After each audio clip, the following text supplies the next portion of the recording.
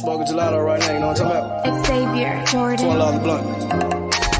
I wanna be the richest nigga in the room. Got it out the mud, ain't had no silver spoon. The realest nigga in the room. Got it out the block, I came a long way from a goon. The richest nigga in the room. The realest nigga in the room. My shit. The realest nigga in the room. The richest nigga in the room. My nigga in the room before I knew where I was at. We were catching Noble, I was on the block chasing stacks. I was in the schoolhouse, had that scrap in my backpack. Teacher get on the nigga ass, fuck it, I'm skipping class. Ayy, back to the block, I'm back to the hood, it's back to the bacon, nigga. Back to the bacon. Now I ain't playing, I ride with the K, and it's out safety, nigga. The richest nigga in the room without a bank account. The realest nigga when I move, said battery. I ain't gotta shout, ain't gotta make no noise. I just made one phone call and hit on my boy. You know yo come through in that 2-seat. He got Vino with him, that boy got 2 hits. I just hit Lil Savage up, he blowing reefer. City got a new plug and he cheap. This Sosa just shot me a test, got what I wanted. Told him pull up, I got cash, don't do no front. I wanna be the richest nigga in the room. Got it out the mud, ain't had no silver spoon. The realest nigga in the room. Got it out the block, I came a long way from a goon. The richest nigga in the room. The realest nigga in the room. My shit. The realest nigga in the room. The richest nigga in the room. My move. The realest nigga in the room and I ain't gotta lie. Nigga crawl a can, he gotta die. Put that on Mom Deuce, you know that I'm talking. Shout out to that Deuce, my little nigga bloody.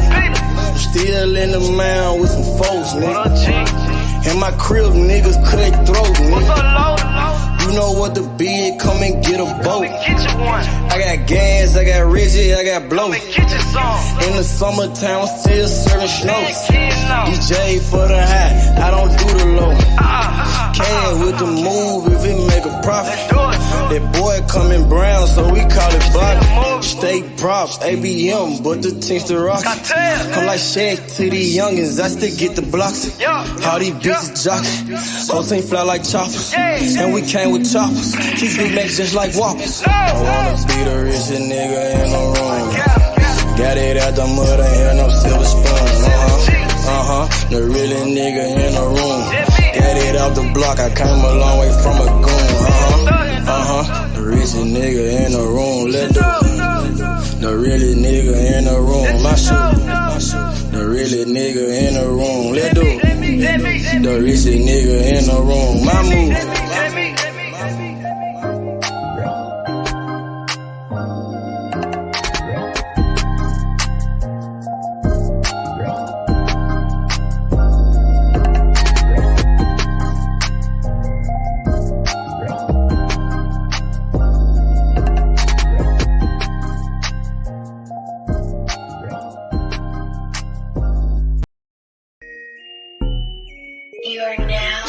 All the way down with you, man. You understand me, you know what I'm saying? Never going broke, man, you know what I'm saying? We gon' hustle all the way to the tippy motherfucking top. You did. Yeah, me. Hustle, don't stop, take time. Probably come up to the top. I'ma hustle to the top. Watch me hustle to the top. I just made a play. Damn, it was all good yesterday. Woke up and smoke a blunt and take a piss. Jigging the sack, moving the pack, taking no breaks. Hey, my nigga, we told the pills, we out in the geeks. 12 game with the bunk shots, gon' hit you, can't miss. Damn, fucked up and you gone. Somewhere on the shirt, land in a hearse. Fuck is you saying? The fuck is you doing? Fuck is you saying? Fuck is you doing? I'ma hustle hard to the top. Young nigga go get it. Camping all around the Memphis. My nigga gon' get it. Plug got the cheapest ticket. It's hot, it's ready, come get it. Don't stop, hey. Probably come up to the top. I'ma hustle to the top, top, way to the top. Watch me hustle to the top. Hustle, don't stop, wait, grind, don't stop. Watch me come up to the top, all the way to the top. I'ma hustle to the top, top, way to the top. Watch me hustle to the top, all the way to the top. From the block to the top, get the money, fuck the cops. Pull up in them drops, nigga bout the block. Fucking with Simo, money like Patino. Nigga got Cinos, like that Marino. Catch me in Miami, nigga chillin' at nigga Grammys. Said I do this for my family. Nigga ballin' like Kimmy. Gotta get off your ass and go get it. Hustle to the top, the whole team with it. Hey, gotta hustle to the top, all the way. You gotta hustle to the top, go get it. Hustle, don't stop, hey, don't stop. Go get it, man. Come up to the top. No excuses, man. You know what I'm saying? We on the I'ma hustle to the top. one time, man. You know what I'm saying? One time to Why do me this shit, man. hustle to the top? Dummy. Hustle, don't stop, hey. All the way to the top. Why me come up to the top? Come up to the top. I'ma hustle to the top. I'ma hustle, don't stop. Why me hustle to the top? All the way to the top. Got it. Run and go get it. Get off of your ass and go get it. Dummy. Time waiting on nobody. Get off of your ass and go get it. No excuses. All the way to the top. Free the gas, man. Drum dummy.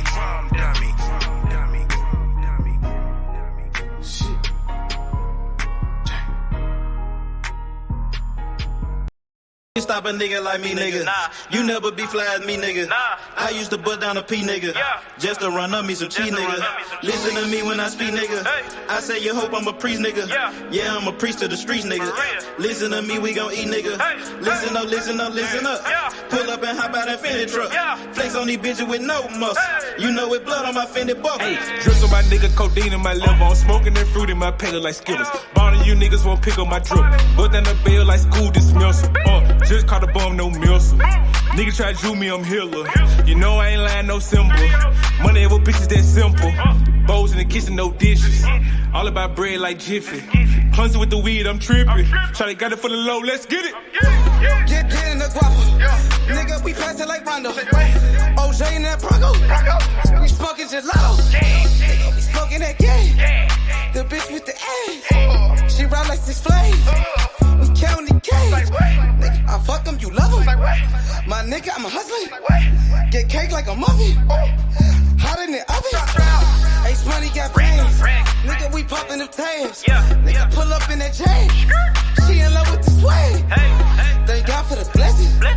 Blue sheets, salad dressing. Jugging finessing. Fucked her in second. Don't shit stop a nigga like me, nigga. You never be fly as me, nigga. I used to bust down a P, nigga. Just to run up me some cheese, nigga. Listen to me when I speak, nigga. I say you hope I'm a priest, nigga. Yeah, I'm a priest to the streets, nigga. Listen to me, we gon' eat, nigga. Listen up. Pull up and hop out that Fendi truck. Flex on these bitches with no muscle. You know it blood on my Fendi buckle. Let's get it. Hey, I look like I'm worth about $1 million. I'm loaded my sweat through the ceiling. I got this shit off of drug dealing. Rats all on me like I came out the bank. We turned up, he just broke out of paint. Told my engineer don't turn it down. Toss it to blue, told him break it down. Back to back rolling up out of pound. Got some little gangs to come out the mound. Shoot around me when I'm out of town. Soon as I hit him, it got around. Fuck all these niggas who doubted us. Bitch, I went 4 years without a fuck. I do not give a fuck, no nigga killing us. I know you broke, you ain't feeling us. My life expensive, I live it up. These niggas wishing I give it up. Still the same shit, I can't switch it up. These niggas bitches, they switching up. Gucci the lure, I switch it up. Racks, packs, switch it up. Run it up. Your life ain't worth shit but $100 bucks. 4-0 don't pull up without it. No limit, we bout it. Strong, got it, clouded. Nigga, come through in the out it. Don't shit stop a nigga like me, nigga. You never be fly as me, nigga. I used to bust down a P, nigga. Boxing. Just to run up me some cheese, nigga. Listen to me when I speak, nigga. Boxeo! Boxeo, Kazi. Yeah, let's fucking Boxeo, go. bro. Hey, I'm fucking happy. I'm a fucking happy Me camper. too, bro. I'm a happy fucking customer. You know what I'm saying? Like, bro, boxing, boxing, boxing. You know what I'm saying? You And remember? guess You what? I know, think it's gonna be like a chain reaction. I think we just gonna start getting of a whole course. bunch of big fights Yeah, now. exactly. It's amazing. Like, bro, this is the thing. I've never second guessed my heart towards boxing. You know how people are like, "Oh man, if boxing is not good, I'll give up on boxing. I'm not gonna watch it." Blah blah blah. They give up on it, right? Bro, you know what I'm saying? And people were saying MMA is better than fucking boxing and all of this shit, bro. You know what I'm saying? Like now, it's like we know this shit. Like now we're at a fucking different level, bro. Like this shit is amazing. It's amazing. You know what I'm saying? I don't know how people complain or say anything else. If this shit fucking happens, what the fuck? You know what I'm saying? It's like you got a fucking PlayStation, an Xbox, and a Lexus when you're 16. And I mean, all at the same time. You get every single thing you wanted. Yeah, this is great news, man. And even this Saturday, we still got a big fight this Saturday with Canelo Alvarez, who's the most popular fighter in boxing, against Triple G in their last fight. Their trilogy is still a big fight. You got Jesse Bam Rodriguez on the undercard. Bro, this shit is fucking lit. Then you got Joseph Parker versus Joe Joyce, Shakur Stevenson, and Robson Conceição. It's so many fucking fights, bro. Maybe Tyson Insane, Fury and bro. AJ, like you was telling me yesterday. Maybe that Yeah, happens. yeah. And that I'll be like, shit, what the fuck? Damn, you giving me too much. You know what I'm saying? You giving me steak and lobster, and I can't even eat anymore. I mean, Dang. amazing. Hey, I'm happy this fight is about to happen. Shout out to Anthony Manzano. He says, I'm happy finally that Spence versus Crawford fight is happening. And it's signed, but waiting for so long for this fight, close to 10 years. I'm not as excited for it as I want to be. I don't know. What you think about that? He's saying he's not excited for this fight as he wants to be. What do you have to say to that, Kazi? Bro, Anthony, no, this is the thing. Like, okay, we can have all of these great fights, but to me, nothing picks my brain more than Terence Crawford versus Spence. Like, I keep on thinking of different scenarios, what this fight is going to do, what this other fight is going to do. You know what I'm saying? I roll with TBC, but I can also see Spence winning. You know what I'm saying? I could see different scenarios, but then there's fights where you already kind of suspect the outcome. You're kind of like, this guy's going to win, or blah blah blah. You know what I'm saying? But this fight is a real fucking brain picker. You know what I'm saying? Like you're like, oh shit. Well, I didn't think of this. If this guy does, so I think that Bud is going to come out more aggressive because he has to. He's not going to be sitting around trying to fucking think because you shouldn't think against Spence. You're thinking he's punching you. So it's going to be one of those things where, like, that's what keeps rattling my brain. The thoughts of in different scenarios. Most fights you could just see, like, okay, this is gonna go to the body. That's the answer. This guy is vulnerable to this. You know what I'm saying? That's the answer. So you can see the outcome. But this one is crazy. You know what I'm saying? Yeah, Absolutely, Tony, man. What's up, Tony? You saying you're not excited for this fight, bro? I thought you've been waiting 10 years for this fight. Now that the fight is here, you're not excited? no.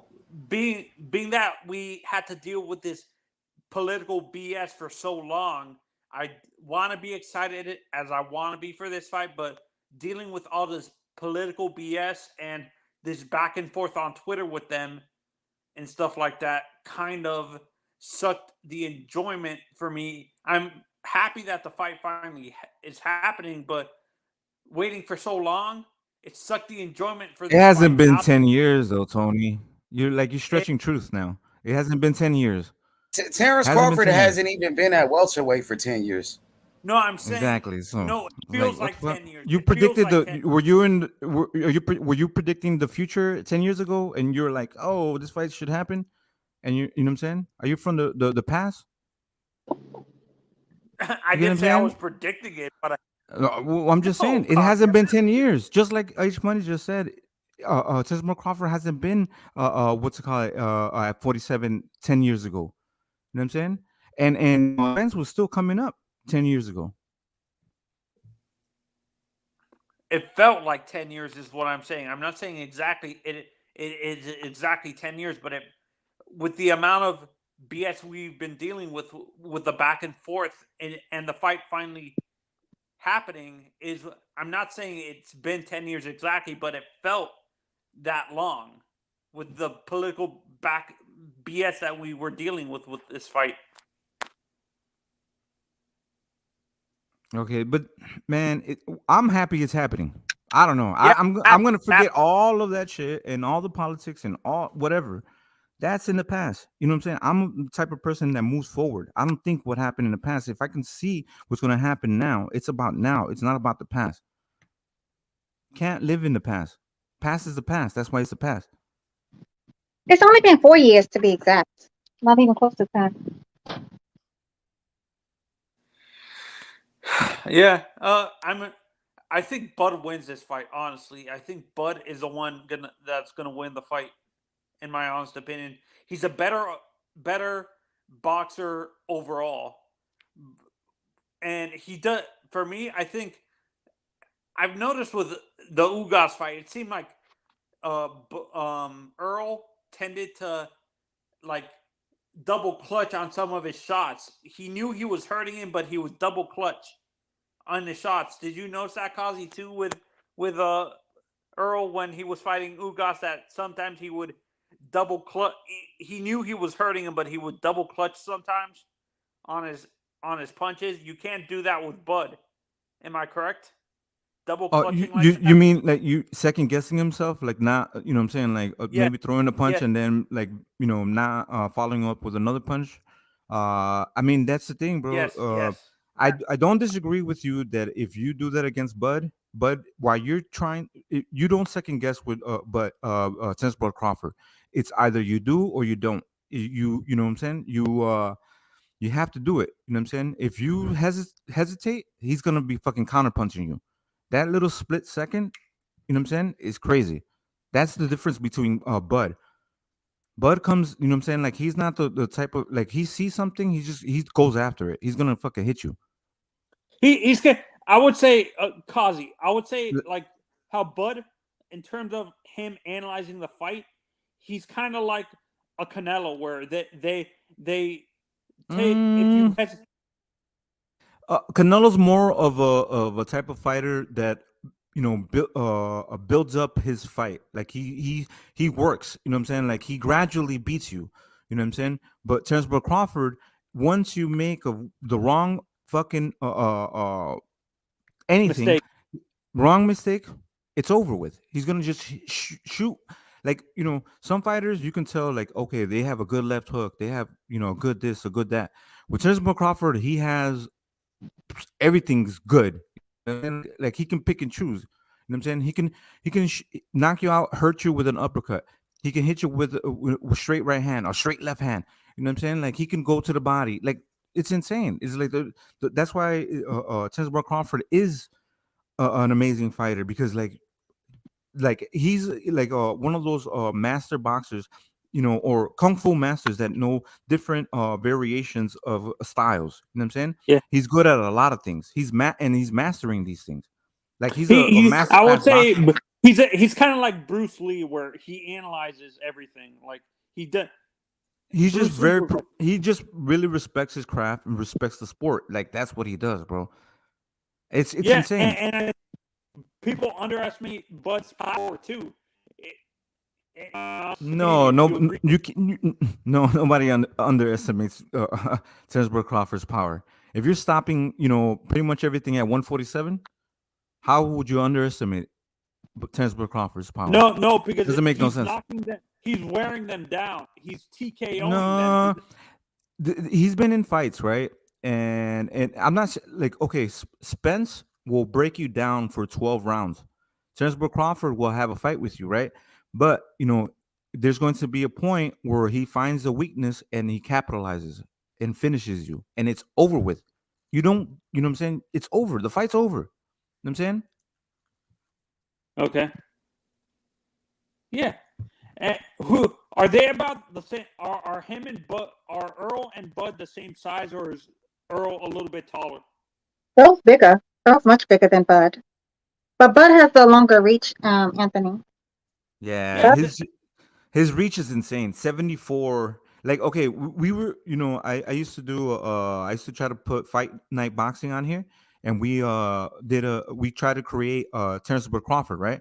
We tried to do his height and his arm reach, and the game wouldn't let us do it. We have to make a Bud, I think, an inch taller than what he naturally is, just to give him the ability to have a 74-inch reach. You know what I'm saying? That's how crazy this shit is.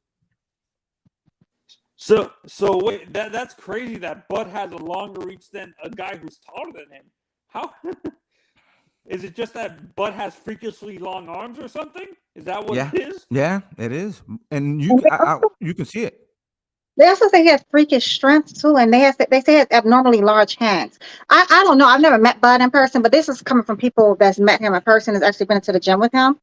Yeah, they say he has like really large hands and like freakish strength. Like you wouldn't even expect that from him. Doesn't he lift something like 500 pounds, something like that? Cosmic, am I wrong? 400 something pounds. I know it's something crazy, right? Yeah. Oh no, I I don't read know, man. he squats like 750 or something like that, and he benches like he deadlifts like 5'8", like a whole crazy amount of weight. He deadlifts a whole bunch of weight and stuff like that. Yeah, Yeah, yeah. no, but this is the thing. Is he is like, you can see that he's always dedicated to the sport. So, King Israel, it does matter, because when you fight and you're it's called positioning, when you know the how far a fighter can hit you. You know what I'm saying? But you have a guy that has a longer arm reach than you. You know what I'm saying? But you try to always position yourself to be able to hit the other guy, right? But you also need to know the position where the other guy can hit you. So Terence Crawford's arm length does play a factor when he has a longer arm reach that you just don't understand. You know what I'm saying? Like, while you can put your feet together, this motherfucker can hit you. You know what I'm saying? Before you can put your feet together, because he has a longer arm reach than you. It's a bet. When I look at Bud, he has a heavyweight reach, like a middleweight, a super middleweight reach, or light heavyweight reach at welterweight. That's what it is. Like that is a super middleweight reach. Am I correct? You know what? It's reaches is all over the place, though. If you think about it, though, 'cause you have people like with short arms. Some people have like maybe 70, 71 inch arms. Even like in the Yeah, middleweight. Crawford In got some general. long ass arms. Crawford Yeah, got a 74-inch arm reach. 74. yeah, it's Right, abnormal. that's No, crazy, And Earl right? Spence, That's yes, Earl middle. Spence got a 72-inch arm reach. Earl Spence is 5'9". Terence Crawford is 5'8". Hmm. That's crazy that he's shorter, but he has a longer reach. Like that confuses me sometimes when I see a shorter fighter having a longer reach. Like, how is that even physically possible? It's usually the bigger fighter that has a longer reach, and the shorter fighter usually has a shorter reach, like in the 60s and We stuff like all that. built different, man. Everybody's. Why do some girls have big titties and other girls have little titties? Oh, gee. You know what I'm saying? Why does one girl have a fucking big ass and, you know what I'm saying, and another one has fucking pancakes? The fuck? What are we talking Oh, about? Jesus. It's the same thing. We're all built different. Cosmic, shut up. Does it make sense though? It's the same. What the fuck? But Floyd Mayweather had really long arms too to be as tall as he. And he only like 5'7", and he has like 72-inch arms, and I think he's only like 5'7". So yeah, Floyd had really No, long arms too. that's what I'm saying. That reach that Crawford has in it, Crawford and Spence have, are naturally what you see in a super middleweight normally, like a super middleweight or a light heavyweight normally, is what I'm saying. Normally, that's not a reach that you see in that weight division, is what I'm saying. I don't disagree with you, but this is the thing. What Terence Crawford is able to do is use it. He knows his advantages. He knows how to use that arm length. You know what I'm saying? He knows how to which is crazy. He does this crazy kind of looping. Depends on when he's fighting on southpaw. This looping right hook to the body. You know what I'm saying? Which would be very dangerous for a fighter with a short arms, but he can do that shit. You know what I'm saying? He can, swing his arms all the way around because of his, his arm length. You know what I'm saying? And he's not in danger of it, danger of getting counter punched. You know what I'm saying? Like he gets away with it. He can get away with doing that. So you think Terrence uses his reach kind of to put his opponents out of position, almost. Yeah, because if you just what you're thinking is this guy is going to be here, but he's able to hit you when he's a lot further away from you.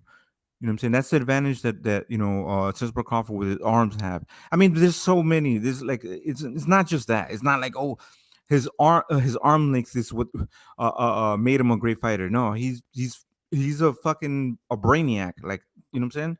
It's crazy. Is Bud a good inside guy? Is Bud a good inside fighter? Yeah, of course. He's a student of the arts. It's not like Cosmic said, Anthony. It's not like he just does one thing good. He does all things great. But he does have his weaknesses as far as, he can get temperamental in there sometimes. It's like he's one of those people like, if you hit me, I got to get my lick back kind of thingy. And I don't like that necessarily with Bud all the time. The dog just comes out. Himself, it's like he starts, like if his game plan is not going his way, he starts second guessing himself almost. I don't think he got the game plan, to be honest. Didn't they say that? They don't never really have a game plan. It's just they kind of let Bud do his thing. Yeah.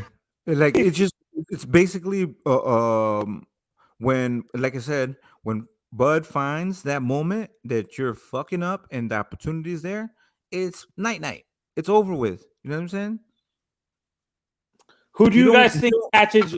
Who do you guys think catches the guy with the one shot? Do you think Errol does, or do you think Bud catches him first? Bud probably will. I think the one advantage Errol has, maybe he can lean on Bud the whole fight, but I don't think Bud would allow him to do that. No, he's a natural wrestler. That's what he wants to do first anyway. And you see how he doesn't let nobody bully him in the ring. He literally he'll toss you all around that ring. Even like Sean Porter, who's a football player at one point, he tossed his ass all around that ring. He's not gonna let you do that. Yeah, but Anthony, like this is the thing, I know that those tactics happen, wrestling and holding, clinching and shit like that. I want to see them fucking punch.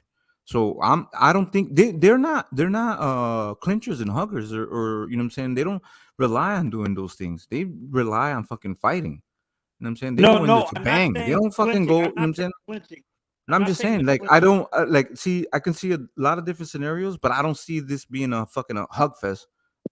I see the motherfuckers coming out there, and I shouldn't. I should think of these motherfuckers how they're going to do what they're best at, and I see what and that fucks with me because I'm like, I'm a Terence Crawford fan, but I also highly respect fucking Spence. So their skill level. That's why this is so fucking amazing because their skill level is like. I don't think anybody else right now, nobody has a better dancer than Terence Crawford and Spence right now in the whole boxing. Do you get what I'm saying? Yeah.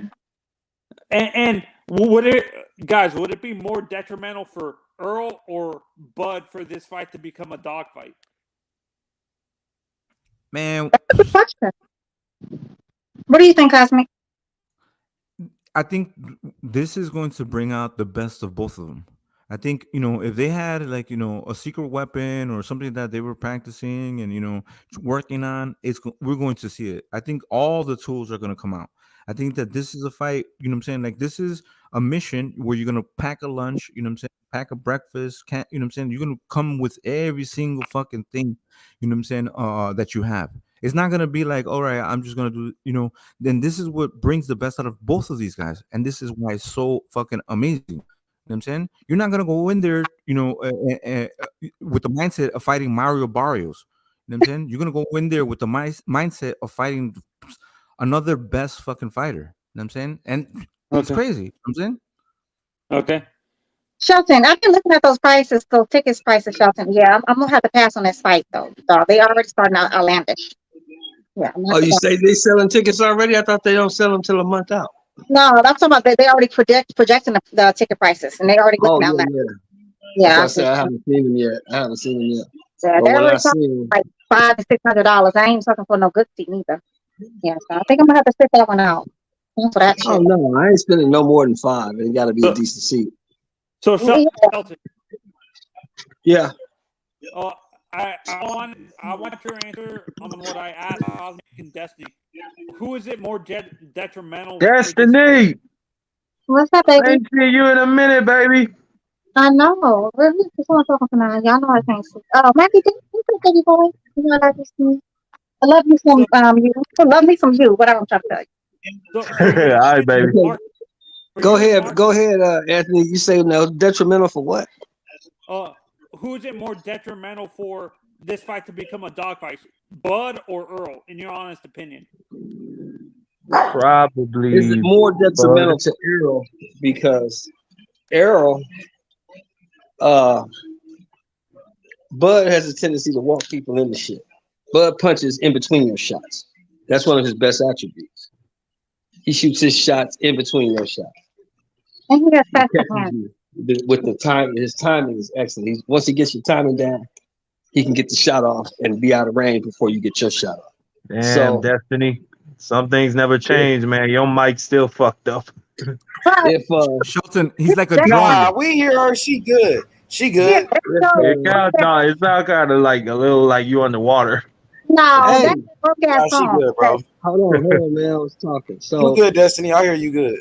Thank you, baby. So I think it would be more detrimental for Errol Spence because one of Bud's best attributes is catching you in between shots.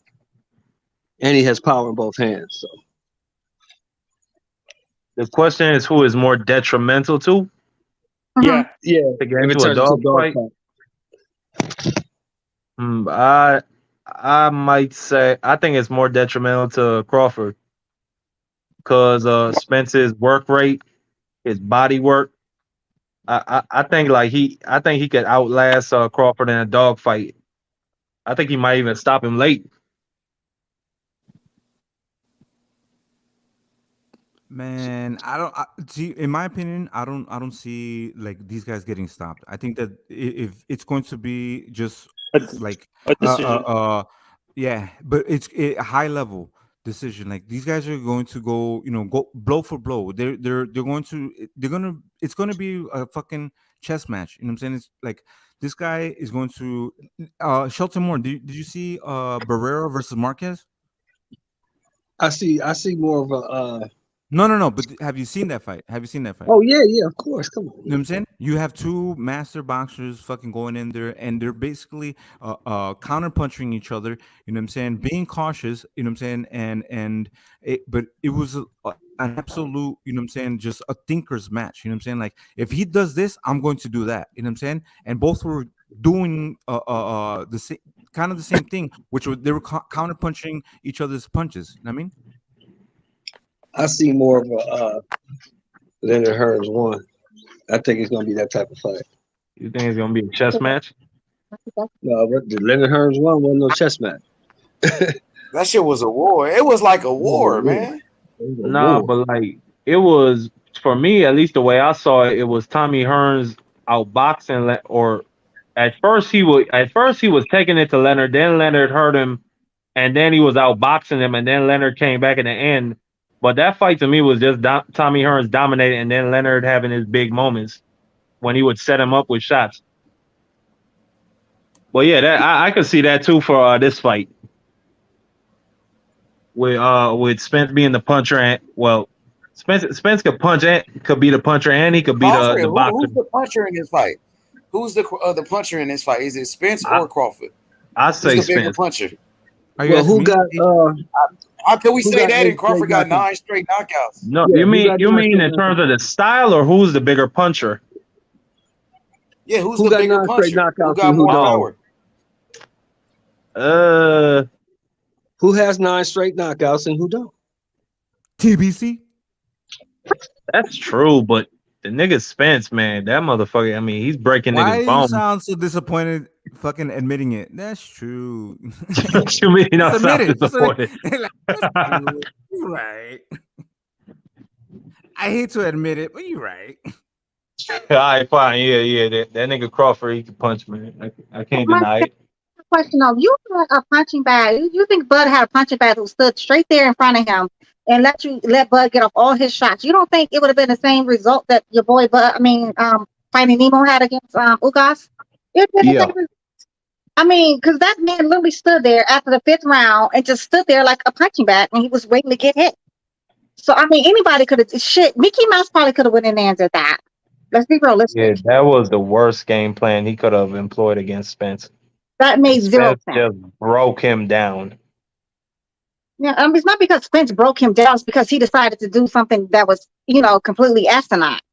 It was baffling. Very asinine. I didn't understand that. I don't think nobody understood. It was an amazing fight, though. Spence versus Ugas, amazing, dope, great. It was a good fight. It was all right. Come on, come on now. It was a dominant performance. Ugas had his moments, but it was mainly a dominant performance by Spence. It wasn't a fucking boring fucking fight. It was good. It was exciting. Yeah. Ugas was trying. He had a heart, but still, that was an ass whooping. Yeah, I don't disagree. But it was breakdown. You want to say somebody broke somebody down? Shakur did that against my boy. What's his name? Jamal, whatever. That one too.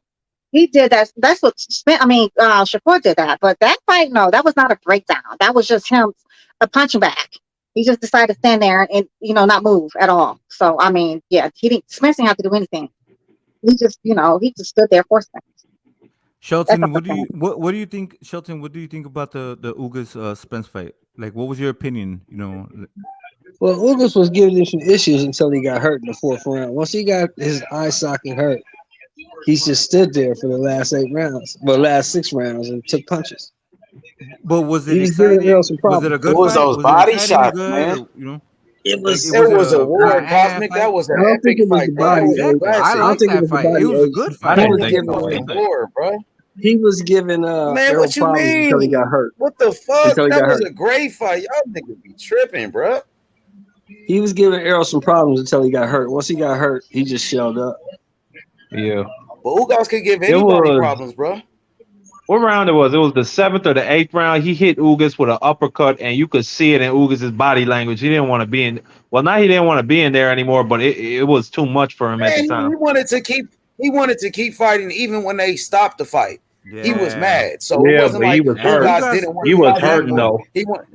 Exactly. Of course, it's a fight. You gonna get hurt, nigga. Right. You don't want to fucking break an egg to make an omelet. That's the thing. That's what has to happen.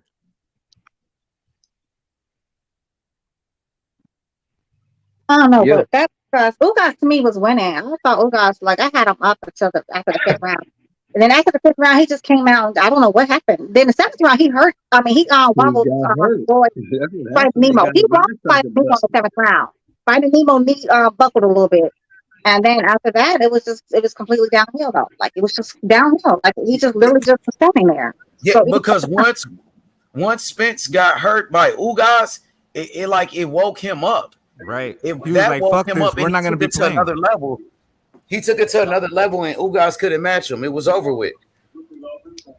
Exactly. Like Spence was doing his working his way in, but then he got hit, and he was like, "Oh, okay, motherfucker, you want to do that? Then let's finish this shit early." You know what I'm saying? And that's what he did. That bro, Spence has a killer instinct. Once you know what I'm saying, like he can be complacent because he's confident in his work rate and his ability to break you down. But once he gets pissed off, he's like, all right, let's go. You know what I'm saying? That's when people switch. The level switches. You know what I'm saying? Hey, Quick Black. What's up, baby? I refuse to give that man any props. And you know what? I want to say something to H Money. So all those ones who were saying all that stuff about Bud, that Bud was holding up the fight. Bud wanted $1 million. Bud wanted $100 million. He wanted 90-10. Bud didn't want the rematch. But it was always Bud, and he ended up taking a short end of the stick. up the fight. So who was really holding up the fight? You're right about that, Destiny. A lot of people were saying Terence Crawford was pricing That's himself facts. out. You guys owe this man an apology. And for those that were saying Errol Spence is ducking, Errol Spence don't want the fight, you got to apologize to that man too. He wanted the fight. They both wanted the fight.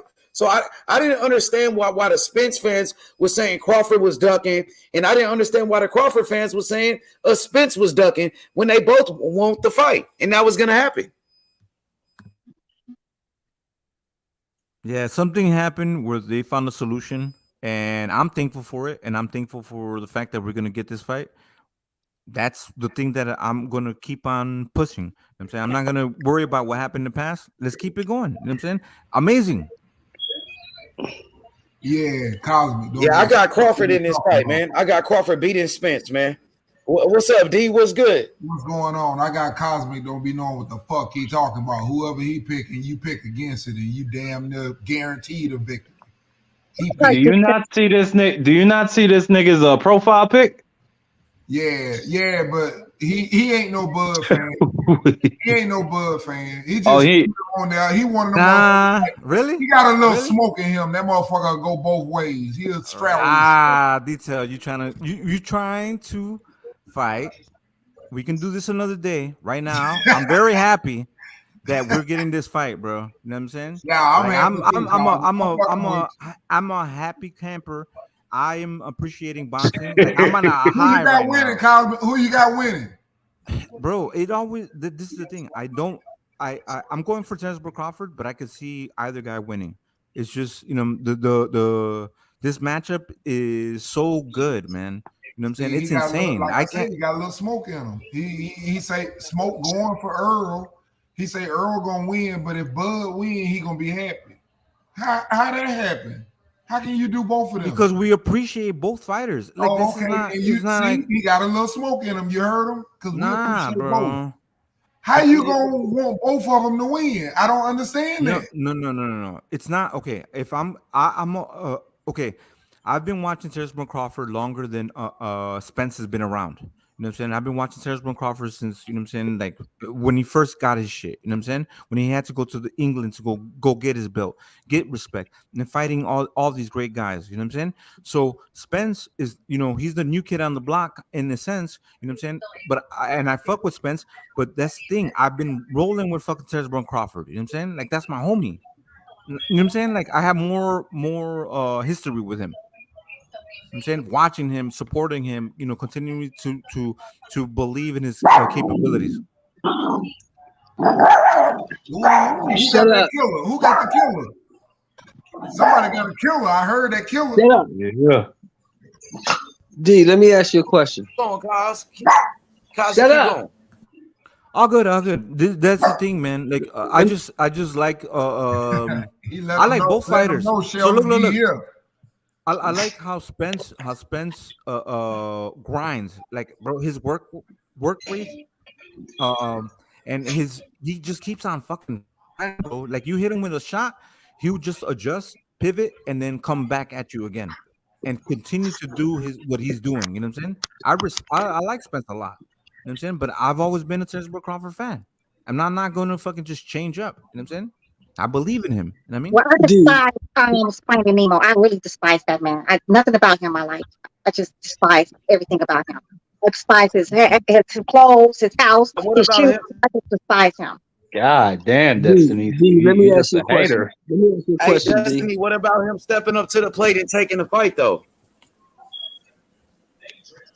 I might like that fight. Let me ask you a question, D. What's up? If Spence win this fight, you gonna lose some sleep? Hell no. Why would I? Okay, so no, because you said that you can't understand why people can appreciate both fighters and why they wouldn't be mad if one guy won or the other guy won. It don't matter who. I just want to see the fight. I'm a Bud fan. Too, but what I'm saying I want Bud to win, but if Bud lose, I ain't gonna lose no sleep. Exactly. But what I'm saying to you, Sheldon, you just hit it on the head. I'm not gonna lose no sleep. You're not gonna lose no sleep. But the difference is, from what you know and your knowledge of boxing, when you look at it, like what Cosmic just said. For me, I listen to him, but I really I really kind of like didn't want to hear that shit after he spoke a few minutes because he said he's Man, been rocking with then don't Crawford. address me. Hold on. But no. I ain't saying it in no negative way, Cosmo. Listen to what I'm saying because you said you started off rocking with Crawford and you just found out Spence. But what did you I see? didn't just Wait a find minute. out Wait a minute. Spence. Come Okay, on. but what I'm saying is the way you said it, you knew one before the other one. What Right, made because that's- you? that's- Wait a minute. that's- But listen. What technique or what strategy made you just all of a sudden kind of like have doubt? That's what I don't see. I don't see nothing that will fucking make me start doubting someone if I already like them and I like what he's doing. You know, if I understand what a fighter is doing, like Shakur, I'm not finna sit up, for example, and start saying, "Oh, I really wasn't watching." Detail. such I'm and not such doubting box. anybody. All I'm saying is that Terence Crawford has been a great fighter, and we've seen him and we know of him for a very long time. Spence, you know what I'm saying? You know, now he's a champion. Spence now he's has a too. 3. Hold on. Okay. Who has been a longer champion? Detail. Crawford. Spence or Crawford? Crawford, because Crawford Okay, was then, there a that's- little older. So why wouldn't I be a fucking fan of Terence Crawford first before Spence? Spence just started becoming a fucking champion, developing and getting to this point. Terence Crawford, you seen him a long time ago.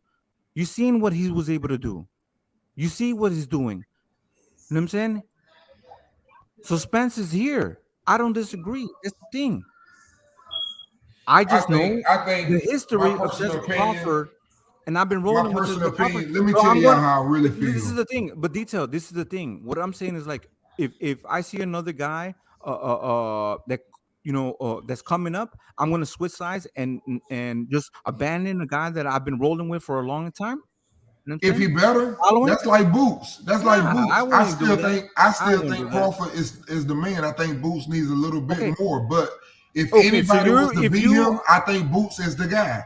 I But think if he's you are the next one. going, but if you are going on like just a preference on the fighter that's the guy right now, right? Or you're a loyal, fan, a loyal supporter. I'm going to be a loyal fan, loyal supporter. Yes, Spence is the new guy. He's proving his points. He's doing his shit. But I'm always going to be a Terence Crawford fucking supporter because I've been watching him, seeing him in his development. I won't switch sides. I'm not gonna be like, oh, I'm gonna go with Spence. That's crazy. That's my opinion. That's my Come on over here, loyalty. being the fight made, being Israel is alive. Bring him on. That's King Israel. That ain't being Israel, huh? Is that different, dude, or what? That's a different Israel. That's a different Israel. different My Israel, bad, my bad, King Israel. I thought you was trying to get Ben on here. I was finna say they must have gave Ben one of his baby pics. I like that. But detail, don't ignore what I just said. Decent. Detail, don't disrespect me and ignore what I just said. Because What's that? What's that? Let me get. Put me You're back not paying on it, Cosmo. attention, bro. It's very simple. I've been rolling with fucking Terence Crawford because he's been a champion for a long time. I'm not gonna switch sides. I respect Spence, and I don't disagree that he could beat Terence Crawford. But you know what I'm saying? Like, this is a fight that's 50-50, but I'm gonna roll with my guy. You know what I'm saying? That I've been supporting for a long time. The loyalty is not gonna change just because a new guy's coming in. You know what I mean? I respect that. But only I think me and Dixon the only one stayed true to who, and Shelton the only one that stayed true to what we believe in. We don't believe it's no goddamn 50-50 fight. And we stand behind that shit. I'm gonna take the motherfucking goddamn sacrifice if we lose. So you say, wait. I see that shit more like. So you accept 35 instead of 50. I see like 70-30, you know, the way I see the shit from my eyes, from what I've been watching in my lifetime, I don't see 50-50. I see one dude when the shit get heated and they start exchanging, one put his gloves up. One motherfucker looking for that counter by any means necessary. I also see one that when one throw a punch, one is a better counter puncher. I see one that has the ability to go either hand to take away your jab from you. I see all these things. One ain't fought a left-hander, and one been dominating because he left-handed. The other one can fight either way. It's a lot of shit going on here. Yeah, click clack. I'll be on here when this motherfucking fight over with, and then you niggas come back on here. Cause I'm letting everybody have it when this shit over with. Oh God. Like that. Yeah, I don't see I see it being very difficult with the skills that Errol has shown me in the last 5-6 fights. It's gonna be very difficult for him to beat Crawford. He got to do something which I've never seen him do. I've never seen him alter his style. I've never seen him fight any way but the same way. From Lamont Peterson, from what's the boy named Van Heerden, all them motherfuckers. He fights the same way. From Leonard Bundu, he fights the same way every fight. Well, Bill Bellamy told your boys Finding Nemo to stay at the damn club. So clearly he's back in the club drinking and driving again. So he better put his fat ass in that damn gym and start training. Nobody got time for fat boys. No, Dusty, I don't think he been in the club though. I don't think he been partying. That man, he look like he Crawford the one been partying and beating up rappers. Crawford wasn't partying. That's another lie. Let's stop lying on these guys. Crawford ain't partying. Ain't none of them partying. Both of them been training. You see Errol Spence, that nigga's in good shape. He ain't overweight and shit, trying to struggle to make 147. He taking that shit serious. Both of them is. Well, Bill Bellamy said you saw him in the club. So I mean, definitely said that one. I mean, what's wrong with going to the club? Nigga, go to the club and enjoy the No. Exactly. You ain't gotta do nothing wrong. You ain't gotta do nothing wrong to go somewhere now. There's a difference if you do it every single day. If you're doing it on Floyd a Monday. Mayweather used to be in the club all the time. Exactly, doesn't mean he wasn't doing nothing wrong. Discipline. That boy don't have discipline. That boy does not have discipline. But he does have discipline now, though. Dustin, you act like he ain't changed. I ain't going for it this time. I don't believe it. I don't believe him. I ain't gonna say that man would do nothing stupid like that at this time. He know he got the biggest fight of his life. Well, we're gonna see if Fat Boy struggles to lose weight. We're gonna see if Fat Boy has to struggle. No, I don't think he's gonna do that. So these champions have to be church mice. That nigga been lean. He's slim as fuck. I think they have to live in the church. I think he on his game. You know I just think the skills gonna be the difference. The speed, timing, and skills will be the difference. That's why the great boxers will always tell you skills pay the bills. And I also do not believe that a puncher that breaks people's eye socket, look at your little Ugas picture, I don't think that man gonna sit there in the middle of the ring, and I don't think he gonna let him break his fucking eye, because elite fighters will not let you hurt them with one punch. They have the ability to take away one thing from you. So if they choose that, they're gonna take that away from you. That's just my history of boxing. Because if it was about power, it's a lot of dudes wouldn't have been champion. Well, we're gonna see if Fat Boy can make that weight. That's all I'm saying. Destiny, he gonna make the weight. He ain't never missed weight. That nigga ain't never missed weight. Ever. When I said I mean as far as struggling. I'm talking about, you know how he be struggling. Yeah, but now he got a nutritionist. He taking that shit serious. He got a professional team with him. I just want to see the standoff. I just want to see the standoff with Bud. He definitely ain't gonna miss weight for the biggest fight of his career now. Like, come on now. Look at that black nigga. He's He's a fat boy. I want to see that standoff. I can't wait to see that standoff. Right. We can't fucking just wait on. We can't just keep on fucking saying like, oh, we get the weight, bro. These are professionals. Like, man, they're they gonna make weight. That ain't no doubt. You know what I'm saying? Whatever they do, let me tell you this. Whatever they do, just like I said about Shakur when everybody was talking about Shakur. Whatever they do when that weight come in, even if they miss weight by 1 ounce or 2 ounces, it's on purpose. They trying to come in heavy. They know exactly what they doing. They ain't at that level right there. Not them two. One thing about them two, they gonna be in shape and ready for that fight. So however they come in, it's gonna be the way they want to come in. One might come in 146 because that's where he want to be. The Fat Boy says he always struggles to make 147. He said he's struggling to make it. So that boy just better make sure he ain't struggling this time. He just better make sure he stays at 147 the whole, you know what I'm saying, the whole thing. But we can't have premeditated excuses. We haven't gotten to that point. So, you know, like we can't be like, oh, this guy's can miss weight. We don't know. What happens if that doesn't happen? Well, we have to see. We just want the fight to happen. That's all I want to see. The first one, I'm just saying he better not struggle to make weight. That's all I'm saying. Because Fat Boy, he said he always have to wear them damn fat suits and all that kind of stuff. Nah, he said he got a nutrition, and he said it's easy now. It's a lot easier for him. But we'll see. Bill Bellamy said for him to say. I mean, he's a big welterweight. We all know that. It's the same thing with Devin Haney. Devin Haney's a big ass, a lightweight, and he be struggling to make 135 too. He had to hire him a nutritionist just to make the weight. Yeah.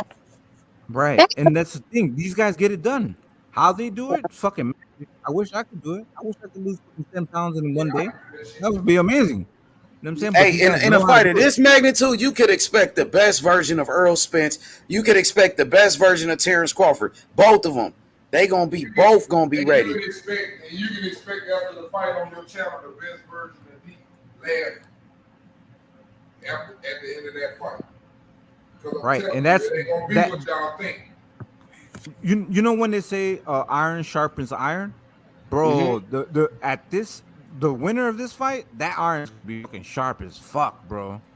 That's crazy. You know what I'm saying? That's the guy that's gonna go to 154 and become undisputed at 154.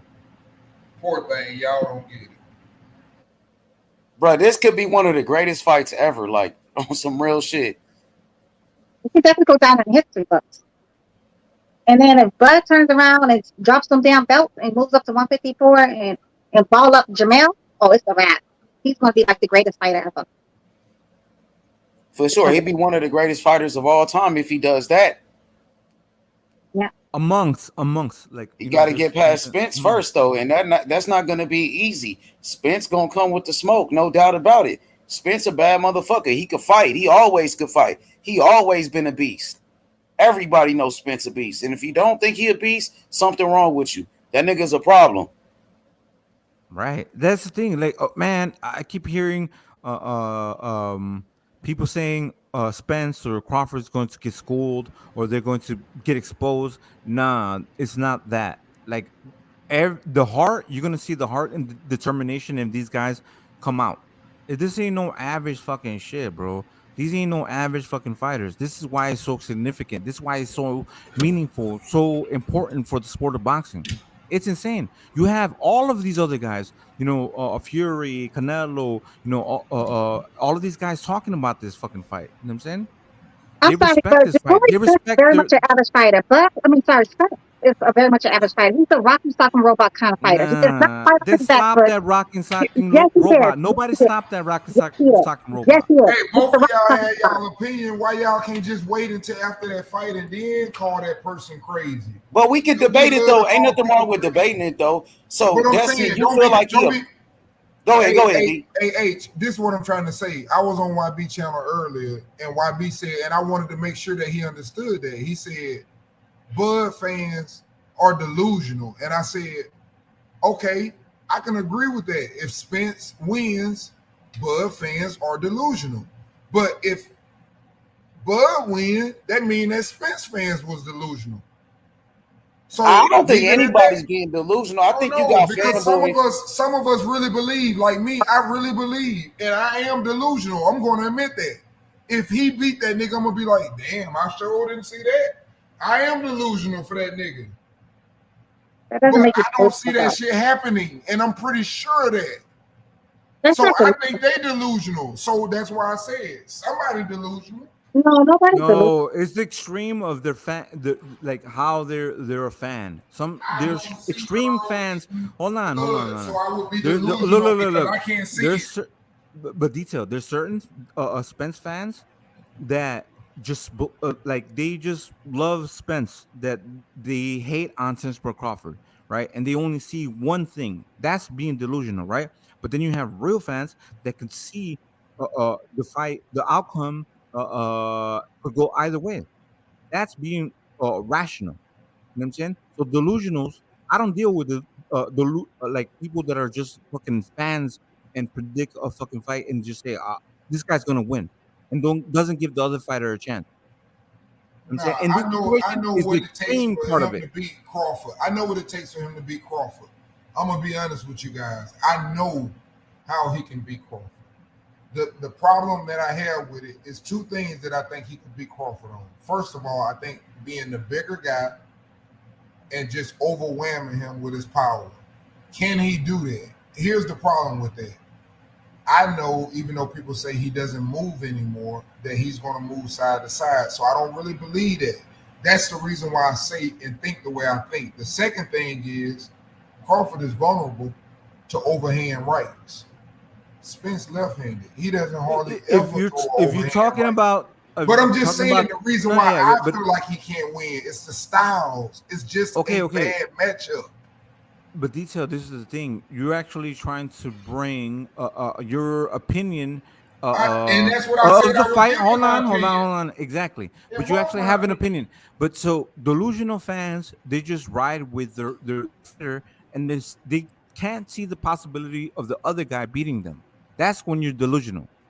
Okay, I got you. Now I know how Does that make sense, though? Yeah.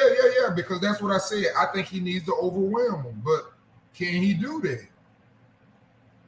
We will see. This is what it needs to be seen. Spence is a powerful dude. Spence and Virgil Ortiz is another one. Virgil Ortiz just fucking take people wheel. You can say what you want to say, but Virgil Ortiz take people wheel, bro. Right, but that's what Earl does. Okay. He takes their wheel. Scientists can't prove a theory unless they test it. Until the theory is tested, then it will become fact. Right? You're right.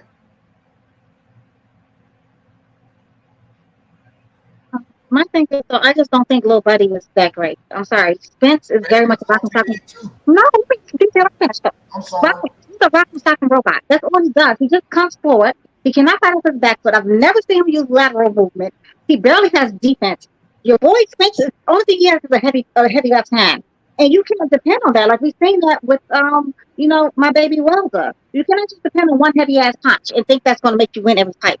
That's just not how this works. And but he different than Wilder, doesn't he? And I believe he can box. He showed boxing ability against Danny Garcia, where he was able to outpoint him, outbox him. Yeah, he got a great jab as well.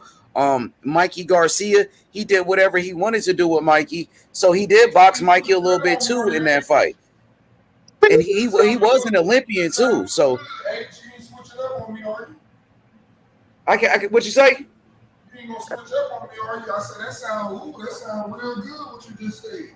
You ain't gonna switch up on me now, are you? You still Hell no, I'm rocking with Terence Crawford. Terence Crawford, the best fighter in the world. But I gotta be honest, Spence is a great fighter too, bro. I can't take nothing away from him, and that's what makes this fight so good. That you got two of the best fighters in boxing going one-on-one. I don't think he's a great fighter. Like everybody thinks, the boy Pacquiao was going to be. He was such a great fighter. Pacquiao was a great fighter, and I always knew Pacquiao was a great fighter. Destiny, he was an 8th division champion. I never thought he was a great fighter though. But he is though. Look at what he accomplished. Manny Pacquiao was an 8th division champion. Look at the people that Manny Pacquiao beat. 6th division world champion. Okay, 6. That's great. That's greatness. No, I don't think he's a great fighter though. He just happened to, he did punches and bunches, kind of like your boy Spence does. Speed, Manny Pacquiao, speed, punching power, skills. On the juice or not on the juice though, H Money? Now, which one? He's on the juice or off the juice? If he's off the juice, it's even worse. Well, there was questions about Manny Pacquiao if he took steroids or not, but I know he never failed a drug test. That's what I do know. But pretty much, it's kind of that he was on that good juice. But I just never thought he was a good fighter. I don't know whether Manny Pacquiao, a great champion though. I can't take that away from him. Still a legend. Drugs are not gonna help you when you're getting your ass fucking beat. That's a lie. When you're getting fucking outclassed, your little ass to get on this panel every night though, huh? Hey, Destiny, King Grayson said. King Grayson said, "Destiny Black. This is an unstoppable force meeting an unmovable object." Okay, this is not a Marvel movie, but okay, go off, son. Whatever you say. I don't think neither one of the fools is great. I'm talking about the Pacquiao man and the Spence buddy. Oh, Pacquiao, he is great, Destiny. He all time like legend, all time great. I can't deny it. He will never be a legend in my book. If I had to He score, he would should never be, get but that. he should be when you look Nah, at who he beat. Right. He beat Yeah. Keith Thurman. Yeah. He beat fucking Marquez. He beat Pereira. He beat Morales, Ricky Haddon, Oscar De La Hoya, Shane Mosley, Miguel Cotto. Come on, Dustin. Good to me. Right. Sound good Right. to me. Just because you don't think that 1 + 2 equals 3, it doesn't mean that it's not a fact. Pacquiao is a Yeah, it's fact. all good. We He's a- ain't gonna get stuck on it. Like we can No, move no, it's past all that. good. I'm good. I'm be cool. I'm gonna be cool. I'm gonna be cool. That's not a fact. That's an opinion. Because a fact is No, it's a fact. no, it's not Pacquiao fact. is a That's great an opinion. fighter. That is an opinion. Bro, This is it's the same not, part. bro. You don't have it. No, that's not a fact. Do you understand what a fact means? It's a fact. No, that's not a fact, Cosmic. Are you agree with that? Manny Pacquiao is a great fighter. That's a fact. That's not a fucking no. Yeah, hey, it's all good, man. Like I feel like he a great fighter. I think most people feel like he a great fighter. She don't feel like it. That's on her. But I know he a great fighter. You know what I mean? But it's all good, right? So back to Spence. I think Spence is a great fighter. I think Spence is a great champion. I think Terence Crawford is a great fighter. I think he's a great champion. And that's what makes it such a great fight. Because it's two of the best fighting each other. Am I right or wrong about that? You left one more thing out. I think he gonna knock his ass out too. That's Oh, the only God. one you left out. I'm not. I agree with the for this rest one. of I it got too. But he a great fighter. I respect him. I don't think he's gonna be anything less than what he already is, a great fighter, and he'll continue to be a great fighter. It's just not the one to fuck with. It's a special dude in the weight class, and y'all gonna find out that he's special. He's special. Listen to the words. He's special. And after he wipe out 147, he coming to do the same motherfucking thing at 154, which I don't know if he able to do that though. Those dudes are bigger, but it's gonna be very interesting because that's what type of dude he is. He's special. He's looking for greatness. In detail, that's the fight that you need to have to be ready at 154. The winner of this fight and goes up to 154 is going to be ready at 154. You know what I'm saying? That's what you need. No. Yeah, but I don't know that. Ready for that. I'll know it. I'll know it when they get in there and they win at 154. I'm just saying, I'm not the same way. The high level wait a minute, competition. the same The way high y'all level said that shit competition. when Bud came to 147. He ain't fought nobody. He ain't no real 147 pounder. Well, guess what? 154 feel the same way about their ass. Right, but it's gonna get you like okay, let's say Garcia. When he moved I'm up not saying they 154 can't win, no. Cosmic. I'm just saying they don't thing. want to be disrespected, is what I'm saying. But so Garcia went up to 154 and fought Jose Benavidez and wasn't really doing anything at 147, right? So he wasn't really prepared. You think both of them went up. Hold on. But this is the thing. So now at 154, you have a guy that beat, a great guy at 147, then he's going to be better prepared to go to 154 and pose a threat. You know what I'm saying? Because when you're moving up and you're gaining and you're fighting the best, you're gaining knowledge. You're stepping up to the highest level of competition. You know what I'm saying? You're always being tested to the highest level. Hey, leave that on that post for a minute. Let me get a picture of that. So when this fight over with, I can show that nigga his post. Leave that shit right there on there for 1 minute, H. I want to remember all these niggas. Put that post back on there, H, please. Click clack. Put click clack post back on there. Okay, I got you. I'm tripping. Talking about I'm tripping. Okay. I got it. You can move on. I'm gonna start taking pictures of these niggas telling me I'm tripping. After the fight, we're gonna see who was tripping. Bro, you tripping because you trying to look at smoke in the chat. No, you know what I'm saying? No, when we're I like to know these panel. dudes who think that I'm crazy that Bud gonna beat this nigga. It doesn't matter. They're not up here in the panel. Shit. They all gonna remember Let me. the chat talk. I'm the biggest troll in the fucking chat. But when I'm in here, we know that. I about. cook and I smoke. You know what I mean? This is the thing. Like, you don't know what you're talking about. Oh, right. Detail. Okay. This is the we thing. Just listening to you. You got mad at me. You said AJ was a dog. Nigga, what? AJ is a house pet. That nigga is No, I didn't though. What That the nigga fuck? is well disciplined. That nigga almost a human. He ain't nowhere But near you a not, motherfucking dog. what you're not gonna do is drag my Detail. You go. You going. I You know go. this, and that's what I was trying to tell them, that the women love Anthony Joshua, but he ain't no real fighter like that. Now he got his crowd and his Never fans. said that. That's what he can't understand. He Never can't said distinguish the that, bro. difference. He Stop. can't Never said distinguish the that. difference. I can't. Alone. No, Leave him alone. never We're not said gonna that. talk about him today. We're gonna leave him alone today. Y'all gave me Right. hell. Y'all gave me hell. Hebrew came on here. I lost my voice messing with y'all that night. Y'all mad as Right. hell for me saying something about Anthony Joshua. Oh, Knowing God. he wasn't gonna go in there and fight. He ain't gonna. Anthony Joshua ain't gonna fight for his own food. That's not He Anthony one of them Joshua. dogs. You know how they say don't mess with no dog when he eat. You take that nigga food while he eating. Nigga, move over. Give me your food. He ain't gonna fight. Hey, but I bet you he's Bobby gonna give dog. you a fight. I bet you AJ is gonna give you a fight. You know what I'm saying? Like that's the thing. Yeah, Yeah, you and can he beat gonna that guy. laugh. Oh, no, And he gonna laugh and take the mic You, at the end of the fight bro. like he This is the won thing. and give you a Detail. rap concert and all that. Detail. He'll do all that for Detail. you. Right. This is the thing, Oh, Detail. God. This guy's gonna give you a fucking fight. You know what Yeah, I'm he saying? do that. Fighters, when you have a And then fight, say, how did I lose? bro. I've been in fights where I beat another guy.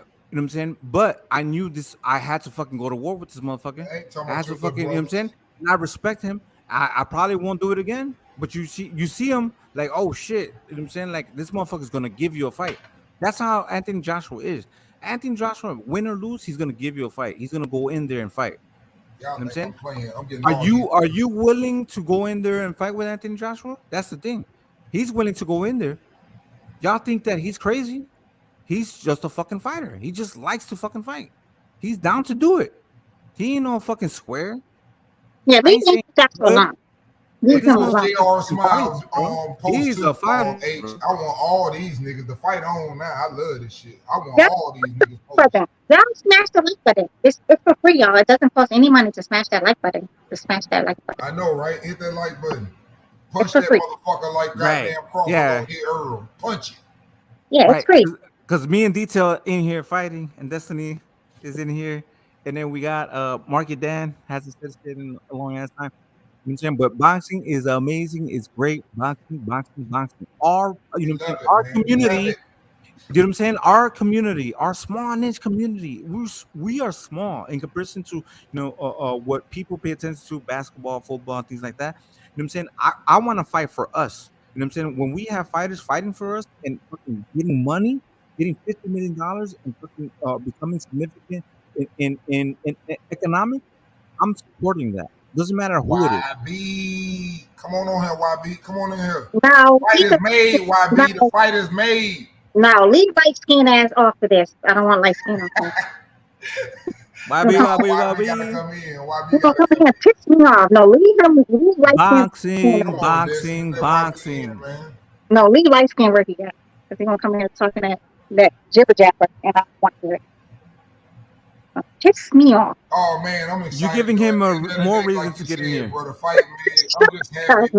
I'm so happy the fight is made. I think we get boxing back. Right, Hopefully, Detail. That's the thing, man. hopefully, Look. man, with Detail, this fight being Detail. made. Hold on. Hopefully, with this fight being made. There he is. Go All away. right. Go Hey away, man, YB. I just hope that we get boxing back to where it was, man. Boxing is one of the It best is. sports in the world, man. It is. And It you is. know, It you got is right now. You got the UFC We're not going and all of appreciating this, it. but this is big to get this fight because we haven't had a Detail. fight like It this in a is. long It's time. The here. other It's fights now. they waited Bro, till you're not living in the Pacquiao and moment. Floyd. Oh Call my me, you God. just talking over me, but I'm just I trying respect you, but I'm just saying it is. I'm appreciating in this I'm shit. saying we haven't had a fight of this magnitude in a long time. I'm saying even when we got, Fury Floyd versus and Wild. Pacquiao, they were a little older, but Fury this versus fight Wild, is like amazing. two elite fighters, and we getting it. That's big. We ain't had one like this in a long time. So I'm really excited. This out. But this has been a really good year for boxing altogether. All over. I mean, I'm sorry. We had some really good fights this year. We've had excellent fights this year. I can't complain about boxing this year. No. I say the same, Destiny. I agree with that. I was going to complain but my baby didn't get that fight, though. I was going to complain. I was going to be down with boxing for a year. I was going to be very I was too. This was one of the best years ever, man. It's been a lot of good Right, fights. that's what I'm saying, Detail. It is like, I'm bro, excited, man. I'm so I'm fucking excited. happy right now. Like, I'm so fucking happy Look, that this is Can y'all fucking imagine? amazing. Can y'all imagine like Wilder Usyk? That shit is a weird fight, but it's like something I didn't imagine, but it could actually happen too. It's like, what in the hell? Just the stuff we get in Zerto Bivol. I loved them. I mean, in the way going for That's undisputed. another good one that's going under the radar. I think one of You the got the panel, buddy. Just sit down, panel. Why? What happened? Because you like skin, get your light skin. Hey, I love you too, DB. But nah, for real, good to see you, DB. Good to see you for real, DB. On I for love real you. shit. I'm excited. I'm excited for this fight, though. Man. I'm really excited. I'm really excited. You know. But Yeah. YB, I'm excited and I'm happy for the sport of fucking boxing. Amazing, bro. Amazing. It's crazy. This is crazy. Yeah, it It's is. insane. man, We're where my getting man like Marky Dan. Marky Dan too quiet. I gotta hear my man Marky Dan. Marky Dan Uh-oh. got all the insight. Marky about to talk some shit. Hey, that's my dog, man. I call Marky my protege. Where my boy He the only one Cassidy that at, man? talk I with still good gotta- sense. Hey, Uncle D, I still got a bone to pick with Cassidy. Where are you? Yeah. Yeah. Yeah, Where you are call you? Keep thumbing. Hey, bro, I got smoke with my boy Cass. I'm been looking for Cassidy. Why, what you think? Huh? Nah, I just be trolling Cassidy. That's my boy. I like fucking with Cassidy. Yeah, I was trolling Uncle D too. I like trolling you were Uncle D right, too. YB. He I troll gotta me. give you. I gotta give you your props. You were right, but at the same time, I just didn't think November because I'm like, shit, they holding it off. Why? It ain't gonna happen in November. I started. We was on here yesterday, and I told him I don't want no fucking tournament fight, but I thought that was what was going to happen. And Butch was getting cooked on here with H Money the whole night. I got off. They was And that's my boy. I ain't trying to do that either because I got love for that man. Yeah, but y'all was on him last night, boy. I'm like, Bush, just say you don't want the Thurman fight. Nobody wants Thurman and Crawford. I'm like, Hey, I Danny said was that like, it might nah, happen you because they can't. was Hey, aging D, them out, but I Uncle don't D. want the fight. Hey, Uncle D, H and them couldn't tell him not to say that because you was like, H was like, bro, you want the Thurman fight? He was like, yes, I do. Thurman is still elite. He still belongs in that picture. That's what I was Yes, trying I to do. explain to him, though. I knew why he was going off on him because he kept saying he wanted to fight, but I knew where he was coming from. But I don't want no Thurman fight. I don't want no Thurman. I don't even want Thurman and nobody. I don't even else, want the thought of Thurman being a possibility. Unless it's Boots, Stellonis, or Virgil Ortiz, I don't think Thurman should even get another fight. Who is he to sit up and think he can just lose when he act like that? When Spence wanted him and Spence had a belt, he put him to the side. Why they got to put him back up in the front now? I agree with you. And he did the same thing to Bud. So, yeah, I agree. Yeah, he need to have to fight one of them young guns. If he don't want to fight a young gun, he shouldn't get a chance. This is the thing, though. I don't think that anybody should be in the way of this fight happening. Terence Crawford versus Spence. No, like, we're not talking about in the way. I'm talking about just saying, the way he is. I hope he fight one of them. He don't deserve one of them. He didn't do right. That's why Earl said, I ain't never fighting that nigga. No, I know, but these guys are levels of above that scenario. So I don't even want to hear the thought of people saying that this guy could fight this guy. No, there's only 1 and 2. You know, Terence Crawford and Spence. That's it. At 147, there's nothing else. And I want to say this too to make sure everybody understand this. If Earl wins, man, put some respect on Earl's name. If Bud You already know what I said. Look, to me, Terence Crawford is the face of boxing. He's the best fighter in the world. You know what I mean? And if Earl Spence could beat that man, Earl Spence will become the new face of boxing. To me, Earl Spence will become the new face of boxing. He will be the top guy. For me too. And I say that very clearly. I have no problem with saying that. And vice versa. I never heard of him. But for H-Man? What you say, H? He breaking up. H, I think he broke up. Nah, he went on mute. He went on mute for some reason. Yeah. I think, like, to me, Crawford is already the face of boxing, and he's already the number 1 pound for pound best fighter. But if he can beat Spence, I think that will solidify him as that face of boxing.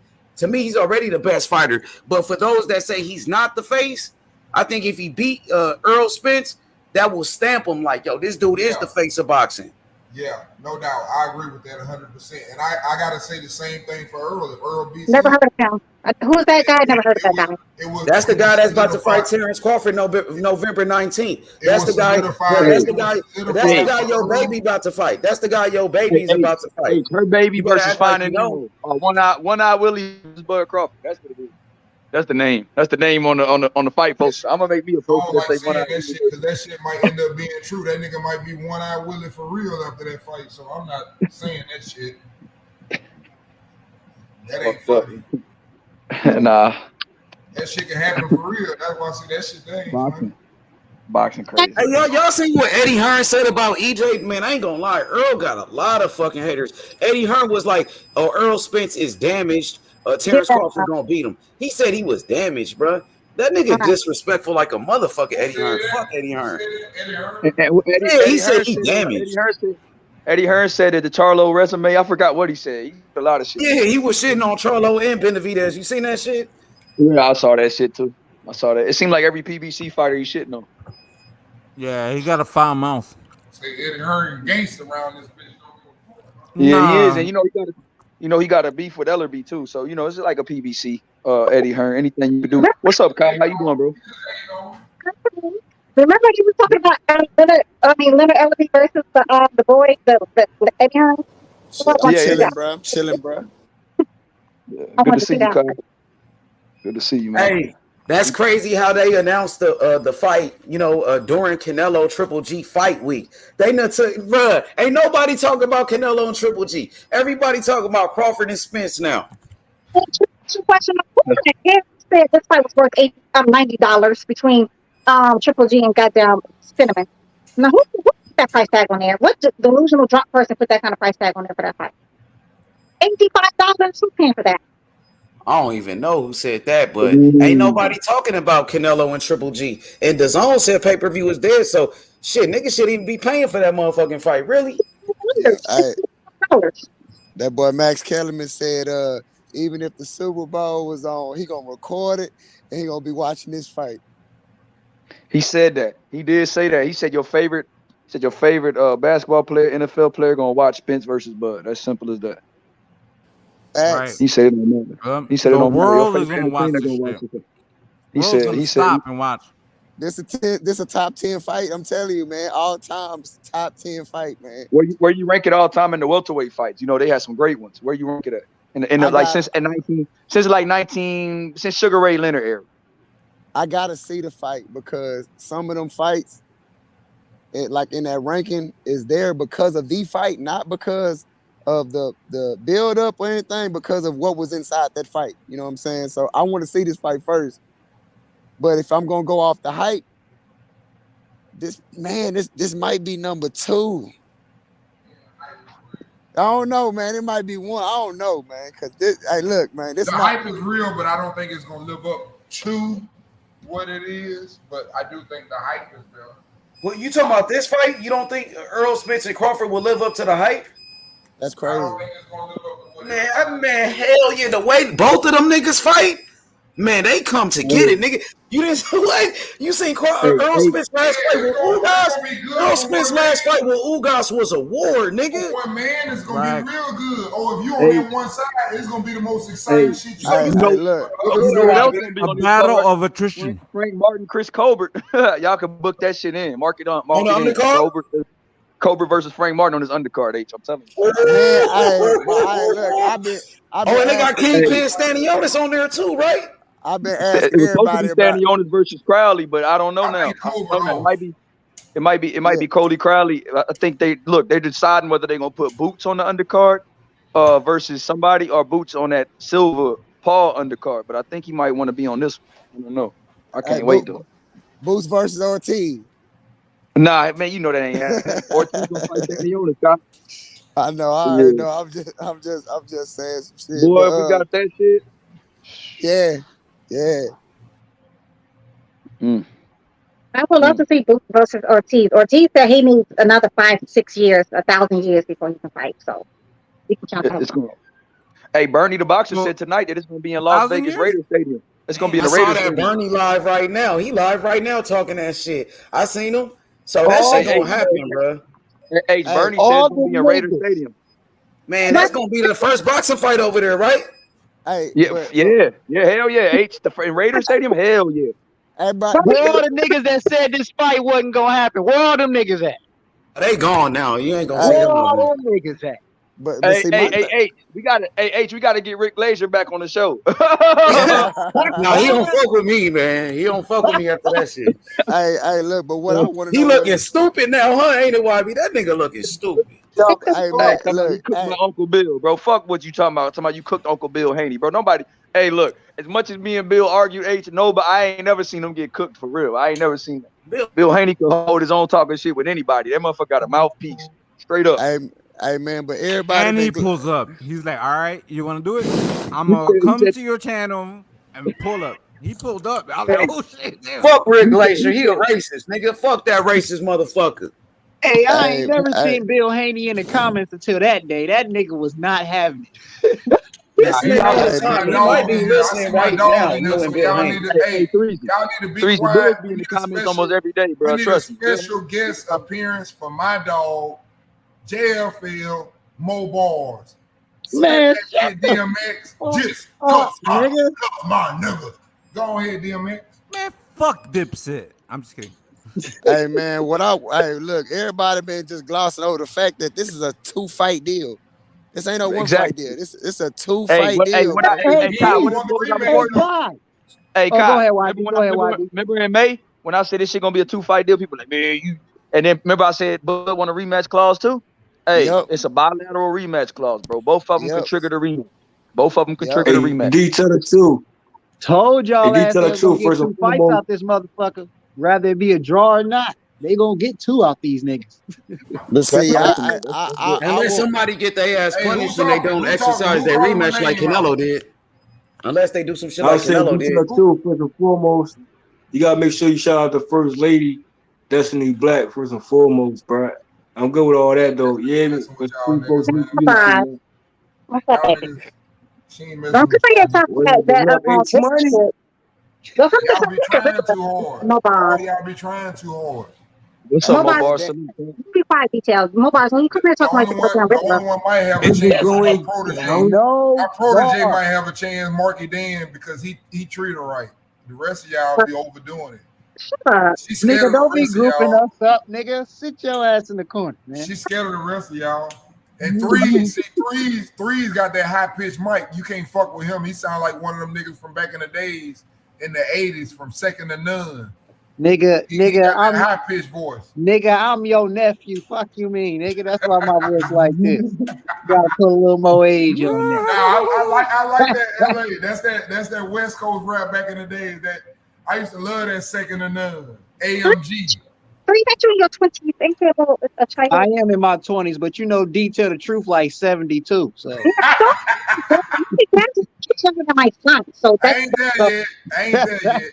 I just got to the 50s. Hey, quick question though. Uncle D, all you gotta do is tell him keep living. We gonna get there too. Keep living. My grandpa used to tell me, keep living, youngster. Hey, Juan, and I'm just poking jokes. You gonna remember how much fun you had with me at 50 and how I was looking. And I'm gonna see if I see you around, if I'm still around, how you feel when you 50. Because that shit quick changes. question though. Quick boxing question. Hey, so what y'all think about the rumors that Terence Crawford took a 35 or 65 deal or some shit? That's crazy, H. Now that's crazy. That's crazy. I'm gonna be the first to tell you. I don't believe that. Bro, hey, bro, it wasn't. Y'all don't believe that?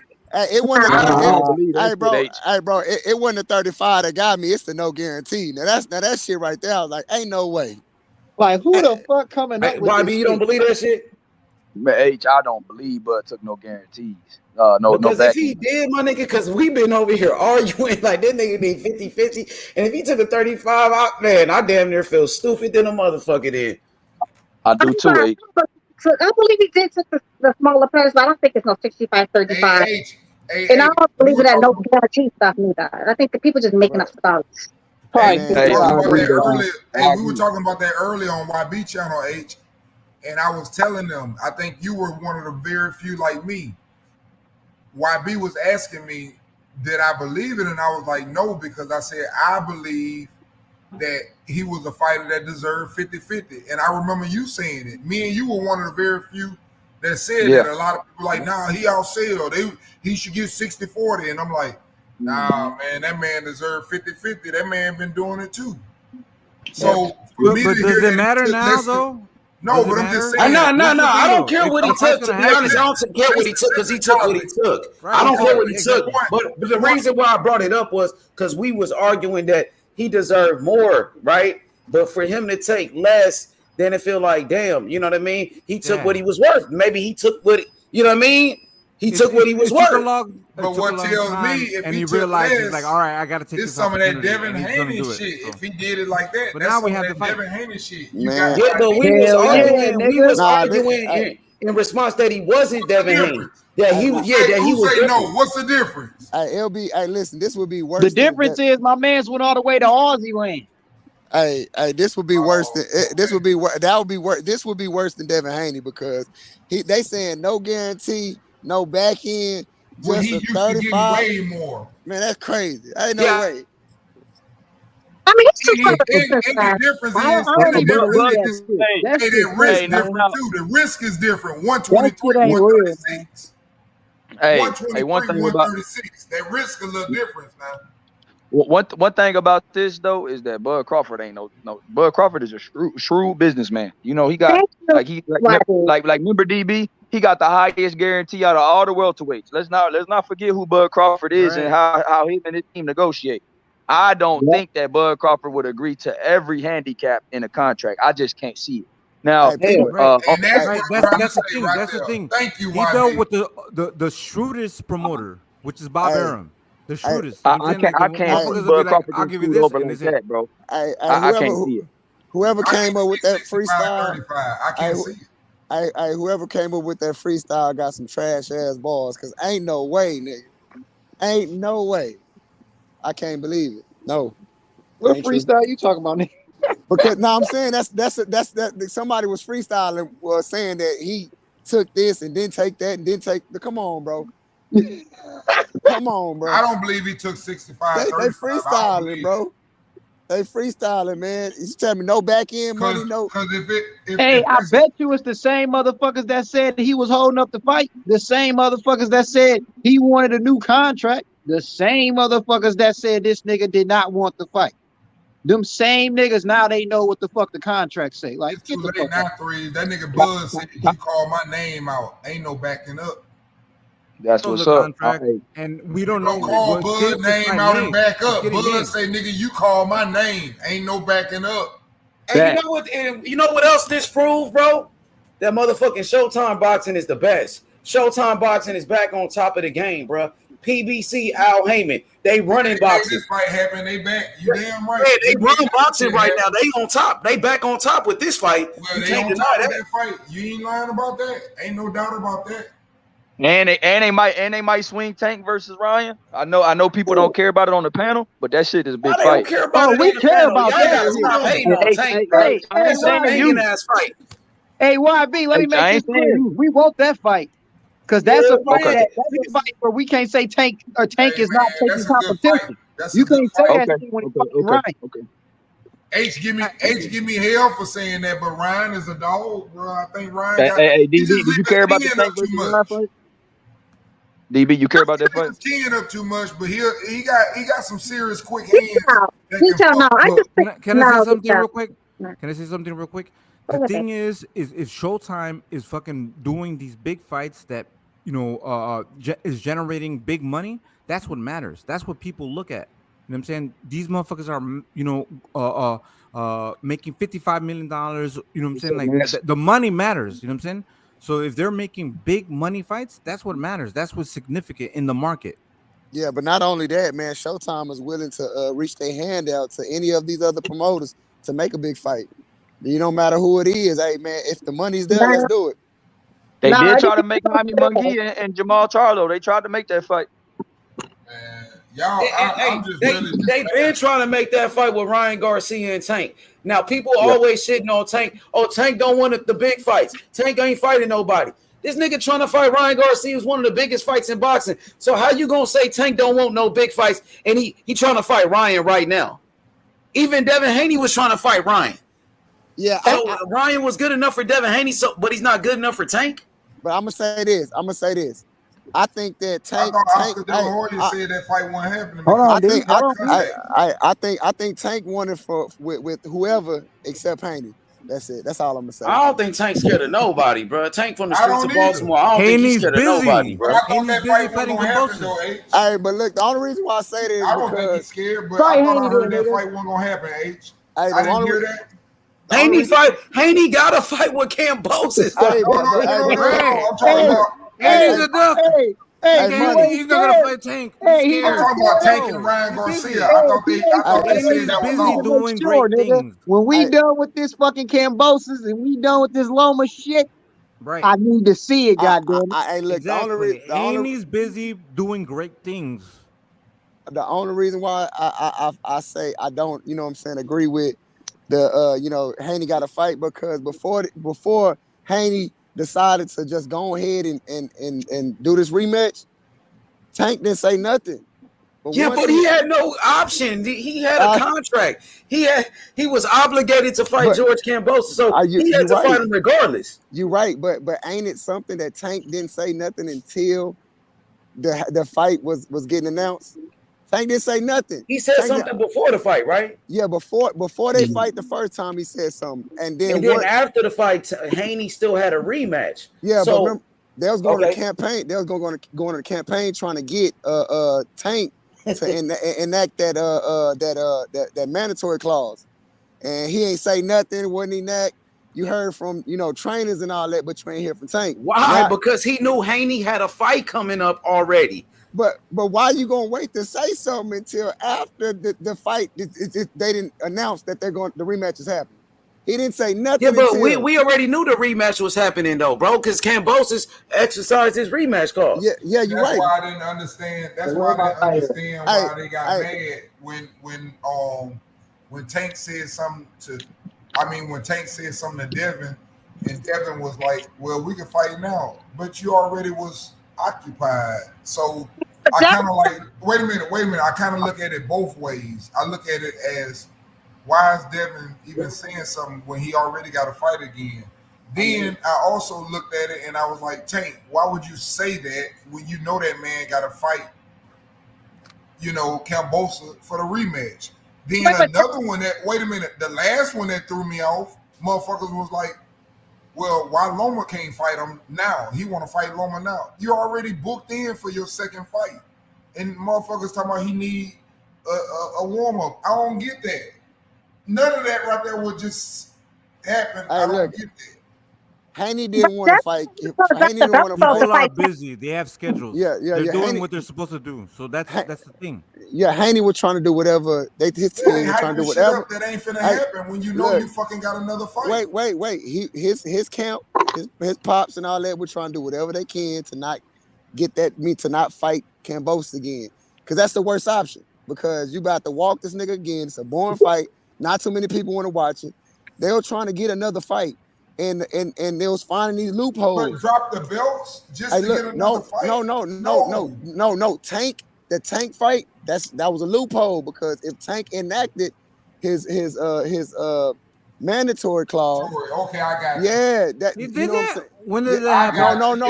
When did that happen? I've never heard of it. He didn't. I'm saying that he was. That Haney's camp was trying to get that make him Tank. look bad. That make him look bad because he has the ability to do that.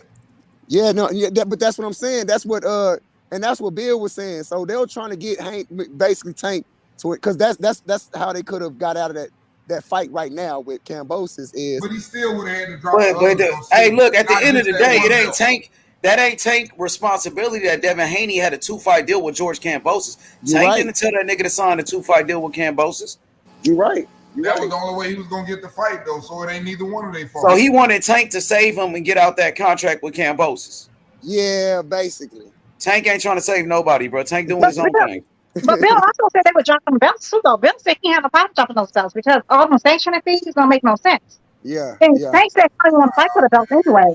The So logic by Them belt, Haney don't dropping worry, the that belts belt, is them because belts he's gonna gonna make move that up. money up. When you No, run no, no. around with 4 He's gonna goddamn move belts up. when you fight, you gonna get Yeah, that I money think back. Haney gonna Haney's move gonna up, move bro. up. That's the thing. He's gonna drop the belts because he's going to move up. It's not That's the what I fact think that he's he gonna do too. I think he's gonna move sanctioned up, by the Cosmic. Shield. But Cosmic, you seen that Bob Arum interview that I sent you? Bob Arum Yeah, I said saw that that. Bill Haney No, I and didn't see Devin it. Haney I said remember. they want Lomachenko.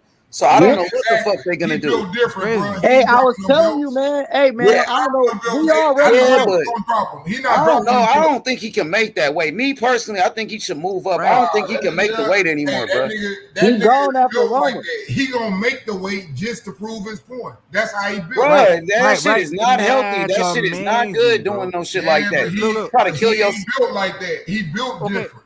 can I say something?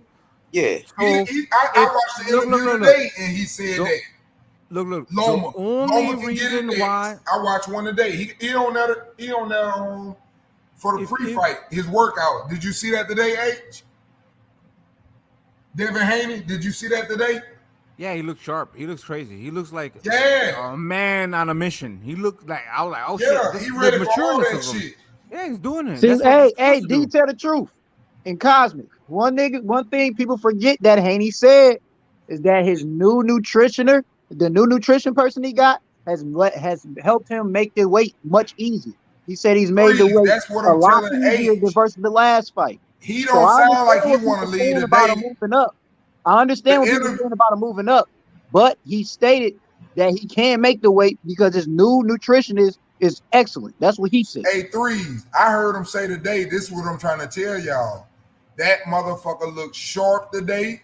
That motherfucker did an interview. And the energy, I don't know what didn't happen, but he said a champion is not a champion. It shows a champion how he defends his belts. So I don't think them belts finna get thrown away, bro. He said that today. I heard that come out of his mouth. It's not that Haney was going He to said throw a the belt away. champion is Hold on. defined by how he Detail, defends please. his belts. I've been patient. I've been waiting.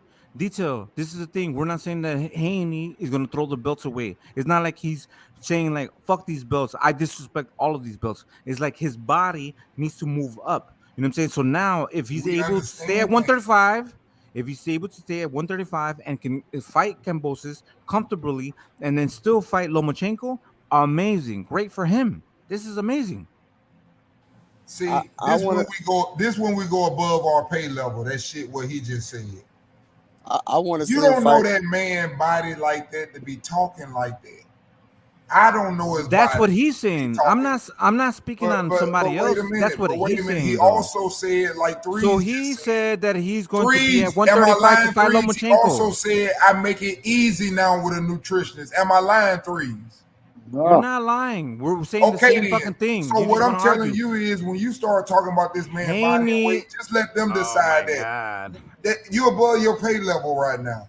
Let them decide. Nah. You just want to argue. This is the thing. No. What I don't we have want to been argue. I'm trying to saying- tell your ass you above your pay level. You don't Can't know be- what he gonna fight at 135 or 140. I don't either. No. So Leave okay. that alone. He said his nutrition, he can make 130, Right. 135 But before, easy. bro, I'm not trying to He say. said easy. The same thing I'm came out of not Spence trying to mouth. speak I got a for nutritionist. I can Haney. make 147 easy. This is what they found out now. This is what they know What's up, now. TBH? What's I'm gonna up? let What's you handle happening? him because I know you Devin ain't for Haney- the nonsense. So I'm gonna let you handle him. Sound like he owns something anyway. He need to stop coming on these drugs. Detail. Hey, this is what I'm saying. Is Haney said he's been I got talking a about bonus moving with up. TBH though. Hey, historian, what you gotta say now about Showtime Boxing, Al Heyman, Man, now the PBC, fight, baby. that made the biggest The fight, fight in baby. boxing. Well, yeah. Well, reportedly, but I had a feeling yesterday, man, that they probably was gonna push it back to maybe December. You know what I'm saying? But hey, I don't know why. But I don't know why they're pushing it this damn close though, when they should have been already done this shit a month earlier so they can do promotion and shit. But Hey, bro, you still trying to find something to complain look. about, bro? You got No. the biggest fight in boxing, the fight that everybody been asking for, and you still trying to nitpick? No, Come on, bro. I'm not nitpicking. I'm just saying that it doesn't make, to me, it don't make sense why they did it. Hey, this fight promotes itself, and look, we've been waiting for it for all these months already. Shit, the fight can happen next month. We're gonna be good. Can I say something real fast? To Junior Smile Junior, whatever your name is, little buddy. What are you talking about? So Michelle Rivera has not done any. Who has he fought to deserve to fight the top fighters? Like, please tell me who has he fought? Who has he beaten? Name me who Michelle Rivera has beaten to deserve the top fighters. I don't understand why y'all be promoting these people who's only fought like 5 people, and all of a sudden he deserves to fight. He ain't fought nobody yet, Destiny, but he's still ranked in the top 10. I think in the WBA, and he's a good fighter. People know he can box. Yeah, I mean he's a good fighter, but who does he box? They ducking. Ain't nobody. Well, yeah, I ain't say nobody ducking. I don't know about that. I ain't gonna say all of that. See people duck. Ain't nobody ducking little buddy. He fought somebody. He's like another prospect, and the ball window. So yeah, it's all good. It's all good. Hey, Boxing and Storm, what you got to say now? Showtime Boxing, they back on top of the game. Al Heyman, PBC, what's up? You said it wasn't gonna happen, nigga. No, I did for a second because shit, they was playing, but it is what it is. You gotta eat your crow, man. Give a shout out to Al Heyman and the PBC real quick, man. Showtime Boxing. Hey, Yeah, no. Hey, you know what? Hey, man. Hey, credit to where credit's due. Al Heyman. I guess we gotta thank Al Heyman. You know, it's in the contract to thank that dude, man. Name your son after Al Heyman. You know, god damn, my shit's blurry as fuck. But also too, who else? Hey, Showtime, PBC. You know, those two brothers and the other dude that be working with them. Trying to think who else. I mean, hey, salute to Spence, salute to Crawford for getting this shit done. So, the only thing I would say is that, what's the card looking like? Because with that kind of fight going on, like they gotta show their damn prospects, man. At this point, and like, you know what I'm saying. So that's what I'm looking for. I'm happy this fight's gonna happen.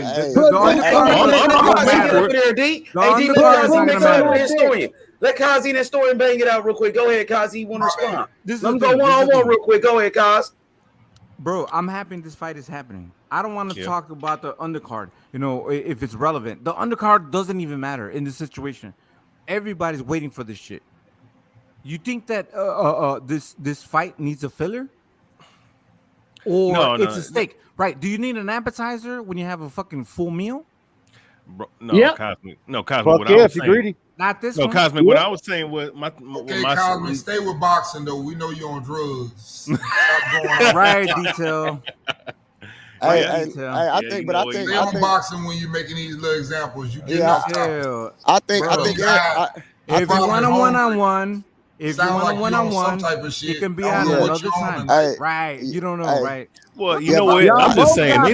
So y'all both got bud, so y'all can't it ain't just I got bud by knockout, man. Right why are you trying to disrupt the conversation? I don't know what you on. Tell the truth. Let them have a one-on-one, man. Right. No, it's not a one-on-one. I'm just saying, like, why are you trying to disrupt the conversation? I'm not. What are you talking about? Hey, look. I think everybody want to see what the undercard looking like because it's a big fight. We already heard why he told us that Frank Martin and Chris Colbert is on the undercard. Frank Martin, Chris Colbert.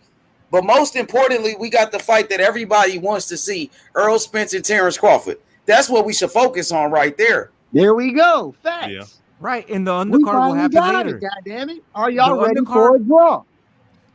Usually, the undercard happens like maybe a month before the fight is announced, right? So we know Triple G is gonna fight this guy. You know what I'm saying? And then the undercard is gonna be these other guys. It happens, usually a month, but we know 3 months before that the fight's made. You know what I'm saying? The undercard gets built after that. Why are we worried about the undercard now? I'm happy that it's gonna happen. I ain't gonna lie. Hey, make sure y'all hit that like button. I mean, it's good. Man, I just hit it. I forgot. So make sure you hit that like button. I ain't gonna lie. Like and Like the subscribe. first thing I thought of, because I already got the sigh of relief. I was happy the fight was gonna happen. So we already know that Spence and Crawford gonna fight. The first thing that came to my mind is, man, I wonder what the undercard gonna look like.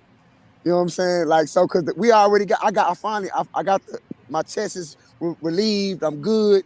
You know, I'm gonna get to see this fight not once, maybe twice. You know what I'm saying? I want to see what that twice, bro. This is the thing. See it twice. Hey man, hey look, whoever steps up to be on the undercard and take less money. YB, remember this video? Hold on. See it Detail, twice. bro. Come on now. So whoever steps up and is on the undercard, much respect to them, because they're betting on themselves. They're trying to build their credibility to be a part of this fucking whole card. You know what I'm saying? To be on a Terence Crawford versus Spence card. You know what I'm saying? Like, bro, you don't have to necessarily pay certain people a certain amount of money, but they're gonna take that risk to be like, I was on that card. That's what you build credibility. Put Hitchens on that motherfucker. If you want to step up, get him in there. Wait, what? Hey, put my boy Rashad Mahdi on that motherfucker. Hey, shit out, Cosme. Did they sign what's my guy Speedy Rashidi, or is that somebody else? Nah, he's with PBC. Rashidi Ellis is PBC now. Hey, okay. put Rashidi on there. Put him on there then. Shit. Yeah, Rashidi Ellis. I heard Stanionis was on there too. So Stanionis supposed to be on the undercard. So, see, you know what, Brandon? Nice. It wouldn't be a bad idea to put Brandon. It wouldn't be bad to put Brandon Lee on there. Brandon Lee, I forgot about my boy. Yay! I mean, you know, it's probably like maybe I don't know, maybe I ain't seen him in a minute. Maybe beginning the opener or something like that. You know, what I'm didn't saying? See Brandon Lee last fight when he almost got dropped. Well, he did get dropped. He almost got knocked out. He almost got knocked out. Yeah, he did. He barely got up. He almost got knocked out. He had his hands dying. Everybody, hope everybody doing all right. I ain't speak. What's up, Money? What's up, the whole? Yo, what up, man? L? What's poppin', L? Everyone, man. Hey, Money. I talked to my coach, Coach Reggie. Say give him a date, man. He'll be on here and chop it up with us, man. For sure, yeah, we gonna make it happen, definitely, bro. For sure, I appreciate that too. Good looking out. Oh, ain't no problem, man. I fucks with y'all, man. Y'all good people, man. Yo, L, what you think about the fight, Terence Crawford, Errol Spence? It's official. I'm happy it made, and I'm not gonna lie to you. It's finna be October, and I was like, man, time ticking. But shit, they made it happen. I follow who is that? Michael Benson on Twitter. He be pretty accurate, and he said it Monday that the fight was gonna be signed this week. They was just worried about the negotiations was just about the lawyer shit with the business side, and they got it done, man, and that's what's up. And I see it's like some people saying it's a 1-fight deal. On his Twitter, what I saw a 2-fight deal, and they both got rematch clauses. So that's what's up. I saw that too. I'm not sure if it's all the way true, but if he posted, I trust him pretty good. He's a pretty good source. He know what he be talking about, and that's what's up if it's a 2-fight deal. I'm with old boy though. I'm looking for a draw that first fight. So Terence Crawford signed to a 2-fight deal. Mm-hmm. And who is his next opponent? Supposedly, but that's not been confirmed. No, rematch clause. They got a rematch. Oh, so it's a 2-fight deal with Spence. But that has to be confirmed by nobody's camp yet, though. That's just what they're speculating. Just like they said, 65-35. So no guarantees. Like they're saying all kind of crazy stuff. We don't know what's really going on with the contract. Oh well, shit! Both of them guys getting the retirement package in. Shit. I mean, they both want to move up too, though. I like I've been saying, they're going to fight at 47, but I believe in my heart, my opinion, that they're going to fight at 54 also.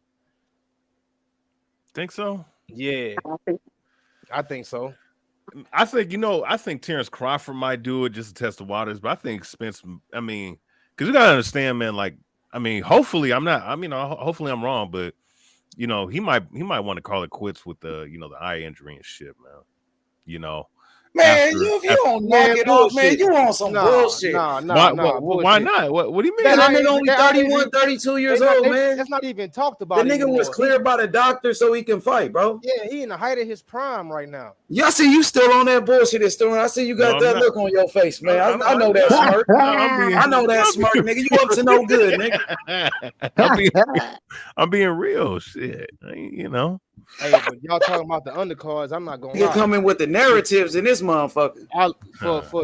For two top welterweights, you know, to go at it, you know, right now, I believe, my opinion, I think Stanionis and Boots should go ahead and get on that undercard and be a co-main. Hell Man, yeah. that'd be fucking live, dude. Oh, do they have boots? They have boots, huh? Yeah, Boots was Showtime. Oh yeah, okay. I ain't gonna lie, I don't give a fuck who they put on the undercard, man. I'm happy right, they I'm got happy. the fight. Right, H, I'm with you too, man. I'm with you too. You got the full course meal. Fuck an appetizer. Bring on the goddamn food. You Right. They can have goddamn right. Donald Duck on the air. They can have anybody. I don't care Exactly. about that. Yo, John G, what's up, man? What's You going ready? on, G? man? Bring Your boy on, EJ bring ready. on. What up, John? I What's told you going down, Super Bowl my with boy? that smoke. What's up, nigga? What's going down? The boxing Super Bowl just been made. Goddamn right. And they fighting. The venue is supposed to be a new casino in Vegas, a new venue. Something they opening up in Vegas. I heard Raiders Stadium. Y'all talking about the stadium, man? I heard No, Raiders Stadium. I heard something else.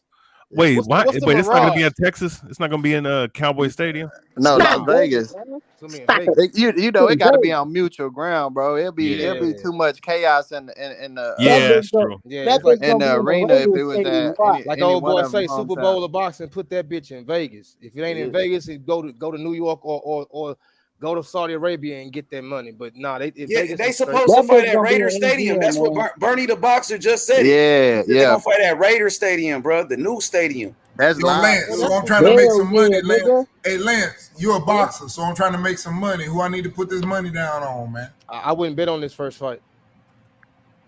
Why Bet not, on the bro? draw. Fuck you mean? That's what you bet on. Yeah, bet on the draw. Yeah, That's money. Where you live at? Where you live at, Lance? I'm in Texas. I'm in the Houston area. Okay, so I'm gonna take Bud.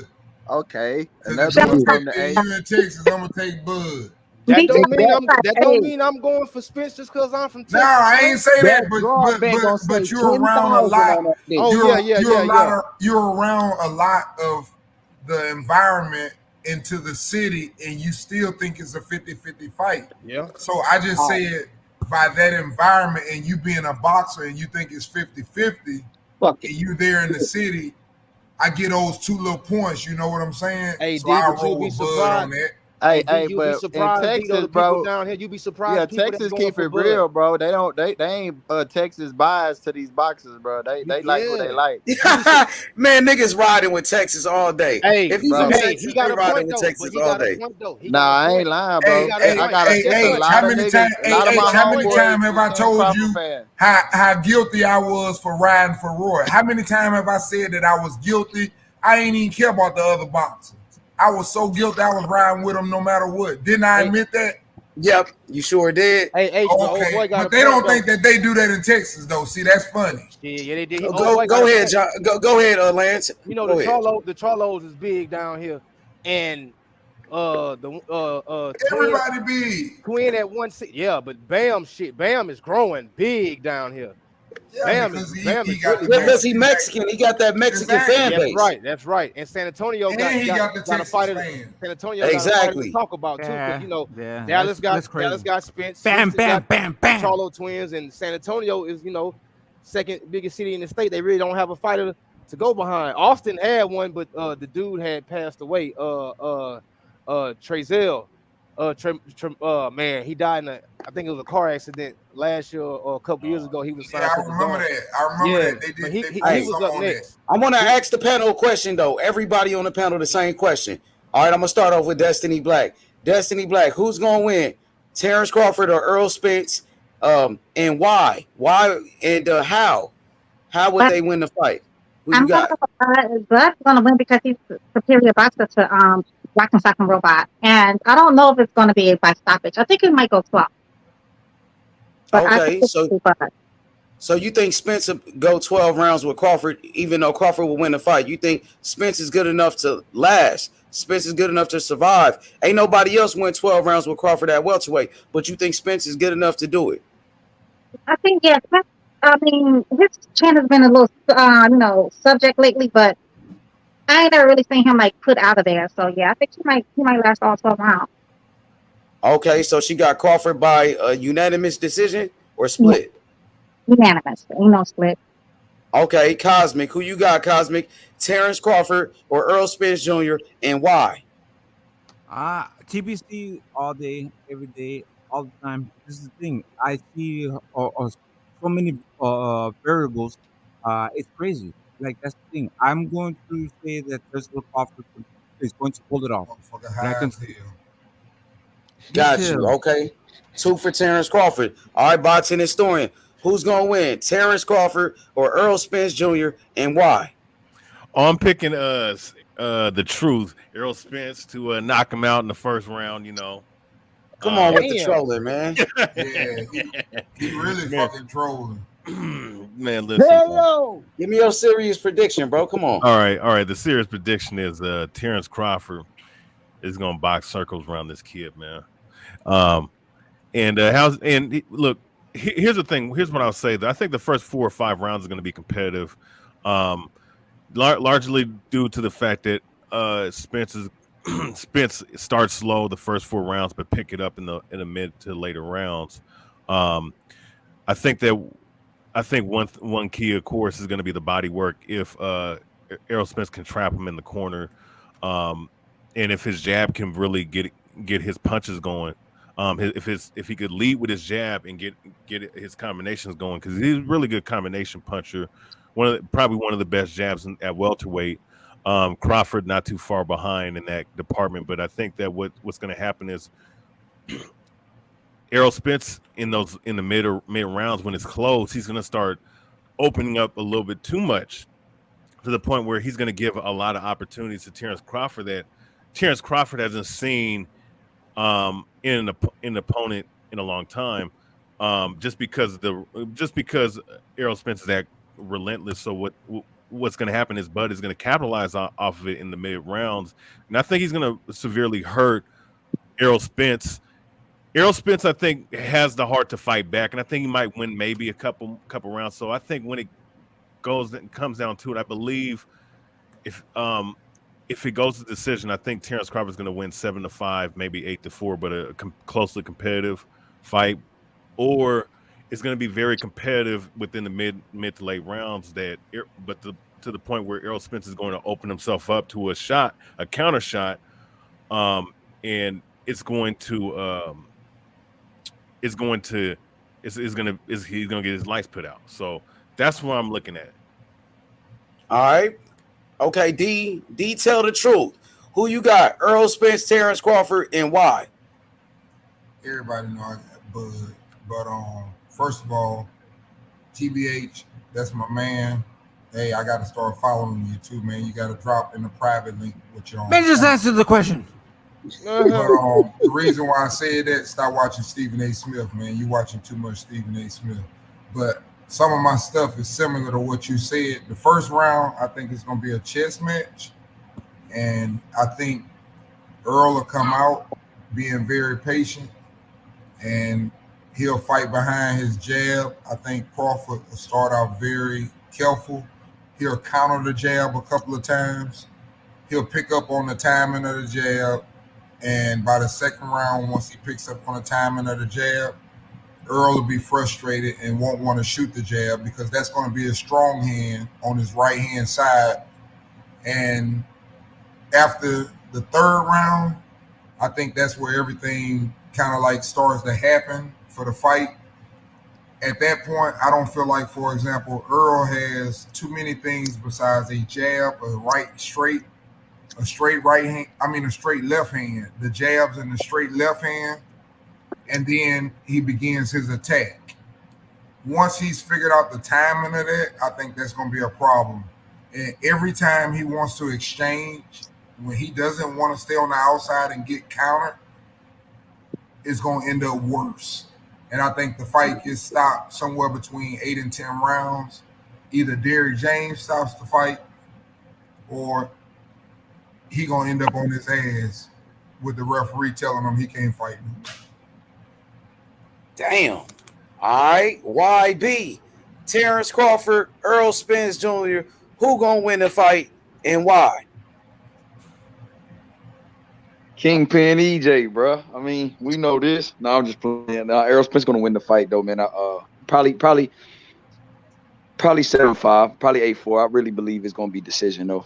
I could see a split decision, but I think he'll get the job done. I just think I think that people are banking that he's gonna lunge in and do something stupid, but I don't see him fighting that way against Bud Crawford. I think he's gonna have more respect for Bud, and I think Bud's gonna have more respect for him too than people think. I think it's gonna be a chess match at first because they both respect what each other bring to the table as far as the power. They know they can they know each one of them can hurt each other. So and their IQ is on a different level than the guys they previously fought. Like especially Bud, Bud's IQ is just different. So Errol Spence ain't just gonna run in there and get caught with traps and not lunge in because Bud Crawford waiting on that. So I think Errol Spence is gonna be behind his jab, a lot more disciplined than he was against Ugas, than he was against other people because he know what Crawford can do. And that's just on a serious note. Bud Crawford is a bad man. So I don't think Errol Spence is gonna rush that guy. You don't rush a motherfucker like Bud Crawford because you're gonna end up on your ass like Uncle B said. So I do think he'll be sitting back and using that jab in the first, few rounds, just like Bud will, because Bud ain't gonna run in either. Bud ain't gonna disrespect and come in there crazy either. All right. I want to say that. No, hold on. Detail. Can I say something? You'll have success, YB, with what you just said because we talk about that. Patience fucks with Bud. I'm just being honest. I'm not trying to disrupt the panel, but this is the thing: when fighters lunge, bro, it's a thing that Terence Crawford is able to lunge. He doesn't lunge punches because he has that arm reach. You know what I'm saying? That's what's crazy. You know what I'm saying? Like when other fighters can lunge a punch, you know what I'm saying? Like overstretch themselves or get in position where they're in danger. Terence Crawford has that arm reach where he's always in position. He always has that ability to do that. It's crazy. That's a different dynamic.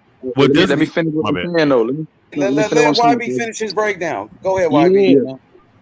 Yeah, but so yeah, that's why I think that Bud is actually the Spence that people are expecting like a bull. He's not going to try to bull rush Bud until he sees like some steam come off them shots. Because Bud Crawford in the beginning of the fight, I mean, all throughout the fight, he got stoppages late in the fight too. So it's not something that Bud can't knock you out any round. He knocked out Benavidez in round 12. So shit, Bud Crawford power carries through the round. So I think you're going to see a more disciplined, a more careful Spence, and I definitely think they're going to be working on that in camp to stay, keep from leaning over there. Because I respect what you just said. Wait a minute. I respect what you just said, and I think that's the best way to fight him, to be honest.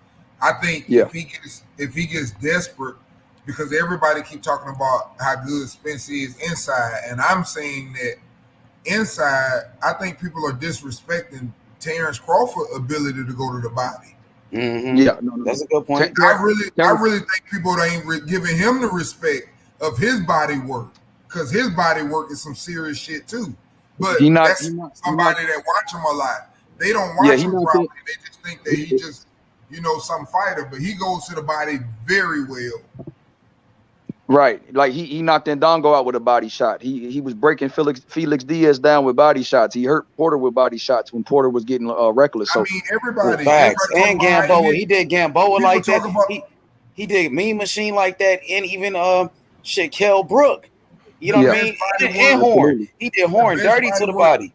Listen, Julius Ndongo. And Julius Ndongo. With a body.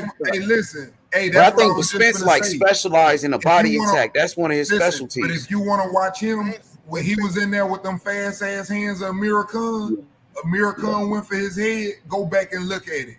He ripped Amir Khan motherfucking body apart.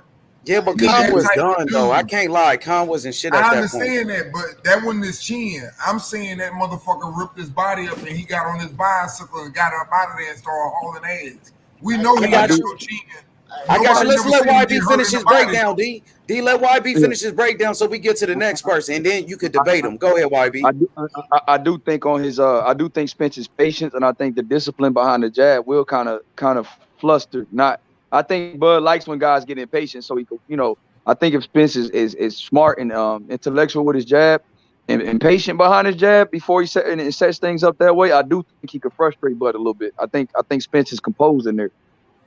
And I think Bud is Bud looking for you to make mistakes. And I think if Spence doesn't press and kind of keeps it patient in the beginning, I think he could steal a few rounds in the early rounds before the real fight breaks out. And I do think a real fight will break out. I just think they're not knocking. I don't think either one of them is getting knocked out because of the conditioning, because of the confidence, because of the defense that Bud got. And I think Spence's conditioning. I think those two guys are going. The adrenaline. I don't think they get knocked out on this one. I think they're gonna make it to the final bell, whoever it is. I just think that Errol Spence gonna win on points. I think he'll get enough rounds in there. But Bud Crawford is a dangerous fighter and can knock him out at any point if he lunges in and makes a mistake. So yeah, that's how I got it. There you Mental go. fortitude. There you go from Young Billy Boxing. Let me just read this breakdown from my brother Billo, straight out of Houston, man. H-Town in the building. He says Spence consistent jab, feints and ability to close distance unexpectedly will throw Bud timing off as Spence breaks him down. Hashtag man down. Hashtag big fish. Shout out to Big Billo straight out of Houston. H-Town stand up. He was on YB channel early. He was drinking on his channel. I just want to put that out there. Tell me something about Baby Billy. But you keep accusing people of drinking and smoking, but you do the same fucking thing. You know who It's all the He mad. TBH, I got him mad. You know he really on that shit, man. Can I take something? You're pretty mad, bro, yo. Go ahead, Destiny. Baby Billy. The biggest apex predator in the ocean is not a fucking fish. You're welcome. It's a goddamn mammal. You might want to check your facts. So yeah, mammal's gonna beat the hell out of big fish. You're welcome. How about man down for that one? Yeah, Billo, we got to get you on the panel, man. All right, so we going to the next ain't person. lying, Okay, we almost done. Y'all. We got to go to my boy Kai. Kai, who you got? Errol Spence Jr., Terence Bud Crawford for the undisputed welterweight championship of the world. Who you got? And break it down. I got Spence in the simple, right? Hey, look, I'm not a Spence fan, but I just got to keep the book. Two reasons. First reason is he's always proved me wrong. Second reason is the dude is his consistency and high volume of punches, bro. It's like it's hard to get through that. With every fighter that fights him, bro, it's hard to get through his consistency. That's it.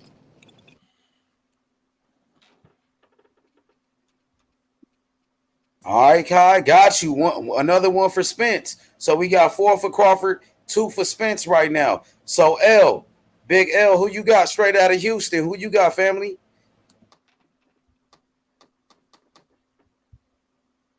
L might be busy, so we gonna go to 3Z. Who you got, Big 3? Yes, sir. Well, if I got a pick and I can't go with the draw, I'm gonna lean towards Bud Crawford. I got that fight going the distance. I definitely got it going to a draw. The reason why I got a draw is because I feel like Bud is going to pretty much end up giving away a couple of them rounds in the beginning. Even though Spence starts slow, I feel like his jab is going to prevail in the beginning and steal some rounds. But I feel like near the end of the fight, Bud is going to end up learning Spence and is going to start countering him and taking those later rounds from him. But I think it's going to end up in one of those split decision draws type thing where one judge got Bud winning and one judge got Spence winning, and that other one just got him lined up in the middle. Damn, we got a draw. Okay. Got you. Damn. I'm going to get my prediction real quick. Nah, it's cool. Y'all want to debate? Go ahead. Y'all want to debate each other? Go ahead. Go ahead. Give you a breakdown first. I forgot to say how Spence is going to win. Spence is going to win by TKO. If you forgot, then how can you believe that this guy can do it? How can you forget your fighter can do it? I forgot this guy can beat. Hey man, hey, speak without that food in your mouth, man. I know. I was just eating. My bad. I didn't put a complete breakdown. That's all. I'm just saying, but like, how can you forget that this guy is capable of beating somebody? No, That's not possible. bro, I forgot. Okay. All right, go on, man.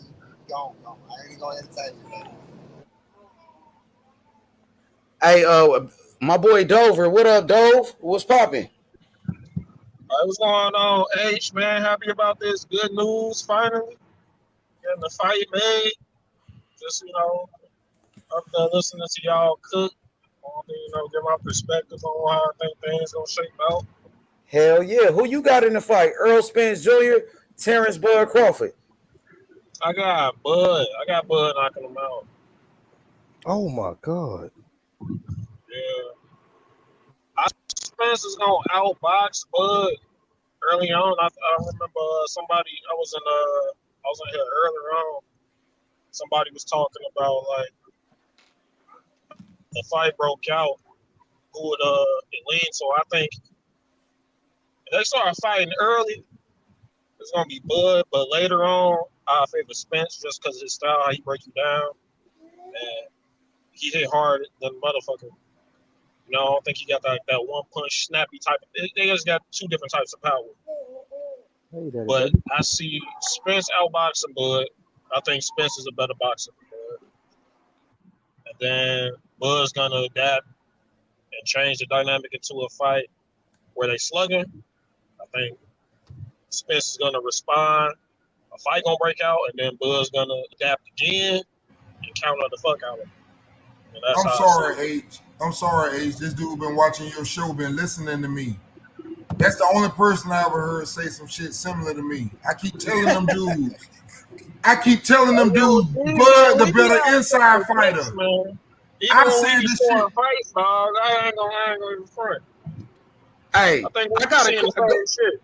Go ahead, Dover. Finish with your breakdown. Now I got a question for everybody. Go ahead.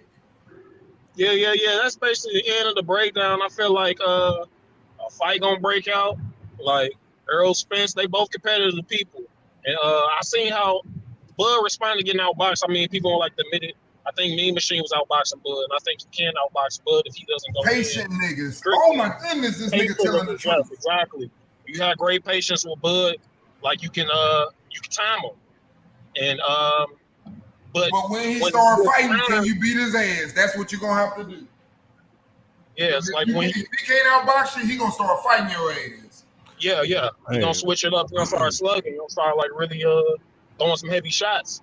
And I think Earl got a good chin. He don't eat a couple of them motherfuckers, but he just ain't gonna sit down and just take that shit sitting down.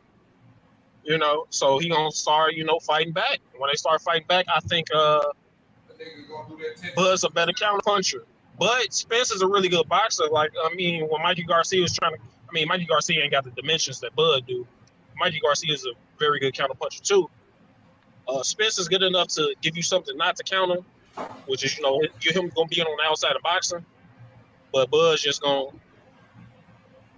he's gonna make Spence fight. Hey, quick question for the panel. How do you guys think Terence Crawford will deal with the size and the strength of Errol Spence Jr.? How will he deal with it? He gonna have to play his game. He gonna have to come out. He can't. I don't think it'll be a problem. I think Bud's stronger than what they think. It depends. Well, here's my question: Who? It depends. Go ahead. It depends. Be a problem. He ain't never had a problem. Bud, they say he has freaking strength. You seen how he bullied Jeff Horn. You seen how Jeff Horn was much bigger than Bud, and how he bullied the hell out of Pacquiao. He beat that man from pillar to post. He ain't do none of that with Bud. Bud ain't gonna have no problem with One-Eyed Willie. Fighting Nemo's gonna have to find somebody because he gonna find that damn canvas. He try to bully Bud. Well, here's my question though. I mean, because that's a narrative that people are putting out because it's bigger, but bigger don't mean you're stronger. So, question would be, who is really stronger physically? We're not talking about punching power. We're talking about physical strength. I don't know. Bud deadlift 400 pounds. I saw that. So I don't know. A lot of little motherfuckers like him can deadlift that. So I'm just saying. But even with all that weight strength, that weight room strength really don't mean shit in a real fight. Right. It's all legs and hips. So my question would be though, who is really stronger than the other? Crawford and Hey, Spence. hey, TBH, I want to say something about that. I know we can't make fighters that didn't fight each other, this and that or whatever, but here's something that I said this to H Money when the fight happened, and I was wrong about the fight. I thought Benavidez was going to be able to beat Danny Garcia, and Danny Garcia boxed the hell out of him. But what I did see was Benavidez walked through Danny's shit the whole fucking fight and tried to walk him down. So I look at those fights. Wait a minute. It doesn't matter. I look at their ability to be able to take punches and walk through shit. And you understand what I'm saying. I don't have to that's say heart what, and determination. Not, I'm not. not Wait a minute. actual Listen to being me, stronger bro. than Listen somebody. to me, bro. I know you pissed and it's hurting you, but what I'm trying to say is, Detail. listen, I just made a point. I just said listen, heart and you hide. determination. You hide. Sometimes You looking for any. I'm not even talking to you right now. You're high. You want to talk to me. Let me finish saying what I'm saying to them, and then you can come back to me because you just want to. I'm not always talking to you, okay? There's other people on the panel. I don't just talk to you. I'm telling you. Okay? But I'm not talking to you right now. It's other people want to hear some things. Heart and determination Right now, is a factor. this is not about Cosmic right now. Sit back, put your little shit back in, your little pipe or whatever you're doing over there, and light it back up. Put it on pause for a minute. Whatever you're doing. You're emotional. You drink, I'm not trying to whatever disrupt. you're doing, I'm not trying to disrupt the conversation. Out How of the fuck you respect ain't for the and you panel, doing it? I'm going to That's chill. why I'm discussing with you. You got it, man. You have fun then. I'm off. You got it. Yeah, I know. Because you talking Out of to me. respect No, you're for the not. channel, I'm a chill. I'm gonna do you like that. You got it. Boy, Yours. stop. My bad, y'all. I'm talking to my son. I just want to say this. I just want to say this real quick, man. Look, it's Now the little bouncer want to be quiet when I stop, huh? Ain't that some shit? Oh God. look, out of respect for Let's Key talk, bro. Hey, turn your mic up, Key. We want to hear you. hold on. There you go. All right, can y'all hear me? Out loud and clear, bro. Yeah. All right. Out of respect for Terence and Spence, I'm not going to, and I can't compare now one of their fighters and their resume with each other, man. Cause they're at an apex of talent, bro. They are the top of the top talent. Like ain't nobody Crawford fault. It's Spence. Ain't nobody Spence fault. It's Crawford. They're top of the top. So I ain't even gonna look back and be like, Crawford fought, etc., and he did this to that dude. Nah, bro, because he ain't fought Spence, and I can't say Spence fought such and such, and he can do this. Nah, because he ain't fought Crawford. So in this fight, honestly, bro, like I can't compare, man. They passed competition, with what they're going to be dealing with each other in the fight.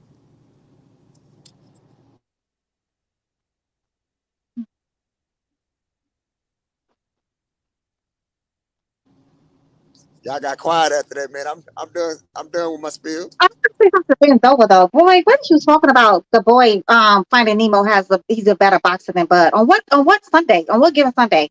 Please do. I mean, I stop just it. feel like, I mean, when I'm saying boxing skills, I'm talking about a style, you know what I mean? Like traditional Olympic type point scoring boxing type style. I feel like Spence has got that in his bag over Bud. Here's the thing, though. I think that, let me say that, bend over. Can y'all hear me though? That's all I want to know. Yeah, you loud as shit, man. Yeah, all right. But you good, Key. But no, here's what I want to say about that, Ben D. All right. My thing is with who's a better boxer. They're both really good boxers. Points, and that's the best way to put it. Point scorers. You know what I'm saying? I think that Terence Crawford has more in the tool shed because he has the fleet of foot. He has the ability to box on his back foot or his front foot. Laterally, not to say that Spence can't, but I mean, showcasing that against a midget versus a midget and Mikey Garcia that's not to me a great indicator of how great of a boxer he is. You understand? as far as his lateral his ability to move and whatnot. And I think that as far as the skill set is concerned, Terence Crawford has a lot more skills and a lot more things to work with than Bud, but Bud has a good arsenal overall. I think the deficiency between both guys is that Spence, he can volume punch a little bit, and he goes to the body at a high rate. The problem is when he goes to the body, and sometimes when he lunges forward, he leaves himself open, and he doesn't move his head as much off the center line like Terence. But he doesn't have horrible head movement, but compared to some of the guys that we would consider elite, he's nowhere near at that level, and he's there to be hit. And we've seen it in past fights before. And the last two fights will be the biggest indicators, plus the Kell Brook fight. So I think when you if you want to put the yin and the yang and the minus plus the negatives, you have to look at that standpoint. And that's what really stands out between both Bud and Spence. So as far as the skill department. I agree with you on the tools part. Bud Crawford got a lot of tools. He switch hits. He changed his stance and shit. So that just makes sure the tools set that much greater. But on the defense side, I think Spence is better defensively. I see Bud. Spence will get hit, but Bud gets hit flush and clean. Like you can catch Bud as clean. I've seen Bud get hit clean. But we seen Spence get hit clean by Ugas. We seen Danny Garcia hit him clean. Sean Porter hit him clean. Kell Brook hit him clean. Yeah, and I'll say if you're gonna say a punch, the only punch that really hit Crawford clean is a jab. Is that jab? That's it.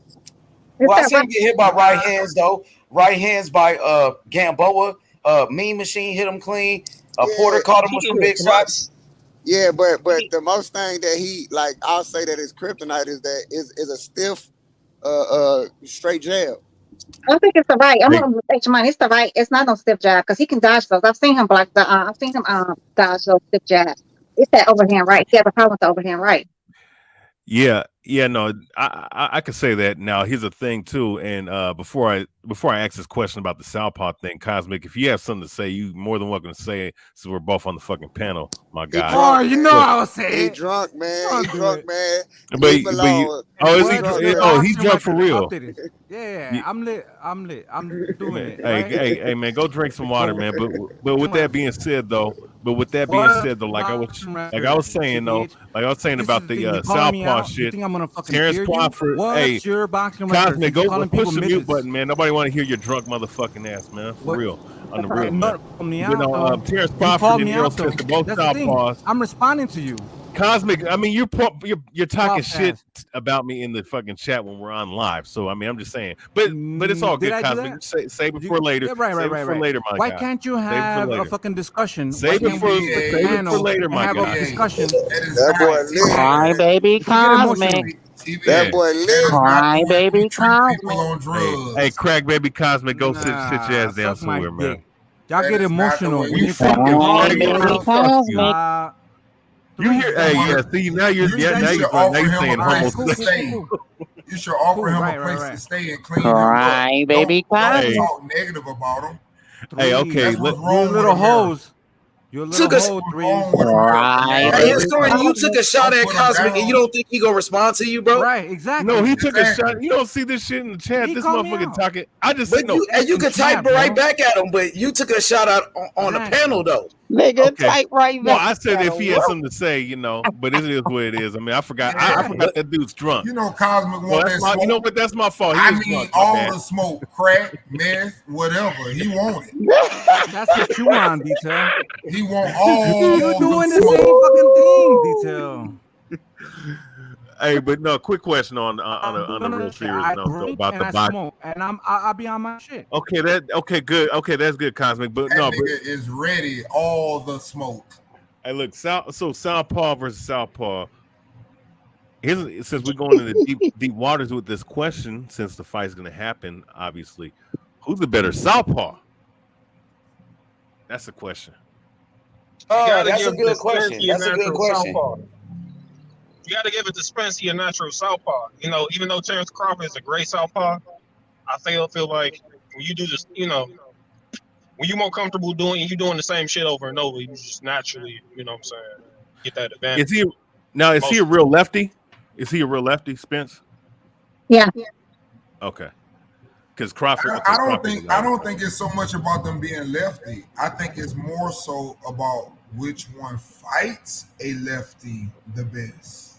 Is what it's going to come down to. Because both of them are dominant because of their left hand stance. But which one is more familiar with what comes from that left hand, and that's where it's going to all get it very kind of like picky. And I think that's where you got to give a little bit of an edge to Bud, whether you like it or not, because he might be in a right hand stance, and he might be looking at you in a right hand stance to see your movement and your stance and how you react, and then he switched to a left stance. Because that's what this thing is going to come down to. It's tools. It's tools. They're great fighters. You can't repeat the same thing all night on these two fighters. In my opinion, I don't think Terence Crawford is going to experiment. He's going to try anything different. He's going to do what he does best. In my opinion, Terence Crawford is good when he's orthodox. When he fights, not southpaw, when he fights southpaw, it's kind of to try to throw fighters off, and he's able to do that, because if you're training against an orthodox fighter and a southpaw fighter, you never know what you're going to get with Terence Crawford. But in my opinion, what Terence Crawford is best at is being an unorthodox fighter, and I think he's not going to experiment against Spence. He's going to stick to the orthodox style. So that's what he's good at. That's what he's best at. Should the kids listen to you? Stop it, T-Town. I think the box is going to be as though Spence is going to, be an Armor Joy nigga all night and hit that man in his private parts. Because, he loves nuts. He really does. He's Armor Joy. He does. And he better not do that. And Bud, if you do that, Bud, hit his ass right back in his nuts. Okay, well, can I ask you something, think Spence, one of Spence's biggest tools and something he's like really unique at and a lot of boxers don't use is, to me, he has the best straight to the body. I mean, he's in southpaw stance, so I guess it's straight left to the body. But no, he's good at punching people in the private area. Yeah, I mean, that's why Ugas wasn't moving. He doesn't hit you. I mean, he'll hit you straight on, square in the stomach. But I mean, he'll hit your ass in the hips. He'll fucking just sling that motherfucker. And them body shots, they take a toll, especially if you hit somebody in the hips and shit like that. Shakur Stevenson got the second best straight to the body. And Wait, straight left? Bud got Shakur in the chin. That's why he was saying, like, hey, try that body shit with me. Try that little dip shit with me when they first met up. So I think having Shakur and taking that weapon away from Spence is going to make him like one-dimensional, but that's a pretty big weapon that he uses a lot. I think Crawford is better at southpaw, actually. Crawford, when he switched southpaw, he's way more dangerous. I agree. I agree. 100% sure. But it's southpaw versus southpaw becomes a knockout punch. That's how he got fucking Kell Brook out of there with a fucking jam hook. Yeah, but when the southpaw fights another southpaw, he knocked that bitch out. When a southpaw fights another southpaw, that's what I think gonna be the problem in the fight. That's the thing. When the southpaw fights another southpaw, it's a mirror image. They kind of feel they don't fight the same. It's very different for a southpaw to fight another southpaw. You need to look in the mirror. So you can say that would take away Spence's advantage when Bud turns southpaw, because then you're going against another southpaw, right? Right. It would take Terence Crawford advantage. Yeah, it would. You can ask this for the whole take away Spence's advantage, because Spence is the natural southpaw. He's already in southpaw. Yeah, but that's the thing. You have a natural southpaw against a guy that is a good southpaw, but a great southpaw. Bud Crawford is a great southpaw. He ain't just a good southpaw. He's a great southpaw. He fights better in southpaw. I agree. He's a great southpaw. I agree. I think he's dangerous. How do y'all feel about this scenario right here? I've been thinking about it. I don't know what he got to be high over there talking. I don't know what he's saying. No. You keep talking about drugs. Bud is a great left hand. You fighter, high trying to say somebody else's. But I'm smart with mine. I can handle mine. No, Mine you're is under sloppy. You're medication. sloppy. You're accusing Mine is people of under fucking being on medication. You drugs don't know what while you you're on smoking over drugs. there. You You picking up are the on wrong drugs shit. accusing They people just telling you what they want to say. You don't know what you smoking. My shit medical. Why are you accusing I know what I'm. people? I Okay, know what I'm on. you're It's a what you medicated be victim. on. I'ma start a You're a ride. medicated I'ma victim. start a You're ride. a medicated Hey, how do victim. y'all? Shut the Hey, fuck hey. up. No, Cosmic man, Oh, you gotta somebody stop mad. talking crazy. Oh, Hey, You how do talking y'all crazy. feel Hey, I'm about not this scenario insulting right you. here? Because I've been thinking about it more and more. Like, one of Bud biggest advantages, he's the faster fighter, right? And we all saw that undisputed match between Charlo Ah, and Castaño. that's an How argument. do you That's an feel if argument. Spence came in like 146, came in like a little light, and he was faster? But see, that's an Well, argument. I don't. It don't. That, I don't. You know what, Dove? I don't think it matters how much he weighs in it. It matters how much he enters the ring. So even if he came in at 147 and just rehydrated a little less to be lighter, He can come that in would that make more bitch at sense. 140, but his yeah, speed ain't gonna change. Bud came from 135. The speed advantage is gonna be very different. The Bud is one. timing is gonna be very Bud different. The counter is punching is gonna be very different. That's why it's important that Spence hurts Crawford and overwhelms him with his power. If he's but not able to do that, it's going to be a but problem. but I The don't. reason Not I I in bring this it don't up think. because, matchup. a lot of I Bud's don't counters be like looping shots. You know what I'm saying? The straight shots think. be looping It's shots. not He going going to matter. It's not going to matter when his hand speed is almost 4 punches to 1. I promise you. That's the difference. I would The say Timing. speed in the hands when he throws a punch and he counter and start letting go with 3 and 4 punch combinations, you're going to put your Time, hands up and something is going to get through. That's going to timing be the beats speed. difference in the I speed. And if you try to do it on him, you take a chance of getting countered because that's what he does. He wants to see you make the same pattern twice. the Go thing back and look at Amir Khan. He done it twice. Look what happened I, the second time when he do I it. will tell you Go this. look You at know, Kell Bud. Brook the second time when he do it. You cannot do the same thing twice. I don't And that know nigga about will Porter. repeat the same thing in 10 rounds. Watch. I look. no, But let this white is the people. thing though. That freestyling where you go between and you switch and just I think Spence is one of them guys that can make you pay for fighting off instinct, and freestyling. Like Bud is a freestyler in there. Like not saying he don't have a game plan, Practicing. but Bud likes to dictate. Bud don't really like round to round. He might adjust to maybe what you're doing or freestyle or what you got going on. But I think Spence gonna be prepared for that. I think Spence gonna be prepared for that switching shit too. I think that the Stop it. switching stuff might be a little overrated in this fight because, like you Stop said, it. Spence is a natural southpaw. That southpaw shit ain't gonna Right. bother Spence. I'm He's a telling you. Spence natural. better get a trainer than if you want him to be prepared for something. Spence better get a goddamn new trainer because if he got Derek James, the slow one, the slow ass Derek James, boy, it's gonna be a long night for little buddy. Yeah, Finding Nemo, he's gonna find that canvas. But Well, Destiny, let's be honest. Let's be honest now. Derrick James, one of the best trainers in boxing. Yeah, No, he, no, because he didn't train So they Charlo got for the the first wrong fight. I impression think He he's a got good the the trainer. wrong impression of fight. Bud anyway. They think I think Bud he's a That's, is good that's, trainer. that's slow ass, he yeah, more he slow more ass. mentally and Yeah, more no, it's gonna be a skilled long fight. than anything. And they talking about his athletic ability.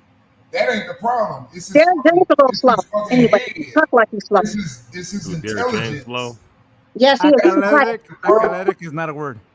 he's a Hey, little no, target. no. Quick question. No, here's another question though. And maybe somebody addressed this. I'm trying to pay attention to what everybody was saying. But another question would be, who, as far as Southpaw is concerned, who's going to have the harder time adjusting? Because they normally don't fight guys that are Southpaws, right? So who's going to have the more difficult? Who's going to be more prepared in the fight to fight the other Southpaw? That's a tough question. I think Bud is. But Wow. He's fought more left-handers. See, this the thing. Me, I look at it because we were talking about this earlier. So this is where I go with it. They both haven't fought many left. Buzz fought more left-handers if you look at his resume, but the last time he's fought one was in Dongo before he moved up to welter.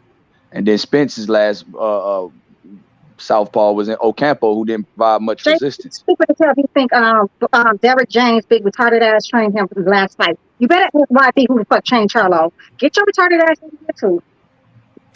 Well, he's a good trainer. I don't know if I put him in the top class. Well, Destiny, he was in the corner for Charlo during the fight. No, that's not sustainable for that fight. That's why he was so successful. That's why he wasn't fighting off footed. And that's why he was able to fight off his back foot and he was moving lateral this time versus the first time. Because he didn't have a little buddy. He had that Hispanic dude training him. But James was working the corner, though. James was there. But for the most of the time, though, it wasn't Derrick James. Derrick James was too big to train in front of Nemo. So okay, but when the fight happened, during the fight, when it counted, who was in that corner with him? Become undisputed. Derrick James was in the corner to help Jamel. Yeah, Derrick James was in the corner during the fight when it counted, though, Destiny, when the man was fighting. His training came from the Hispanic dude. I don't know nobody's name, but it was. You talking about the Dominican? You talking about the Dominican? Yohan Guzman. Yeah, Guzman, world champion. Yeah, but Derrick James is the head trainer, though, and Derrick James been with Charlo longer than Guzman. Guzman just started coming around. Guzman did a damn good job with Charlo. Charlo looked the best he's looked in a long time. He was a damn good fighter too. Like that motherfucker could fight, and Derrick James was a good fighter too. So I ain't gonna take away from Derrick James as a trainer what he's been doing with Charlo and what he's been doing with Errol Spence Jr. And he's doing a good job with Frank Gordon. So he's one of the best. That's the thing. These trainers can't go in there and fight for the fucking fighters. The trainers are there to teach them. You know what I'm saying? So if they're able to do it, then that's good. So the fact that you have a trainer that has accomplished things. Derrick James did not do it for him, though. It was that damn Guzman dude that did it for him. Salute, Derrick James was in the corner the night of the fight. That's all that was. Derrick James was a little retarded. So they don't have to show nobody to fight off their back foot. That's other fighters can fight off their back foot. You ain't one of these fighters can fight off his back foot. You can't come Frank Martin slow ass hands because he can't barely box his damn stuff. Okay, Charlo can fight off the back foot. Yeah, because the Gucci had a shield box. Well, Charlo could bend box. Charlo knew how to box when he was with Ronnie Shields. Like Charlo knew how to box. Errol Spence could box. That's because he had Ronnie Shields. It wasn't because of slow ass retarded Derrick James. But nah, Destiny, that's wrong. What you saying about Derrick James? Derrick James is a good trainer. Derrick James might have two undisputed fighters in his camp. I'm not taking nothing away from you. You can't. Facts, Lynch. And you can also have 20 other fighters that didn't make it that are still with Derrick James. It doesn't mean that. It doesn't mean that if you can put two kids in Harvard, doesn't mean that the fucking teacher is not good because he couldn't put 20 kids in Harvard. It means that the teacher's doing what you're supposed to do is to teach.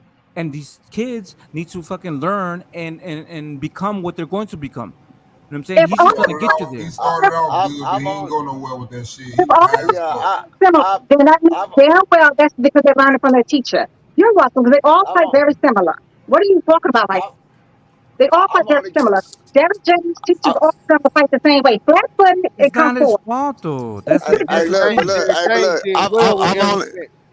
I've only 15. Then Errol Spence said if it wasn't for boxing, he'd have been a football player because he was at DeSoto. He was a cornerback. He was nice. And look, when he got in boxing, he knew he had a career. I've only got one criticism to Derrick James, and I've spoken on here in the panel before, and that's the defense that it seemed like none of his fighters have like good defense. They just have okay defense, bro. Because they got great chins. Yeah, they got great chins. I ain't gonna lie. But guess what? They got a solid defense. Errol Spence ain't got the best defense. High guard of Spence ain't a bad defense. Yeah. Like bro, H, you know how we fuck with the high guard, bro. Like me as fighters, like Winky right now, we fuck with the high guard. So it's just like high guard. Yeah. The best. I hate the high guard, bro, because you get you don't go best snapping that motherfucking jab all around. All this I don't think he gonna out jab. I don't think he gonna out jab Earl. That's where we disagree. When Earl jab, he's gonna come right back at him. He gonna counter the shot. Wait. Earl jab is the center. It's the beginning of all the breakdowns of the fighters he fights. He gonna sit on the top of that bitch. Hey, bro, he breaks him down with his jab. That like it starts with his jab. Bad intentions every time. Ain't no like. Bro. Ain't no, I'm gonna put a soft power on this That and a nigga hard be power on reaching. this. He Nah, it's reached when hard he power jabbed. jab. He reached. Look at his. Go look at some of his pictures. They can show you with his Hey, foot off the ground. but He look, reached. look, When he listen. reached Hey, with Bud Bud, reach when we he Check jab teach. this too, out. though, Uncle D. You They reach, both we teach they teach. jab. Hey, look, listen, When you listen. reach, Hey, we yo, teach. Pano, I'm about Hey, to hop off this bitch. But I'm I'm gonna be say, All right, in man. the chat listening to y'all cook up. All right, look, man. Be look. blessed. I'm gonna say why I disagree is because every fighter, bro, fighters that ain't never been quit or got in that position to quit or TKO, because I feel like a TKO is worse than a knockout, bro. Look, hey, Fuck Spence. no. Yeah, hey, Spence is breaking these fighters down to us like no mas, man. Here we go with this BS. Here we go with Hey, this hey, BS. look, listen. I'm not a Spence That's fan. true. That's true. I'm not a. Hey, listen. I'm not a Spence Spence. breaks you down. Hey, look. I'm not a Spence. Hey, DB, listen. I'm not a Spence fan. No, here we go with the Yes, BS. you are. Hey, bro, listen. I'm going. We have to be Hey, respectful as Bud Let Crawford that fans. man finish. hey, look. I'm not a Spence fan, but he That's made. right, Hey, look. He made me a believer by Destiny. default because he made me a believer by default because bro, I ain't gonna lie. I went for every fighter he fought against, bro. And every time I got proved wrong, bro. The thing is, yeah, there's a big opening that Crawford can capitalize on. No, boy. Oh, my bad. I'm talking to my son. My bad. Fuck, Hey, let me look. mute. It's a big. Wait, DB. Let me land, DB. Let me land, please. There's a That big. nigga just came in from the West Coast. Hey, look. Hey, look. There's a big opening. There's a big opening for DB. Wait. Please wait. No, wait. DB. I do not like him. I don't like him. Wait. I do not like him. Listen. I'm I not a do Spence like fan. him, though. I'm not a Spence I fan. like him. Listen. Look. There's a big opening for Crawford to capitalize on Spence. The thing is, that opening has been for every fighter that Spence has fought. They ain't been able to capitalize with it because he makes these fighters second guess throwing the punch. And I can't think different because it's just Crawford. Because every fighter that's like, damn, you ain't gonna throw that punch. Hey, I want to ask him something. Kia, check this out. What you just said.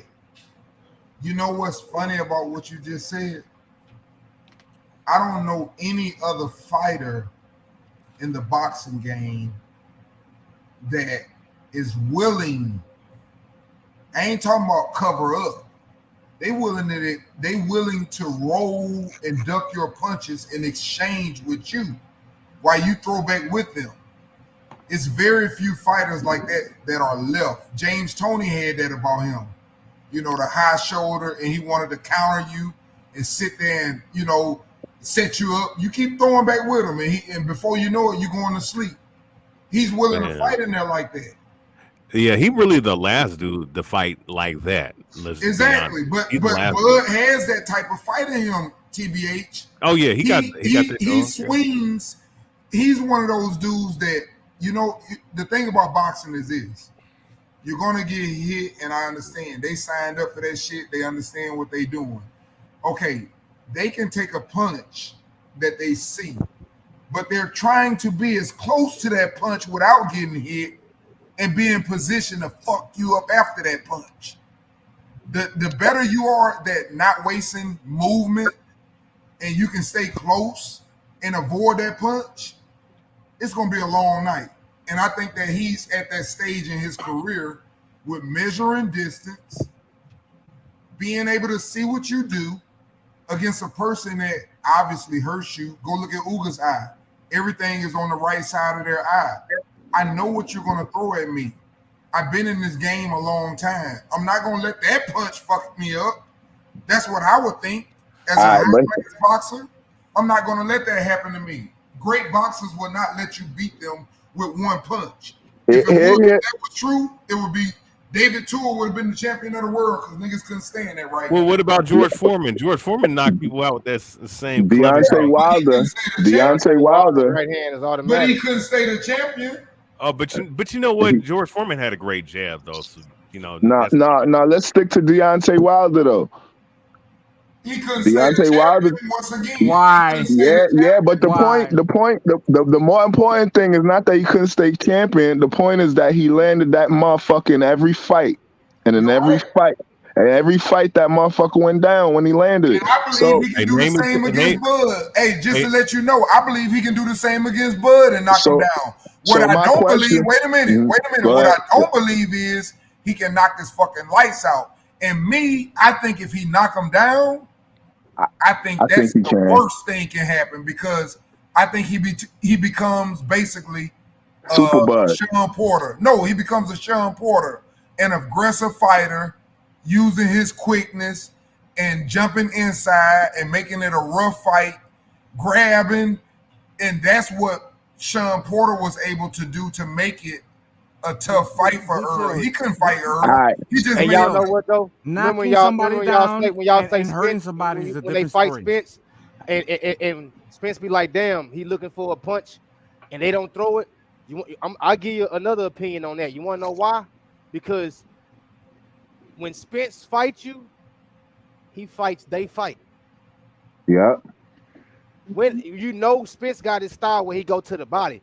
But when have we ever seen the best of Spence? We ain't seen it. We seen the best of his opponents. Every one of his opponents brought their best into that ring. Never saw the best of him because he fought they fight. When he fought Sean Porter, he fought Sean Porter fight.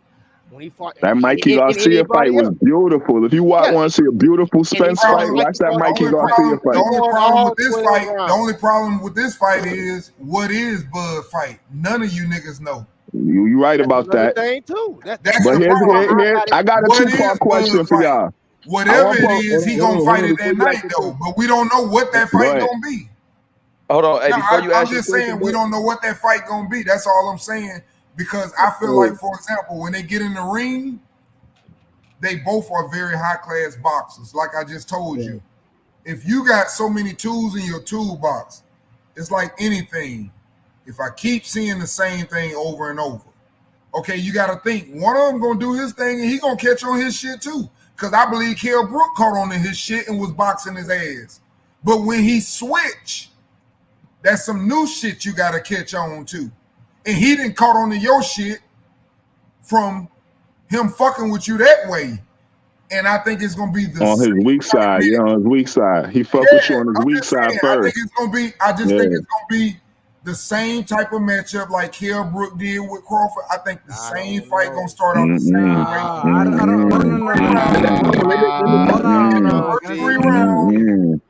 But by that third round, he gonna start getting his ass caught. No one can afford to give up rounds. Hold on. No one can afford to give up rounds. Blood is a slow starter. He can't afford to start off slow again. He ain't gonna slow start. What you're saying, YB? No, I think Kell Brook was winning. That's why I'm saying I think Earl gonna win early. I think Earl gonna win early. Hey, let's hear what YB got to say. And I got a two-part question too. All right, Bucks. Let me get this off real quick. Can I go next? Well, yeah, go ahead, Kazi. I got something just real quick. I think something that's being overlooked is when my man said, "Have we seen the best Spence?" Lance asked that. I don't think we've seen the best Spence in a minute because of the 14 months off the car accident, the 17-month layoff with the eye. This is gonna be the first time we've seen Spence fight twice in 7 months since he became champion. I don't think people realize that. So I think if anything, the mistakes he was making. That in the Ugas fight, the mistakes the lack of sharpness he had, the Danny fight that some people said, hey, y'all can kiss like the people that's banking on that with 2 camps in 7 months for a guy that already is an elite fighter like Spence, who actually didn't blow up in between camp and actually got a nutritionist. The shit that people are banking on. Yeah, he's a different fighter for sure. He's a different fighter for sure. No, that's a good point. Why he got a nutritionist and all that? Yeah. That's for sure. That's a different variable that people are forgetting, bro. Yeah. He's fought. His fight's gonna be made in September. November 19th. He hasn't taken off. Here go my two-part question. It's my birthday. Hold on, I was That's why supposed to go he next. going to the snack All right, go ahead, boy. Seen that. This is the thing. Both of these guys, you're gonna see a difference in their competitiveness because they know who they're going to be fighting. They know they're gonna be fighting the other best guy. So you're gonna see these guys step up to another level. You know what I'm saying? Because they're preparing for the best. You know, sometimes you wake up and you're like, all right, I gotta fight this guy. Cool. Nah, this motherfucker's prepared. They're all prepared. They've been fucking training, before this fucking fight happened. In between, the negotiations. These motherfuckers are Yeah, getting that's a ready fact. for the fight of their life. This ain't a fight of, what I'm saying, like for your career. This is their fight of their life. So their Who level, needs this win more? both of them do. It's 50-50, bro. I can't even. Yeah, it's a 50-50 all the I'm way gonna down say the Spence line. does. I'm gonna say Spence does because this will punch his ticket. This will punch his ticket to the Hall of Fame, in my opinion. And for people that don't think he is a Hall of Famer, this will punch Yeah, his but he ticket. still got time. Even if he loses, he still got time. But Bud don't gotta win because he automatically legacy sealed. So I think Spence needs a little bit more. Hey, it amazes me though that all y'all people that pick Bud to win, all y'all say by knockout. Wow. That kills me too. That kills me too. That kills me. Here go my two-part question though for y'all. I've been holding it. Here go my question. All right. First question is, I've been hearing everybody talk about how much Bud how strong he is, and how you gonna knock something out and all that. But who could take more damage? That's the first part of the question. Second part of the question is, if we know, do we think that Bud, for 12 rounds, if we know Deontay Wilder's catching you in a fight with that one cock, do we think Bud is going to dodge 100 full body punches? And if Gamboa could clock him like that, if he catch one or two of them Spencers, man, come on, man. That's my two-part question. Bug Scholar, I got you. I'll answer that. Because when you go to the body, when you go excessively, right? Watch this. If you excessively go to the body, it's Spence's skill fighter, but when you excessively go to the body, by nature, I don't care how good your head movement is, right? You're going, well, I mean, unless Frazier or Tyson or fucking, Julio Cesar Chavez or some shit like that, then it's a different story. But I'm talking about head movement, but point being, with that being said, first question, who could take more damage? Remember, if you go to the body enough, eventually you're going to expose your head. So when you're fighting someone who has elite timing, all right, and good reflexes with elite timing, like Terence Crawford, who we've seen in multiple times in multiple fights, drop floor guys. All right, floor guys. Errol Spence, that's a deficiency that he has in his game. And I see Terence Crawford possibly, capitalizing on that deficiency. Now, with that being said, y'all Crawford people all dodge the question. Ain't Who nobody could got, no, I'm take about to more answer the question damage? now. Who could take more damage? None of these guys taking damage, bro. Terence What? Crawford. Terence Crawford would take more damage. You think Terence Crawford could take more damage than Errol Spence? Punches to the face? Yes. How many punches to the face you think Terence Crawford take? Who's fighting more? Who's fighting more dangerous? Not right now, son. Bud ain't never had to have a wear a patch because he lost his eye during sparring. But your boy did. Finding Nemo was wearing one patch. Hey, I seen Bud do the spaghetti dance though. I seen Bud do the spaghetti dance. Where? Well, what about Spence's last fight with Ugas? What the fuck? A 4-foot nigga did that too. Didn't Spence knees buckle against Ugas, bro? Nah. He was looking at his mouthpiece. That's another problem altogether that I don't want to talk about. But he was watching his mouthpiece like a superstar. I'm mad at him about the mouthpiece in the Ugas fight too. I'm not going to defend him on that, but he ain't buckle. He ain't buckled. Hey, Buck, let's repeat the question. Yo, can I jump in real quick? Hey, who chin do y'all trust more? That's the question. I trust Spence's chin more. I trust Spence's chin more. In God we trust. Let me get Deacon on the panel. What up, Deacon? What's good? Hey, what's good, Ace? What's good to the panel as well? What's good, family? What's good, OG? Let me ask you something though, because I'm taking them odds you gave me, them 3-1.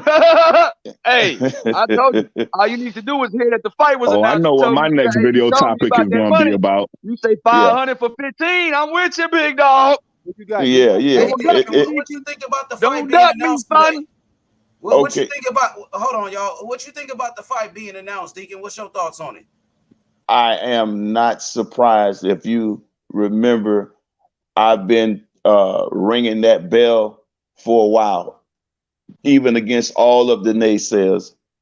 I had no doubt that this fight was going to happen because I believe in speaking positive energy in the air and not that negative stuff. You know what I'm saying? And every time I do this, not just me alone, other people doing the same. You know what I'm saying? And I just appreciate this thing is about to go down. Now, I'm listening to the brother saying who can take more damage. That's like a female having a premature child, damn near, bro. What is you talking about? You know what I mean? You know, for real. If you could, this is going to be the battle of the chins, my guy. This is going to be the battle of the chins. Can I get through a little bit? All right, do your thing. I just got on the panel, fam. Yeah, man, do your thing, boss. You can also agree that these guys both have proven chins. You can also agree with that, right? Go ahead, Deacon. No. Go ahead, Deacon. Let Deacon cook for a second, y'all. Go ahead, Deacon. Yeah, and when it comes to about talking about who takes more damage, that's a premature conversation. That would be proven on fight night. You know what I'm saying? And I do believe Crawford will win this fight, whether it's by decision, afflicting his style on this man. And I'm telling you, like I said before, this will be a level change fight. You know what I'm saying? And it's going to be 3 levels in this fight. And the man that controls that 3rd level is the man that will have his hand raised at the end of this fight. And I do believe that will be Bud Crawford, without a doubt. Without a doubt. And see, one thing about Crawford, I've been watching him for a long time. Crawford stays prepared for war. He walks around. I'm talking about when it's not time for him to fight, he's constantly in fight shape, ready to go on a whim, right? Now, when you think about Spence, he balloons in weight. He have to damn near go to fat camps. And you know what I mean? Even though he put in the work training and all that. But what I'm saying is, when you constantly ballooning in weight, then you got to cut the weight, balloon in weight, cut the weight. That takes a toll on any human body, right? But if you are giving your all to the sport and being a consummate professional, right, like a Bud, then you can get the best out of yourself. So you telling me a guy that's not really truly, no matter how much some people, we all love him. So I'm not gonna say that I don't love Spence, I do, but loving him and being real about the situation is 2 different things. You telling me a guy that's not giving his all is gonna beat a guy that gives his all, who is pound for pound #1. And I'm gonna say this right here. When I hear guys say Spence is pound for pound the best #1 or possibly #2, I disagree. No matter how much we love him, those are not the facts. You cannot reign in one division and be considered pound for pound anything. That simply means that you're great in your division. Now, when you're talking about going from weight class after weight class and cleaning out these divisions, taking care of your business, and then you coming behind Andre Ward and you vying and positioning yourself for that spot, and then after Andre Ward retires, then you take on 2 more fights to solidify that spot. And then once that man get in that spot, I don't care if people don't like this man. He's pound for pound #1. But it seems to me, once that man solidified himself, the hate came through the roof because people happen to love Spence a little bit more. He's Spence pound for pound. That's not the truth. And that's not how this goes. It's not a popularity contest. Hey, I can't agree with you though, because you don't have to, family. No, because that means heavyweight fighter can't be pound for pound. Absolutely not. Heavyweight. Listen, heavyweights can listen, man. Listen. That's a great point. I think I want to argue that one, but I don't know which side I'm on. Listen, I like that. I like that argument. Heavyweights cannot be pound for pound anything. The only thing that a heavyweight can do is become the heavyweight champion of the world, the undisputed heavyweight champion of the world. He can reign in that division, and that's the biggest man in boxing. So it's a great title. Right. The heavyweight champion. Who's the best heavyweight in the world right now? Deacon? Hold on. Let him finish this. I like where you're going with it. Yeah, I like it. Listen, the best heavyweight. Listen, I have to be consistent, right? Y'all know I love Deontay Wilder. That's my guy, right? But he has lost now twice to Tyson Fury. Tyson Fury reigns the top. He is the supreme fighter at heavyweight as we speak.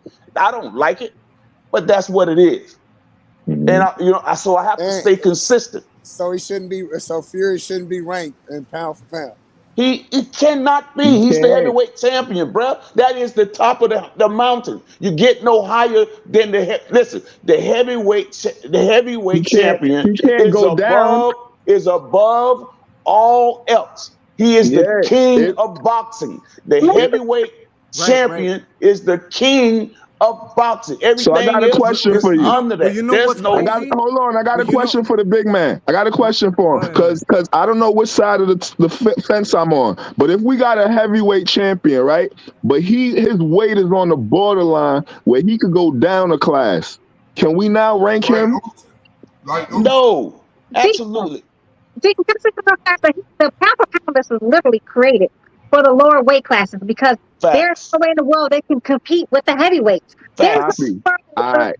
That's what I'm trying to get an understanding of. I like that, Mama. Thank you. No, but we also haven't seen a heavyweight like Fury that could literally his skills. He could be fighting at welterweight. He could be fighting at 135. He could be fighting with these guys. His ability to move around the ring, bend his waist. You know what I'm saying? I don't care nothing about his ability, brother. He's a heavyweight champion. With these smaller guys, if he wasn't that big. You know what I'm saying? If, shoulda, coulda, woulda. He's a heavyweight champion. I don't care nothing about all that. They ranked them on the pound for pound list. So. And they was dead wrong to do so. They trying to confuse. I'm with you they on are that trying one. to confuse the layman mind. They're trying to confuse people because at the end of the day, man, really, black folks have been ruling the boxing world for a very long time. And some folks on the other side of this never liked this. This has always been a black and white issue. They have always put racism don't exempt the Mexicans out of this. They in there too. No, I'm speaking about facts. Listen, and they threw them in, but at the end of the day, they've always tried to keep this. What a term? It's the great white hope. Okay, the great white hope. And think about not Jim Lampley. What the other guy named Mercer. Remember when Deontay Wilder first lost to Tyson Fury? What did he say? I guess the great black hope just got beat. What kind of ish is that to say, bruh? Yeah. And he was very dismissive and disrespectful on that couch. I always say ESPN, boxing is the most openly racist sport. It even got a healthy racism to it. You know what I'm saying? Like boxing is the only sport you could go to and just like, you don't know nothing about the sport. You could go to a spot and see two different races fighting in the ring and go to each fan and you know exactly who they rooting for. Hey, but you know why? Most of the time. They don't have a boxers association. That's the problem. They need to put together a boxer association, just like the NBA has a player association, the NFL has a player association. So they're able to stand up. Only place when you can resolve Wait a minute. Let me give you an example. Hold on. Let me finish before you jump on my neck. No, I'm not. All I'm saying let me hear about the association.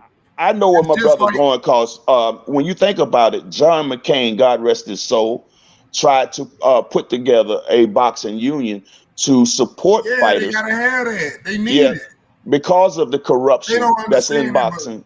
You know, he didn't use or coin the phrase racism. It was about the corruption, and also it has no health care benefits for fighters. It has no retirement plans for fighters, because a lot of fighters have given their lives and they're living in poverty right now and can't even go to the doctor Fighters to just take care died of and their cancer families are broke. pains, bro. Let me Hey, say look something. what just happened in bro, the NBA, Deacon. Look what just happened in the NBA. That owner just lost his team for a year and got fined $10 million because you can't get away with acting like that and doing certain shit. That's what I'm trying to say. And a lot of people think he was under punished. Well, guess what? These dudes don't even get punished for what they do. And they right in front of your face. And you can't do nothing about it.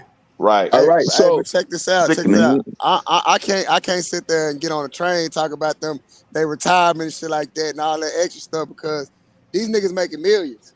So but you gotta what about the ones that's not though? wait. Nah, that's not a good reason. Listen. Even the ones that's not making over $100,000 a year, that's more than the average nigga. That's 1%. That is literally, I think, 4% of the population. Let me say something to that, man. Let me say something to that, man. I'm gonna say something to that, which is a sad argument to make when what hurt us all if we do truly care about people. The young brother that lost his life and didn't even have money to bury him. They had to go get a GoFundMe to bury this young brother after he lost his life in the ring, because there's no benefits in this for the ones who are not making that kind of money. That's the sad. You know what I'm saying? So even if you making millions, discussion right now. Listen, a retirement plan. Hold on, a retirement plan. If that's another issue, that's another issue, though. We're talking about what's going on right now. Okay, I'm just saying, brother. Issue because he's wrong, Kai. You're wrong because you saw people with $100,000. Well, let me finish though, Kai. You know Chad Dawson. Right now, he was fighting at community colleges for like $5,000 to $8,000 purses. And that is a $5,000 to $8,000 purses. He has to break off his damn manager, his promotion, all this kind of stuff. So by the time he takes that money home, he's probably taking home like maybe, don't forget the taxes. He's probably taking home $200. Right. Yeah, but it wouldn't matter. I agree with you. Not to cut you off, but look, hold on. It wouldn't matter. It wouldn't matter how much money you making, how much money you bringing home. A retirement or pension plan is what your company provides for you because you've been working there so long and helping them make so much money. Right. But look, I'm gonna tell you what. Let me say something. Look, I'm a 1099 employee. I drive trucks, my nigga. So you gotta understand this. I understand.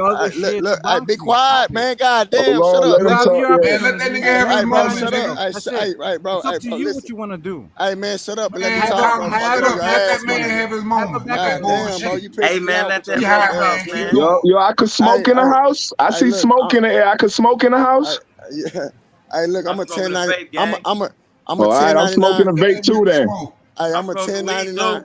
Hey, listen, I'm a 1099 employee, my nigga. That means I gotta pay for my insurance. I gotta pay everything out of pocket because I am basically my own boss. So whenever fighters technically are their own boss, I can understand. So y'all gonna have to talk to these promotion companies because these fighters are signing to promotion companies, but they're 1099 employees basically. They're self-employed. Listen to me. Listen, just be quiet. They self-employed. So that's not the boxing. That's the promotion.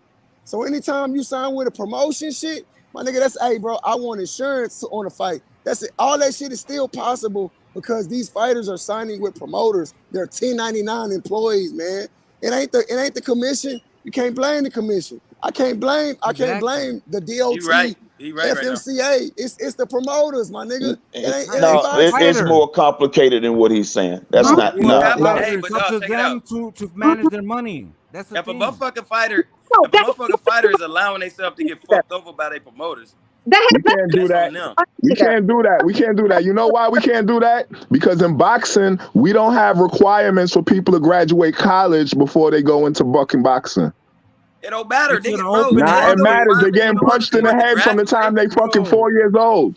Look, boxing is very simple. No. You can fight. Both of you niggas is wrong. I'm gonna pay you. Both of you niggas is wrong. Because first of all, you're gonna need the promotional company because that's the only way you're gonna get those fights. That's a business. So you're gonna have to deal with them. No, listen, you're gonna have to deal with them. Listen, Yeah. let me tell you It something. was bro. like that in hip hop. They You're changed gonna it. have to deal. Listen, but we're not there yet. We talking about right now. Right. Okay. You have to be able to deal with Bob Arum as you win your gold medal. You're gonna deal with somebody, PBC, the Zone. Okay, go. Okay, win the gold medal and see what the fuck you can do by yourself without signing. Since I'm full of shit. Nah, we know you gotta sign to a promoter. Exactly. It's what you do after that. That's their. But what I'm telling you, that is part of their business that we're never going to be. Yeah, but that's why niggas like Jay-Z is gonna They're end gonna up taking keep over the it. promotional companies because he coming with that You new gotta model. start your own. If you got That's money laughable. like Jay-Z, if you got money like Jay-Z and you can sign Jay-Z could fighters have done that. and you can deal with people. Wait a minute, but it's more to He it tried than to that. do it. He You tried may to be do able it. to pay He's bringing them, it. but can you make deals with Al Heyman? Al That's the Heyman problem. don't deal with fucking Bob Arum. Bob Arum don't deal with. Yeah, You're they gonna are. have to have. You right. You It's a can't have small two fighters, community. bro. You can't have It's two not fighters enough and for them them. They niggas could beat box each you other up out. every day. You ain't gonna keep watching the same two niggas beat each other up every week. You're gonna have shit, bro. That's all I'm saying. That's the fucked up part about boxing. I agree. But you I need agree. I agree. The promotion. I agree. The promoters do fuck up a lot of shit, bro. Yeah, but you right. gotta You right deal about. with You it. do gotta kind of. You gotta get. You the have exposure. to deal with You it. gotta It's get the not exposure, like. so you do gotta sign with a promoter. And we gotta agree. We gotta stop pretending like these millionaires don't know what they're doing. Like the promoters do know what they're doing. They know what they're doing. That's why they in the But business once you and get they to a make certain money. level, once you get to a certain level, and then you do dumb shit like re-sign a dumbass deal, or you do, or you like, oh, I'm gonna keep fucking with this nigga instead of taking that chance on yourself, then that's on you at that point. But you gotta think. You gotta think about the many lanes of boxing, though. You gotta think about the many lanes. Is it fame or is it fortune? It's great when it work good for you. It's great when it work good for you, McDaniel. But man, it wasn't working good for Bud his whole 147 career. What you talking about? He got one fight. No. Listen, I'm saying that's That great. motherfucker got the Shakur fight. That's the only fight he got. I'm saying when you take that chance, that's a great thing when it works for you. That's what I said. When do it work for him, though? Let me give it together.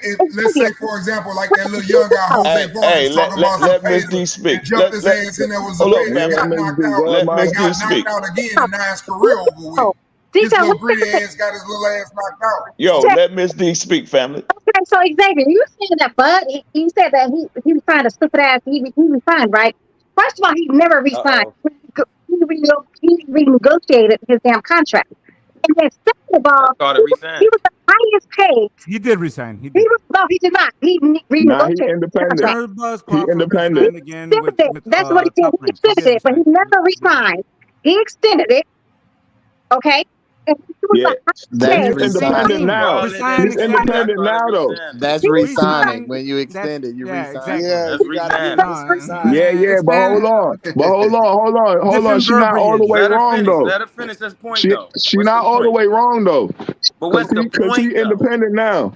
But what's the point? Yeah, he independent now. Yeah, now. I said, is it too much? I said, did he wait too You got long? to let her make a point, though, family. You got to let her make a point, though. He was the highest paid welterweight. He made the most money. He has the most guaranteed purse out of everybody. And that's facts on facts. No. He was the highest paid. He was the highest guaranteed. He didn't make the most money. He made the most guaranteed money. That's guaranteed. He made the most guaranteed money. He extended that's because he can't sell on the back end. I mean, hey, if that's true, then shit, all right. On the back end too. He did. He got money in the back when he fought Porter. Yeah, but what I mean is when he fighting in fucking Omaha, his arenas ain't guaranteeing him back end money, so he take it up front. He's not even selling out. Where you getting that from, family? That he's not selling out in Omaha. He's selling out in Omaha. He's selling out. He's selling out. It's just a smaller arena. Say that right there. What you It's just a smaller arena. You can't be watching Bud fights because Bud can't get a fucking empty ring. He's selling out. It's just a smaller arena. It's just a smaller arena. Do you know what Nebraska hold and what he gets every fight? He ain't holding shit. He sell out every fight. Holding like 20. He's selling out. Every fight he sell out. What the fuck is you talking about?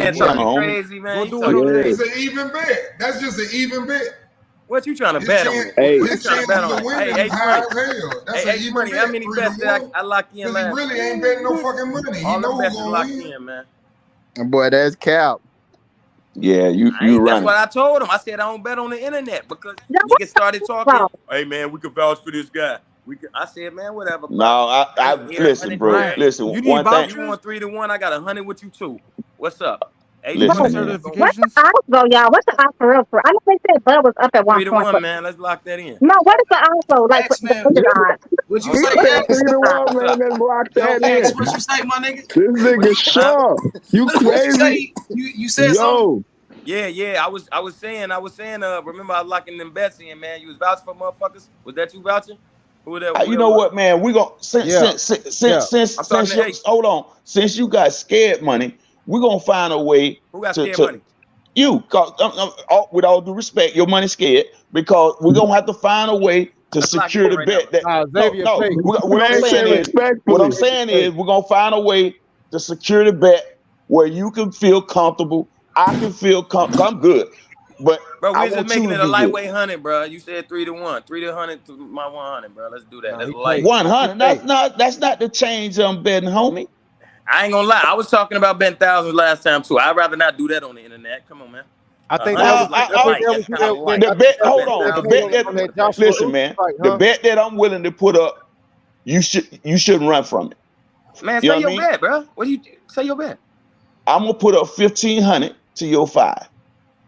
Oh yeah, God for sure. damn. Yeah, no, I'm down with that for sure. I'm 100%. You know what I mean? That's how confident I am that Bud's gonna win this. Huh?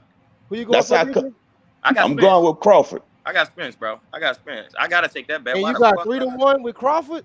Absolutely. Man, that's what he's You saying, bro. madman. That's a good gamble. That's a good gamble. Hey, man. Hey, that's locked in. I've been doing this for a minute, bro. What flavor? The money is a good You madman.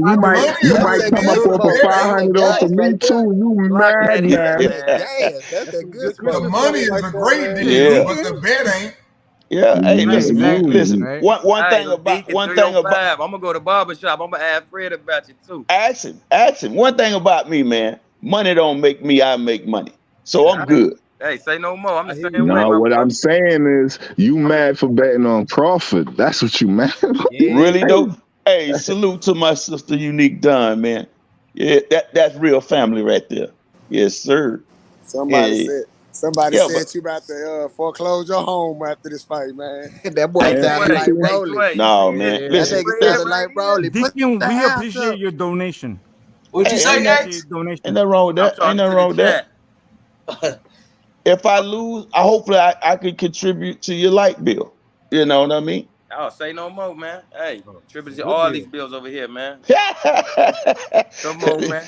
It's $2,000 a month condo, man. Just, Oh, well, there it is. You know what I mean? Just throw another I need all 5 in them, there. I need There all you them go. extras. Anything extra, hell yeah. I'm welcome that with welcome with open arms.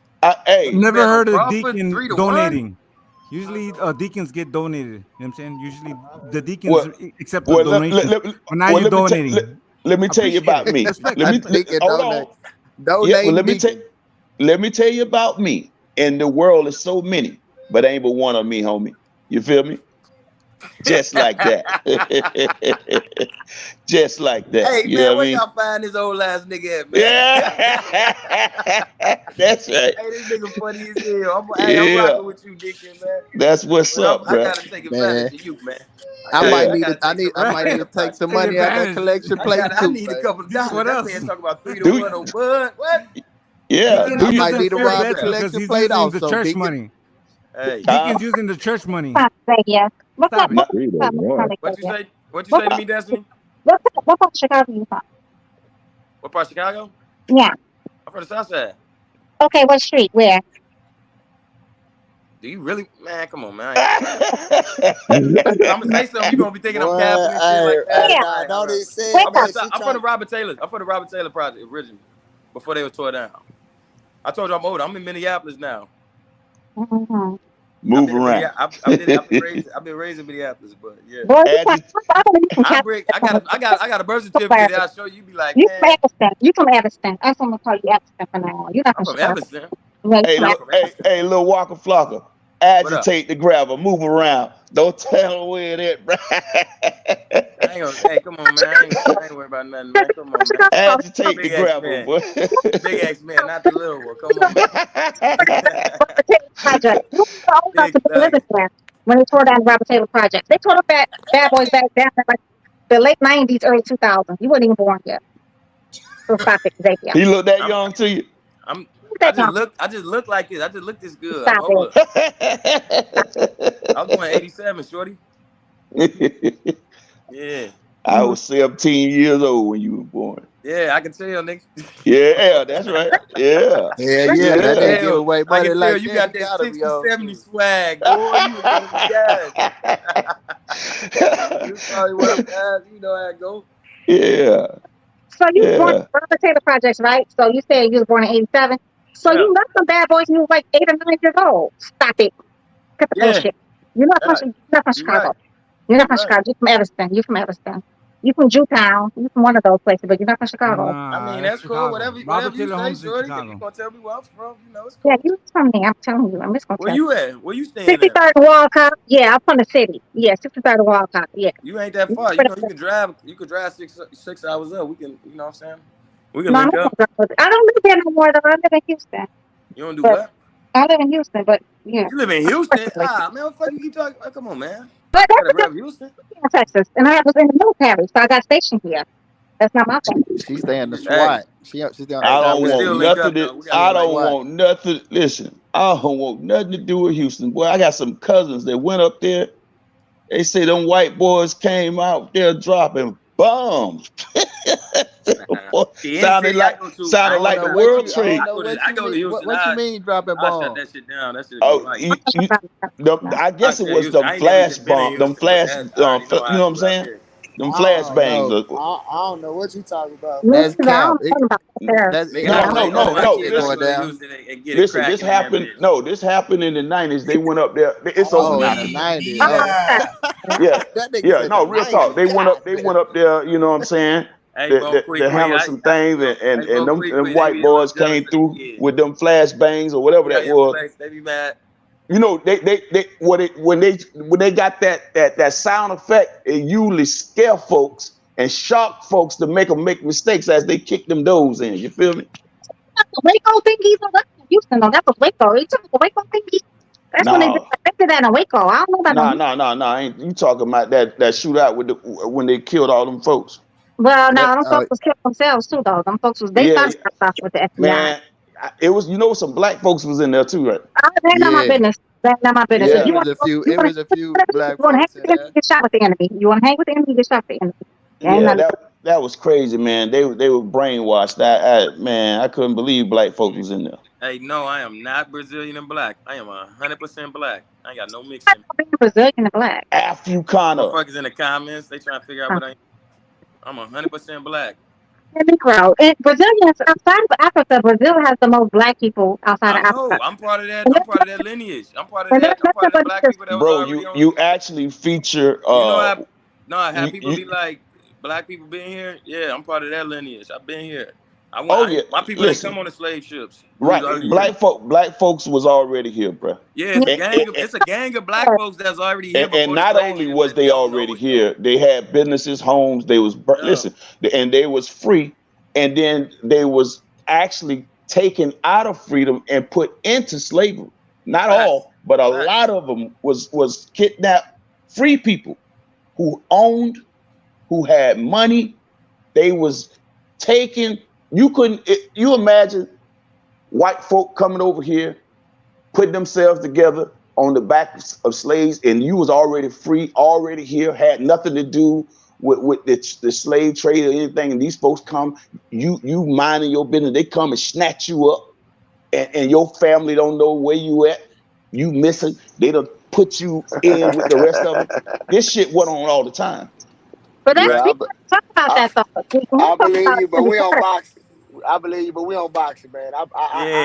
You brought us to the history lesson. I'm sorry, y'all. Y'all went there.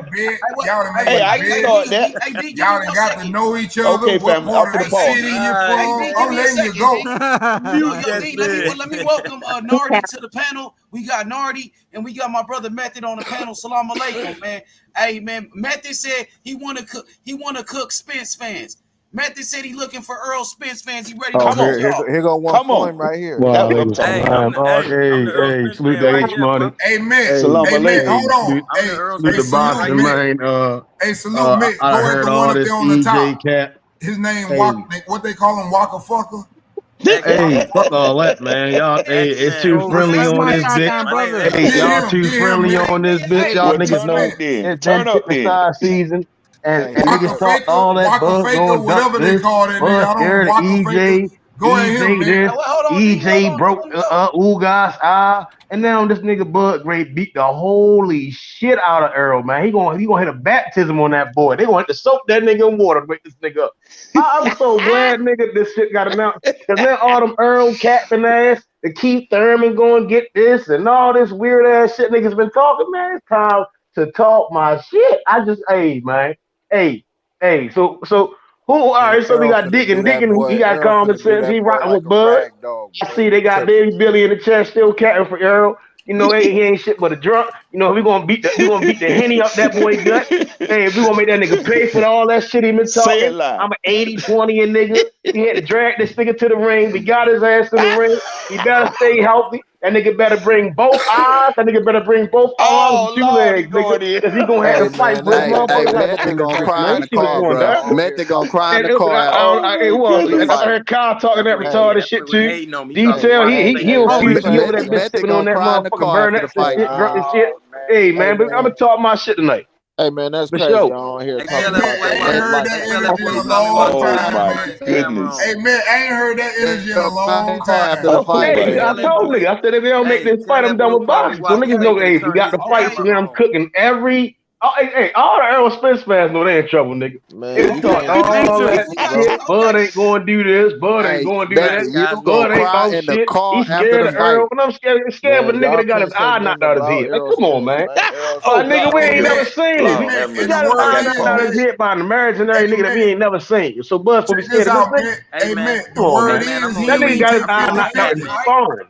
The word is, man, he took less than 50-50, so I know he gonna get that nigga ass. Okay, let's get the response. We got about money X, and man. numbers. Come we on got now. my boy X, man. We got Let me get my Nardi. shit They off. riding with Errol Spence. Let me get my shit off real quick, team man. Errol I ain't Spence. said nothing. So y'all want to respond to what Method had to say? Yeah, man. I ain't said nothing. You know what I'm saying? I'm jumping on this motherfucker. You know, I fuck with the panel, everybody. It's all good. We just talking a little bit of shit. But yes, sir. My boy Errol told y'all, man, he was finna do what he was finna do, grab them straps, then he was finna come see that boy, and that's exactly what he did. And now, facts. you know what I'm saying, they finna get in the ring. Shout out to Bud, facts. though, for signing a contract, because niggas was giving him a hard time about signing a contract or whatever, so shout out to him for doing his thing. But once they get in the ring, man, he finna get steamrolled, man. You know what I mean? That's the earth and jerk talking. Y'all niggas want some tapping the top and the bottom of the bottom. Hey, Errol ain't gonna do shit, man. Errol gonna go out there. He gonna put his head out there to get swung on, man. He's knocking this nigga out in 5 rounds, man. It's about that time, man. Errol took all these routes just to finally try to get a little bit more skills under his belt, but it ain't enough, man. Hey, come November 19th, we knocking this motherfucker out. He gonna get his cash out. He ain't gonna want no rematch. His ass going to retirement to go play with his chickens and cows and horses. Y'all know what time it is, man. That nigga got his retirement plan all that. He got 401k and his chickens. He got his pension plan and his horses and shit, man. We knocking this nigga the fuck out. Hey, man, I couldn't wait for this shit. Hey, y'all got big hype and big up and big cat for this nigga, man. He know what time it is, man. Oh my goodness. Bro. I seen Bud at the Virgil Ortiz fight. I seen him at the Virgil Ortiz fight. That nigga the same size as my son, boy. Nardi, you is lying though. Oh my But goodness. you lying. But your boy gonna get punished, Hey, when y'all see that nigga Errol do the splits, y'all niggas, all y'all niggas putting them bets, y'all better make sure that money go that way and this way. Wherever, hey, you gonna be cashing out a good 500. Hey, that's a big steak, big shrimp. Hey, surf and turf to that nigga Errol provide the chickens and the beef, nigga. Hey, come on, man. Like y'all niggas ain't no way a nigga gonna sit up here on these panels and say Errol stand any chance fucking around with Bud, man. That nigga Errol been drinking all the Henny. That nigga been drinking all the douche steak. That nigga stay in the hospital.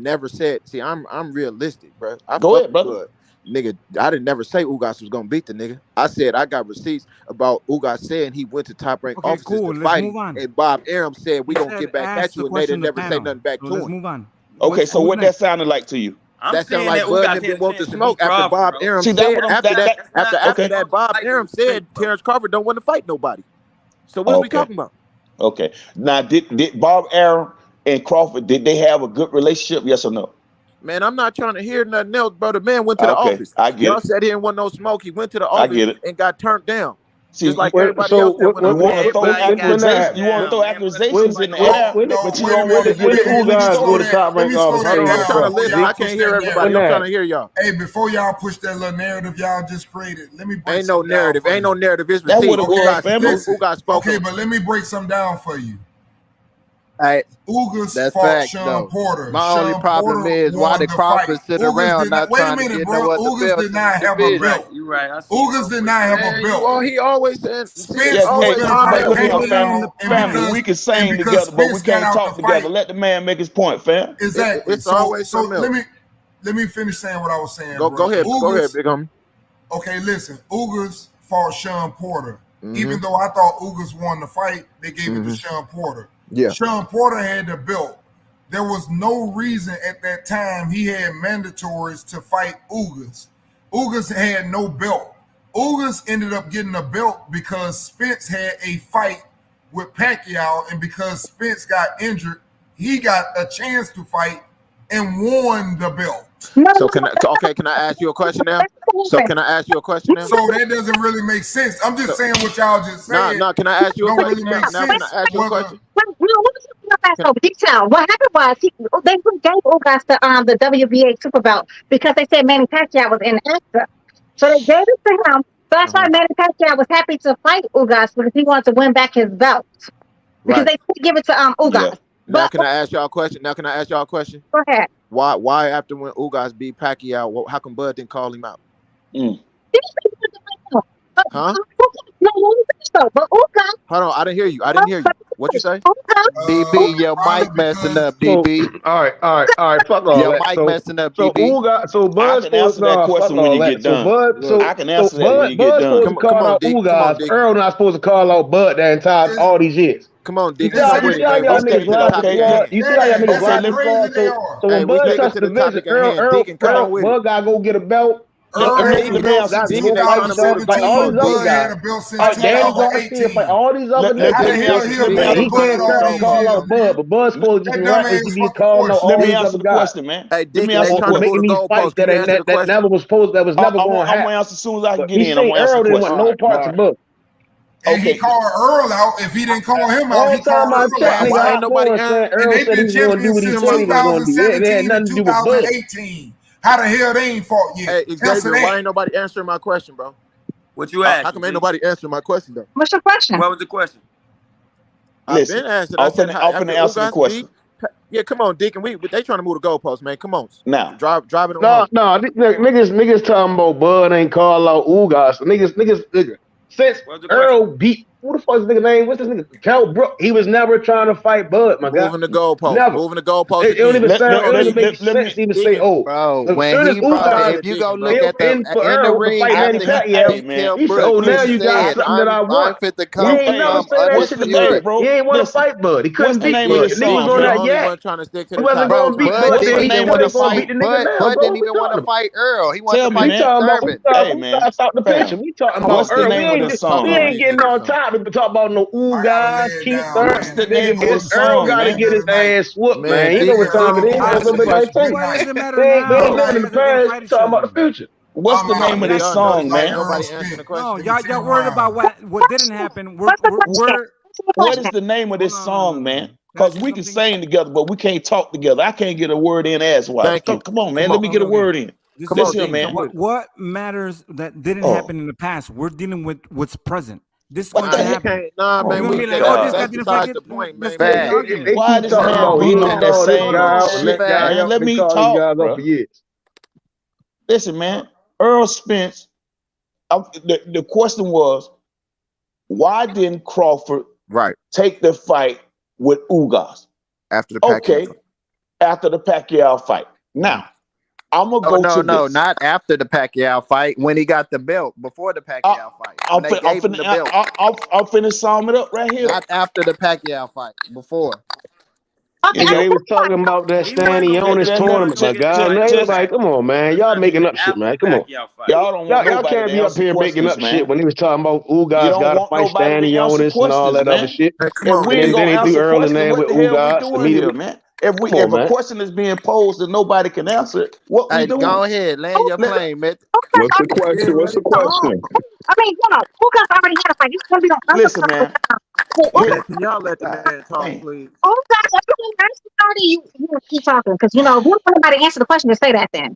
No, I mean Deacon, the only one trying to answer the question. Everybody What's else. the question? You got to fix your I got you. I literally just answered the question. Yo, he couldn't fight him because he was already contracted to fight Spence. That shit, the Pacquiao shit was already No. They was talking about that standing onus, that WBA standing onus, the Ugas tournament. I already said the shit. Niggas making up random shit. Niggas been on these panels, man, talking about this shit for months and years, man. Come on, man. It was a WBA tournament. Hey, fam, standing onus I'm in that done tournament. even trying to answer any That's question. what Errol came on social media, said money talk, all that other shit. Hey, come on, D. Come on, man. bro. Because you're the only one that ain't trying to move the goalpost, bro. I'm trying to hear from a real Crawford fan. No, nigga keep trying to put up new words and shit. Ain't nobody moving no goalposts. Niggas keep putting up new words and that shit ain't happening. Everybody seen what happened. Hey, but why y'all not Ugas beat Pacquiao. They said, now Ugas got to fight standing onus. Errol said, hold on, because we're going to put facts. You want to use facts, not fiction. Hey, y'all ain't the fact was Errol said money talk, then Errol got the Ugas fight. Nothing. That's not what he's talking about. Nardi. What you're saying is Ugas. That's exactly what he's talking about. He said completely had the Ugas beat Pacquiao. He said why Ugas and Bud ain't fight. Because the WBA said that standing onus and Ugas had to fight. Then Errol said money talk and Ugas and Errol fought. That's exactly what happened. That's exactly what it ain't nothing to go on about. It ain't got nothing to do with Bud. You're moving the goalposts again. You're moving the goalposts again. I didn't say why they didn't fight. I asked I literally just told you 1,000 times. You gave a date. He said listen. I'm repeating what you just said. You said after he beat Pacquiao. Immediately after the WBA said standing on his Ugas had to fight in the WBA tournament. That is facts. That is facts. That is facts. It had nothing to do with Bud. You say he pulled up and all this other shit. No. Ugas went online complaining about having to fight in the tournament. What are we talking about? Man, it wasn't no contract. What are we talking about? Come on, bro. You can't be up here capping in line at the same time. You gotta be honest at least. Nah, you gotta at least be honest with the panel, bro. Come on, bro. Call outs is pointless. Come on, man. They're trying to standing on this shit. Method. That's not what he asked. So that's exactly what he asked. That's what you talking about. I'm not gonna be on this bitch cap. I'm gonna be 1,000. Okay. Let me answer the question then. Okay, Nardi, the reason I ain't got no backtrack and no back chat with none of these motherfuckers. I'm gonna be 1,000. Niggas ain't gonna be lying, though. Hey, bro, no. Y'all want me to pull up facts? You always want to pull up facts in the back chat. We can pull up facts in the back chat. Hey, Brody, we heard you, bro. I swear I heard everything you just said. But Mark, somebody else. You keep talking about why Bud and Ugas ain't fight. I keep saying the same thing, standing on. That's not what he asked. He said Bud and Ugas. He ain't asked that. That's not what he asked. Thank you, bro. Let's shorty answer the question. Damn. Okay, so Mark, the reason why he did not fight. I mean, Bud did not try to fight Ugas, right? Initially, Bud was trying. Y'all niggas lying. Come on, bro. Come on. I can't lie to turn around and say Bud and Ugas ain't fight. And I just said, standing on. We can't be on the panel lying and then turn around and say things. Come on, bro. Come on. We adults. Is we 9 years old or we adults? Why are you acting like Come on, bro. Come on. Hey, the chat hate all this shit. I literally asked. I see my brother done got niggas keep trying to go all this shit. Niggas standing on. Let the side homie get in and speak. Stop making up shit. Stop making up shit. Y'all trying to make up history and shit. What's up, big dog? Hey, we heard you. He ain't say nothing about no Ugas and Bud. I said, yeah, nigga, standing on. Stick it there. Dad ain't agreeing with you, bro. Y'all niggas up this bitch lying and capping, bro. Stop, bro. No fake news, bro. No fake news. Hey, Memphis, you express yourself, bro. Doing no Bud smear campaign, man. Bud gonna beat the brakes out of Earl, man. Still in the building. I understand y'all rocking with Earl, man, but it ain't no time there. Hey, the question. Let me answer the question. Please, standing on it. That's the answer. Okay. But can I see my answer though? Yeah, I like that free smoke. I already said I came up here for these Earl fanboys and more narratives. I know it's gonna get random for the next couple of weeks. So I'm cooking niggas. Niggas know they getting cooked until Bud knock this nigga out. Taking away from the show, my boy. I hope you come with the same energy with your apologies when Bud get knocked the fuck out. I hear that, but it ain't happening. That's Wonderland. I hope when he picking up his eye socket, when he got niggas got faith and niggas. I understand y'all faith when he got a Ugas on one side, it's good to believe in God, man. It's good. But when he got a Ugas on one side and a Kell Brook on the other side, I hope you got that same energy. I hear all that, right? So when Bud knocked this nigga Earl out, right, November 19th, we ain't talking about Stanionis and Ugas and Earl getting the fight with Ugas. We ain't talking about that shit. We talking about Bud beating the brakes off of Earl November 19th. Niggas keep trying to talk about all this other shit that ain't got nothing to do with Bud beating the shit out of Earl. That's all I'm saying. Hey, niggas got about his ass whipped. The bait been out there. We done caught the fish. Now it's time to punish this nigga. Hey, niggas got two orbital bones that could break though. Bud got two fresh orbital bones over there. He got two fresh orbitals over there.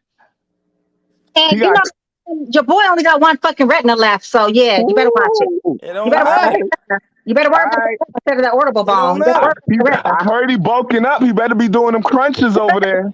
He better be hitting them crunches. You better worry about retina. You better worry about that retina in his damn teeth too, because he might be missing. Ben's about to turn that nigga into a body bag, man. He about to be a heavy bag.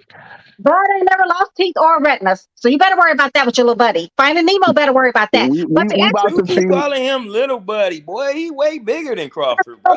He's little buddy. No, she talking about little buddy, man, Bud. She's saying his name, little buddy. She's talking about buddy. Yeah, you're right. You talking about little Bud. Finding Nemo, little buddy. You gonna treat that nigga like a little guy. That nigga said he was 4'11" in fucking high school. So man, he finna treat, man. So Walker, you gonna take that bet? What bet? The 5 to 15? Oh, that's already locked in. Okay. Man, I thought we had that locked in, man. Hey, no, you said you got to do your homework. So you know what I'm saying? I ain't never said I had to do no homework. You said you was going to talk to Fred, right? Man, like I said, it's an internet bet. If you don't pay, you don't pay. I don't play like that, homeboy. I don't play. It's not that serious, bro. You ain't talking about like a bunch of money, so it's like. No, man. Listen, bro. My face is always good in these streets, no matter where. Listen, it's you never. Ain't even got no camera. Hold on. I can't even see your face. Listen, homeboy. I'm finna tell you right now, bro. It's never about money. Listen, homie. Church money. Listen, homie. It's never about where you're from. It's where you're at. I'm good wherever I'm at, homeboy. My face always gator. You feel me? Cause I take care of business, bro. Know what I mean? Man, well, we locked in 500 to 1,500, man. Wait, I know Deacon though. I met Deacon. Like Deacon's, he's real, and his money is real for real. Deacon, you know, when we met how many years? I mean, how many months ago? A good while ago. Yeah. Where y'all meet at? Where y'all meet at? Right, because he uses the church money. Where y'all meet at? Okay, at the shop. I'm asking you, Destiny. You said you know him. Where you meet at? The shop. You met? I thought you said you met. You talking about another channel? No, Deacon, and then after that was on You talking about another channel? Yeah, you're right. Yeah, we don't have several. Shout out to the damn panel, man. Shout out to the motherfucking panel. Y'all niggas cooking. What up? Yeah. Listen, I keep it. Listen, man. Listen, man. One thing about me, I never be a phony, homie. Yeah, he's not. Man, well, we locked in, bro. Hey, who taking who? What the bet is? What is the bet? 3 to 1. That man said he got 3 to 1. I said, say no more. Fuck you talking about? He made his price. He said 500, 1,500. I said, run it. But Deacon, that's right. But Deacon, to make sure he got his own money still. We don't know. Who you taking, Xavier? Right. Who you got, Xavier? All day. I already locked in a couple other bets the other night with some niggas too. I don't know if y'all. Yeah, I had to bust niggas' head with Usyk. But I don't want to bet on this. Check this out, Lil Walk. What we're gonna do is get with H behind the scenes too, and make sure that we get this seriously locked in. I told y'all can add me on Instagram. Y'all really goddamn big. Anybody on here know that I do this. Hey, I do this. I want some smoke too. I really want smoke. Follow me on Instagram, and it's a private channel, but I'll see you. Request it, and I'll pull you in. All right. If you Deacon 305, I'm gonna look that up on Instagram. If you listen, Deacon, all small caps, __ 305. There it is. All right, I'm gonna go add you. Yeah, I got you. Deacon good people, y'all. For real. Man, that man throwing out 3 to 1. Man, I had to jump on that bet. I don't even know why he'd do something so foolish. Because guess what? Betting with other people's money. Guess what? Using other people's money. I gotta take advantage of that. But no, I don't know where you get other people's money from, family. Come on, man. I've been out here about no other people's money. That's what you said. I'm taking other people's money. Nah, that's what the other boy said. Yeah, somebody else said that, bro. No, I wasn't talking about you, Flock. I was saying some the other. I'm talking actually talking to. Really calling him Flock too. That's crazy. No. Hey man, Hey, actually, guess me. what? If I'm calling him a name of a millionaire, he shouldn't get mad. You know what I'm saying? It's cool. It's no disrespect. You know they don't disrespect. That's love. Y'all come on, y'all know I ain't coming with no disrespect, man. Never. All right, but your boy. Hey, I got a question. Hey, I got a question for the panel. Let's get to boxing. What fight does this resemble to y'all as far as like history goes? If you could compare it to one fight. It's Hagler Hearns. I tell you what, for me, I can answer for me. I won't be able to tell that until fight night after the fight is over. Then I can assess that. I can tell you that. How do you think it would go though? How do you think it would go if you had to pick a fight? I cannot listen. I've tried that in the past, and a guy was stopped in the first round off a headbutt. But I had all kind of ideas of how the fight was going to go. Did not go that way. Hey, do we think Bud is going toe to toe, or we think he boxing? I got Bud in 5. I got him knocking Errol the fuck out in 5 rounds. You bugging? I feel Terence is going to get to this man. It's gonna be. I'm gonna tell you something. Here's when you say get to him, what you mean? Because you know Spence is coming forward. So what you mean by get to him? I'm finna tell you this. Come forward, fighter. I mean, if that's a question, let me give an answer. Yeah. What I mean, I actually think both fighters is gonna get hurt in this fight. Oh, that's what I mean. I'm with you 100% on that. Yeah, it's gonna be level changes in this fight. It's going that first like from 1 to 4, either fighter can get hurt. From 5 to 7 to 8, somebody's hurt again. 9, if it go to 12, this is what I'm saying. That guy gonna have his hand raised. Whoever, it's gonna be levels, and it's gonna be so exciting. This is what I'm projecting. Right, so here's my, guess what? My interjection to you. Listen, it may not even go just like I just said. It could end on a headbutt. It can do some weird stuff, right? So I really don't know, but I'm betting off what I really truly believe in watching these fighters, what I believe that they possess. And both of these guys are hell of a fighters.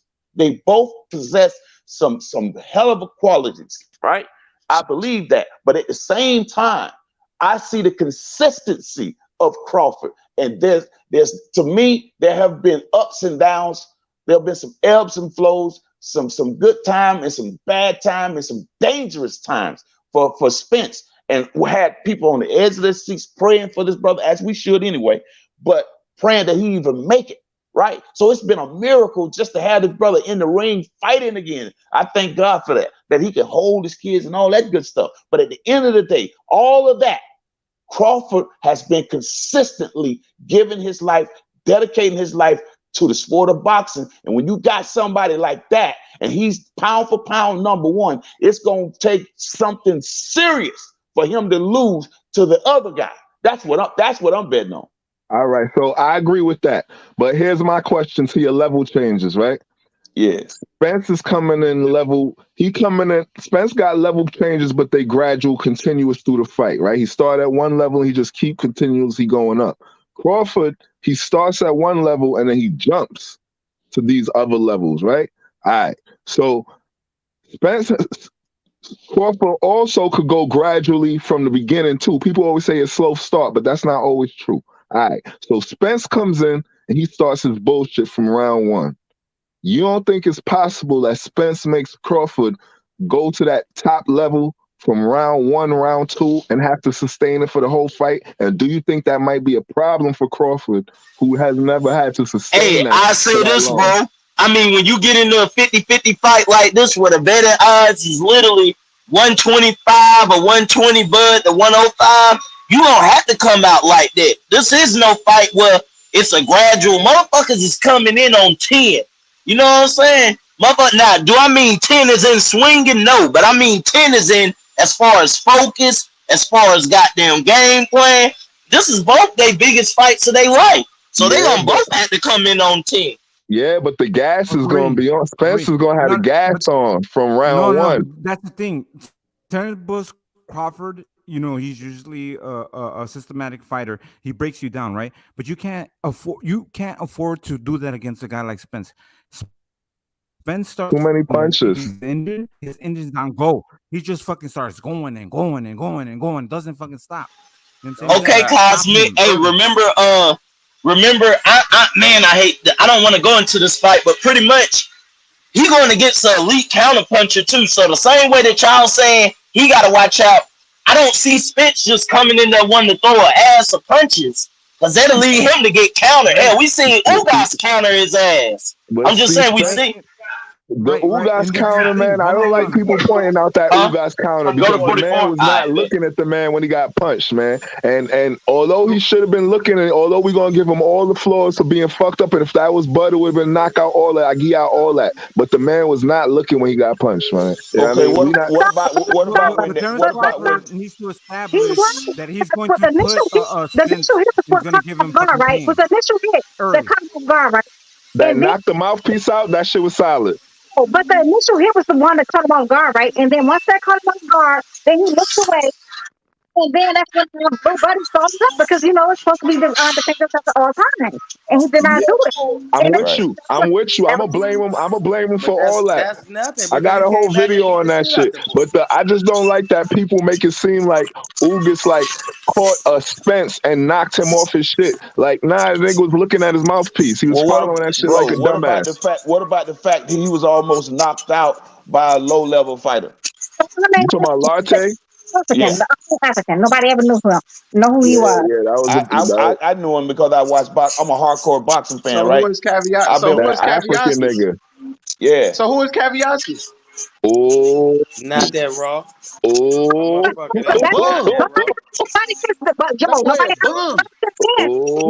shots. That's fire. Where that boy is a substitute teacher. Nigga said the knockdown that never got called. Wow. Green Machine is. Y'all know who Green Machine is? We don't even know her name African. Straight Uber driver. You're welcome. You're welcome. You tried Straight it. Lyft driver out there. It was cute. It was cute, but you failed.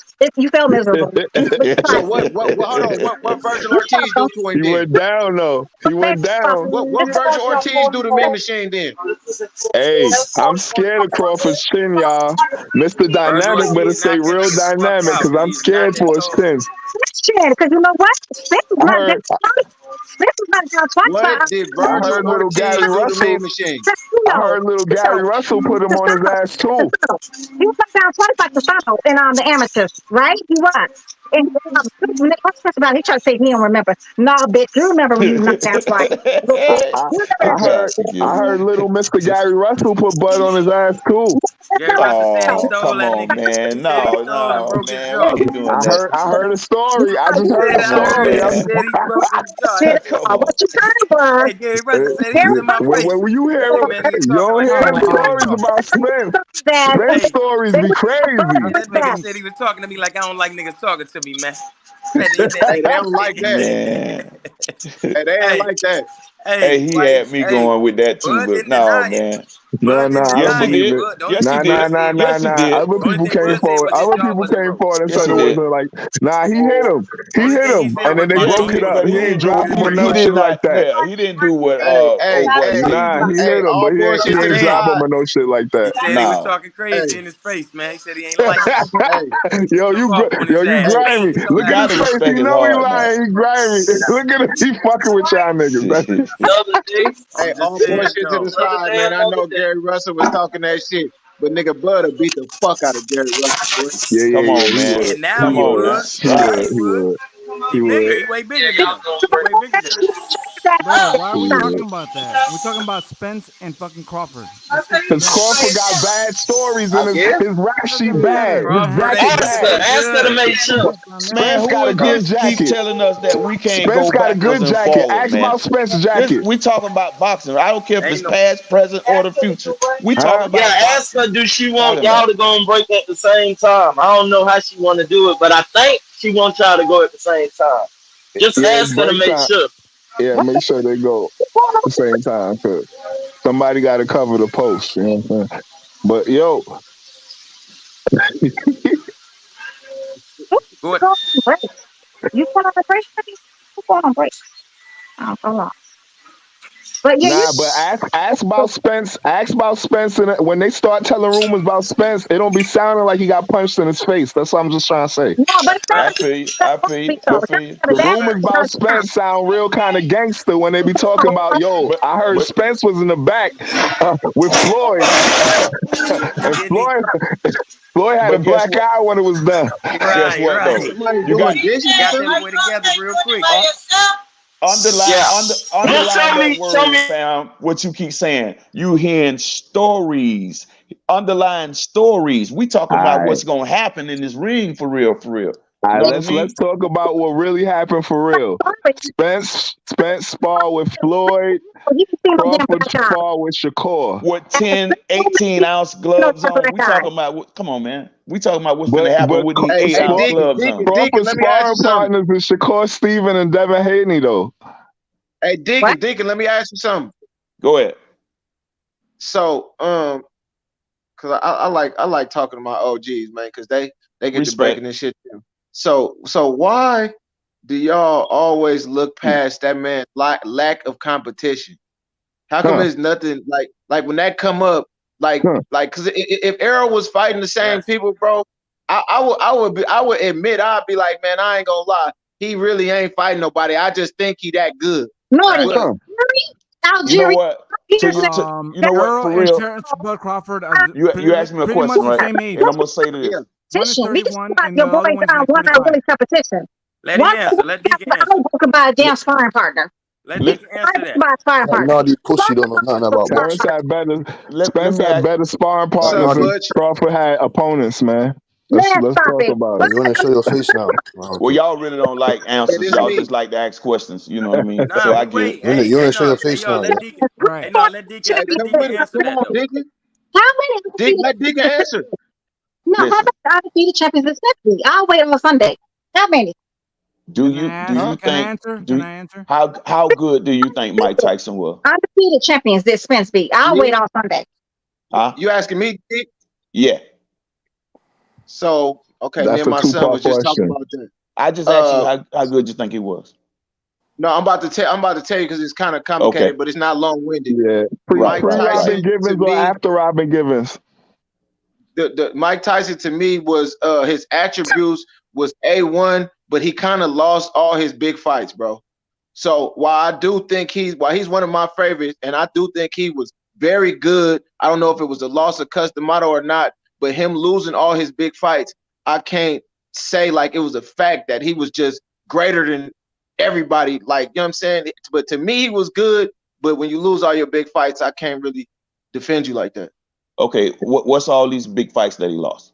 Or after Buster jail, Douglas, retired, Dusty, Rusty. No, just let him let him name the big fights. Go ahead. Come on, man. They're gonna disrespect Mike Douglas. with this bullshit, man. No. I'm not. I love Mike, bro. I love Mike. Right. I just got I'm actually trying to go somewhere by asking these questions. But go ahead.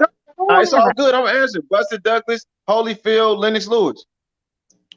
And how many fights is that? That's 3. 3 fights. How many fights do we have? No. He fought Lennox twice. He fought Holyfield twice. That's 5. So how many fights does he have in his career? I want to say 37, but I'm not sure. No, I he want to didn't. say 37. I'm not sure. Really? He didn't fight Lennox Lewis twice. He only fought him once. But go ahead. Listen, man. When you go back and look at his career, he didn't fight great fighters until the end. Okay. He ran through a lot of guys he should have knocked out, but he was considered gotta watch, must watch TV. You go to the bathroom, you may miss this knockout. That was exciting, right? But he was beating what was in front of him. Facts? True? Mm-hmm. Fact. When Crawford is in a division 140 pounds, he's beating what's in front of him. And he beat champions to become undisputed. He cleaned out his division. Errol Spence has not cleaned out his division.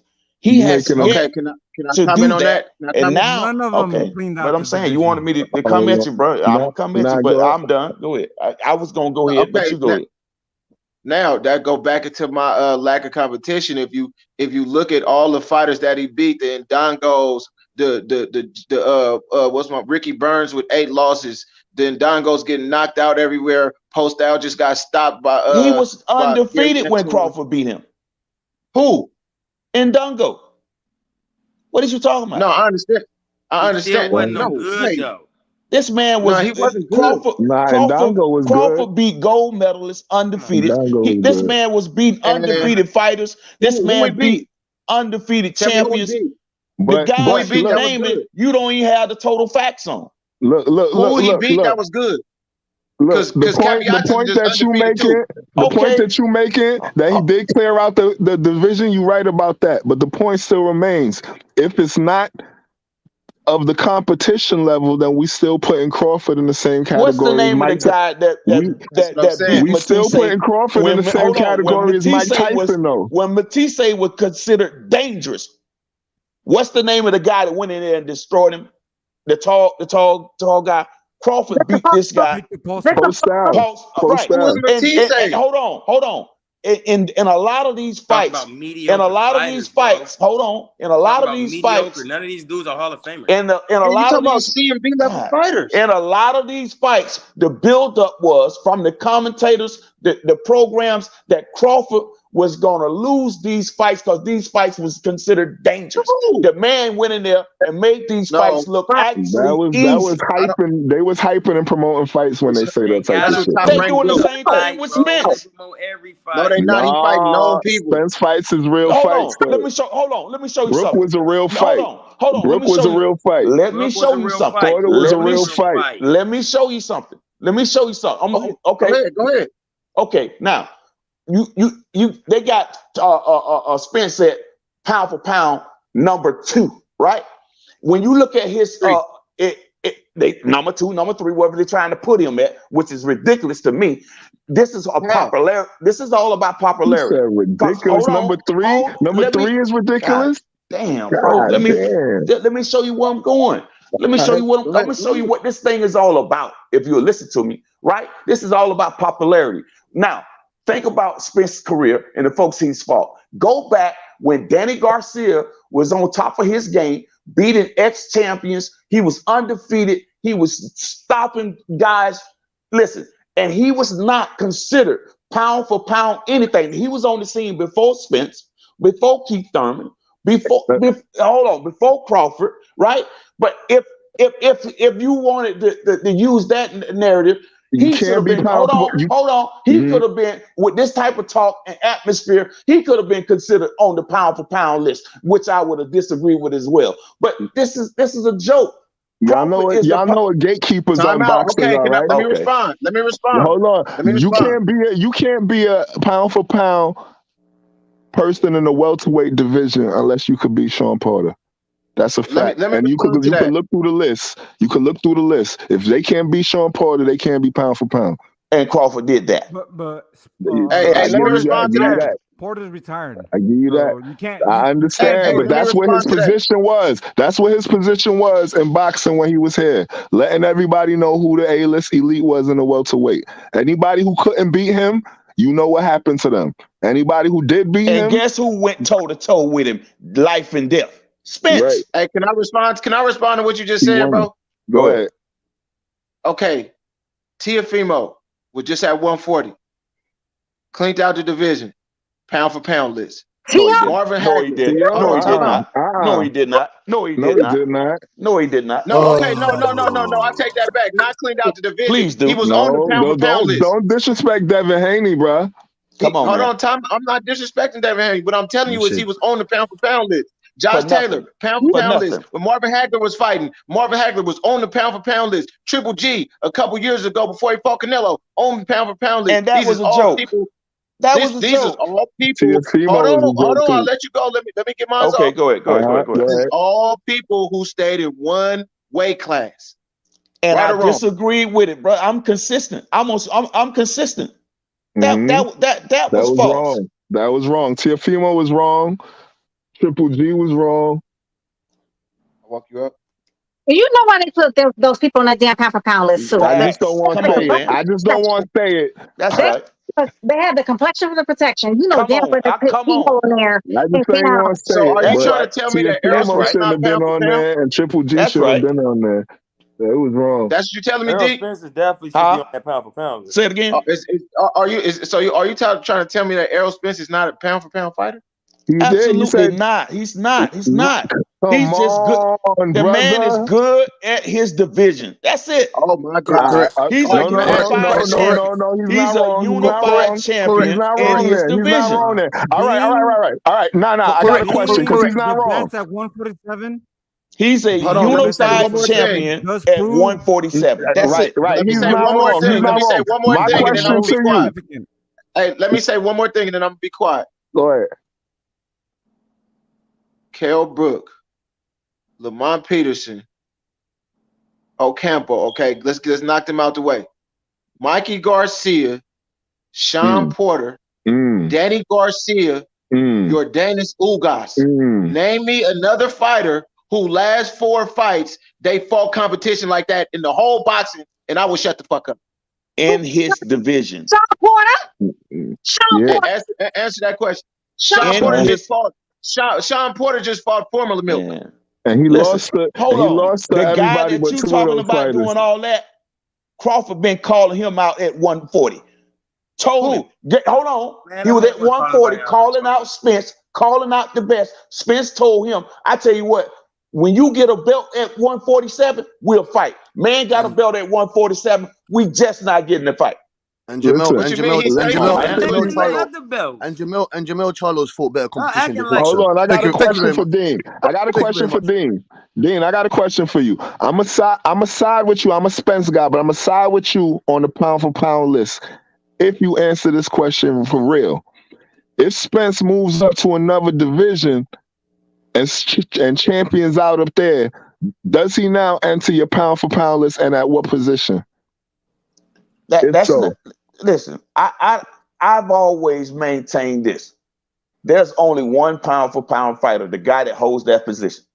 All that other stuff, man, is decoration. It's decoration. What you mean? Explain what you're saying. It's decoration. This is about popularity, who they like, who they love, and also performance. So I can't take away performance, but at the end of the day, only one man can occupy that spot. And once that guy loses or retires, then the next man up, who's better to carry that mantle, will get that spot. But that's not the way the charts is working right now. They got and they tell 10, you, and they top tell 7. you, but nah, bro, it don't work like that because you're talking about traditionally. Okay. You're talking about a pound for pound king. Hold on, Dean. Let me clean it up for you. Let me clean up my question. And since my question was sloppy, let me clean it up. All right, so the pound for pound list is the number 1 spot is your guy. That's the only spot. The rest of the spots is the niggas is up. Nah. That's the order of the people when that number 1 man retire or lose. That's the order of the person that's coming up next. All right. So my question is, where Spence is gonna fall on that list if he moves up to the next division and champions out? I don't know. Will he be the next man up after Crawford? Will he be 2 men down? Will Canelo be in front? You know what I'm saying? I deal with reality. And the reality is he could lose. Crawford, anybody could lose. So once either Crawford retires or loses, then the next guy up that they've been saying is number 2, right?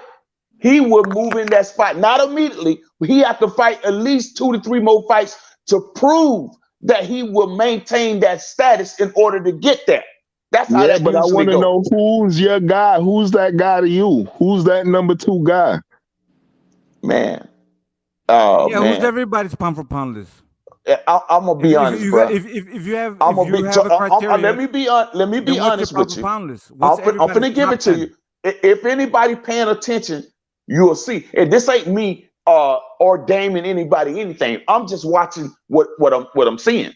And to me, that would be Shakur Stevenson. He's moved up. He's chasing and winning these titles, division after division. That is how Floyd did it. That's how Roy Jones did it. You got to watch the behavior of the fighters and how they move it. I think, and not just that, I'm talking about the actual skill set of Shakur Stevenson, winning damn near every round in these fights. That's the mark of a pound-for-pound fighter, defense-wise. He's barely getting touched. Offense is awesome. I'm talking about ring generalship. He has all the qualities that you want to see in a pound-for-pound fighter. IQ out of this world. Man, this man is amazing what I'm looking at. And I seen this in a young Floyd Mayweather at 135 when my family members didn't believe me. They was high on Sugar Shane Mosley at 135 because he was knocking out everybody. I said, that looks good, but I know what I'm looking at. I say every time Floyd comes out, bro, I'm looking at him each fight. He's getting better and better. And just Shakur is doing the same thing. That's the mark of a great fighter. So how many divisions do you got to cross to be considered pound for pound in your mind? You can do 2 or better going up. Okay. All right, so 2 and better going up. All right, Deacon. So if Spence wins, if Spence beats Crawford this fight, he's still not pound for pound? Is that what you're telling me? If Spence becomes undisputed at 147, he just undisputed and beat the pound for pound best fighter in the world. Now, if he wants to campaign for that position, he gonna have to do something else different. He gonna have to win 3 more fights. If they say he's number 2, he gonna have to listen. You got to maintain that status because he can go in the next fight. Man, fuck that. If you beat the king, you the king. If you beat the king, you the king, nigga. Hold on. Let's be consistent with his rules. Hold on, we got to be consistent with his rules, though. Y'all both being inconsistent on both sides, though. No, I'm not, brother. Yeah, you are. Because look, 3 more fights. All right, so look, this is how both of y'all being inconsistent. On his side, if he beat the king, that don't make him the king because according to his rules, you got to cross at least 2 divisions to be pound for pound, bro. Right. So boom, he right on that. Pound for pound don't stand in one weight class. He right on that, but you wrong. You wrong on your side. Weight classes. You not being because it's pound for pound. You do gotta show something in another weight class. I'm with him on that one. That's crazy, man. I've been watching this shit way too long. I've been doing this too long, man. In case he wouldn't be on there. Yeah, but that's not part of the pound for pound list, though. There's no fair to say that, though. There's no. We talking about number 1. We just talking about the number 1 spot. That's all. But Deacon, when it was first created, it had nothing to do with like if you jump from weight class. That's not what the pound for pound list when it was first created stated. It stated nothing about that. Now that's some rules that you made up on your own. That's how I felt when I was looking at Roy Jones and Pacquiao and all of them. I was thinking about this ain't no made up on my own classes. Hey, let me say something real quick. I'm sorry, Dick. World champions. Go ahead, family. Go ahead. Let me tap in for a second. So go ahead, fam. Back for me, if Errol Spence beat Terence Crawford, to me, Errol Spence becomes the number 1 pound for pound, and he becomes the face of boxing.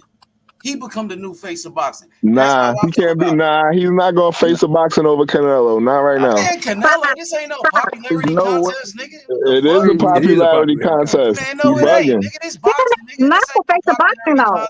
If Errol Spence beat Crawford, Errol Spence become the new face of boxing. He take over the whole fucking sport. You know how much Floyd had to pay to become the face of boxing? You know how much money Floyd had to make? Canelo ain't shit, nigga. Canelo fighting on Saturday. Ain't nobody talking about him. You know how much money Floyd had to make to become the face of boxing, bro? That was a process. No disrespect. 25 billion is what you don't become the face of boxing by knocking a nigga out, son. You became the face of boxing for 25 million. We talking about Spence and Crawford, nigga.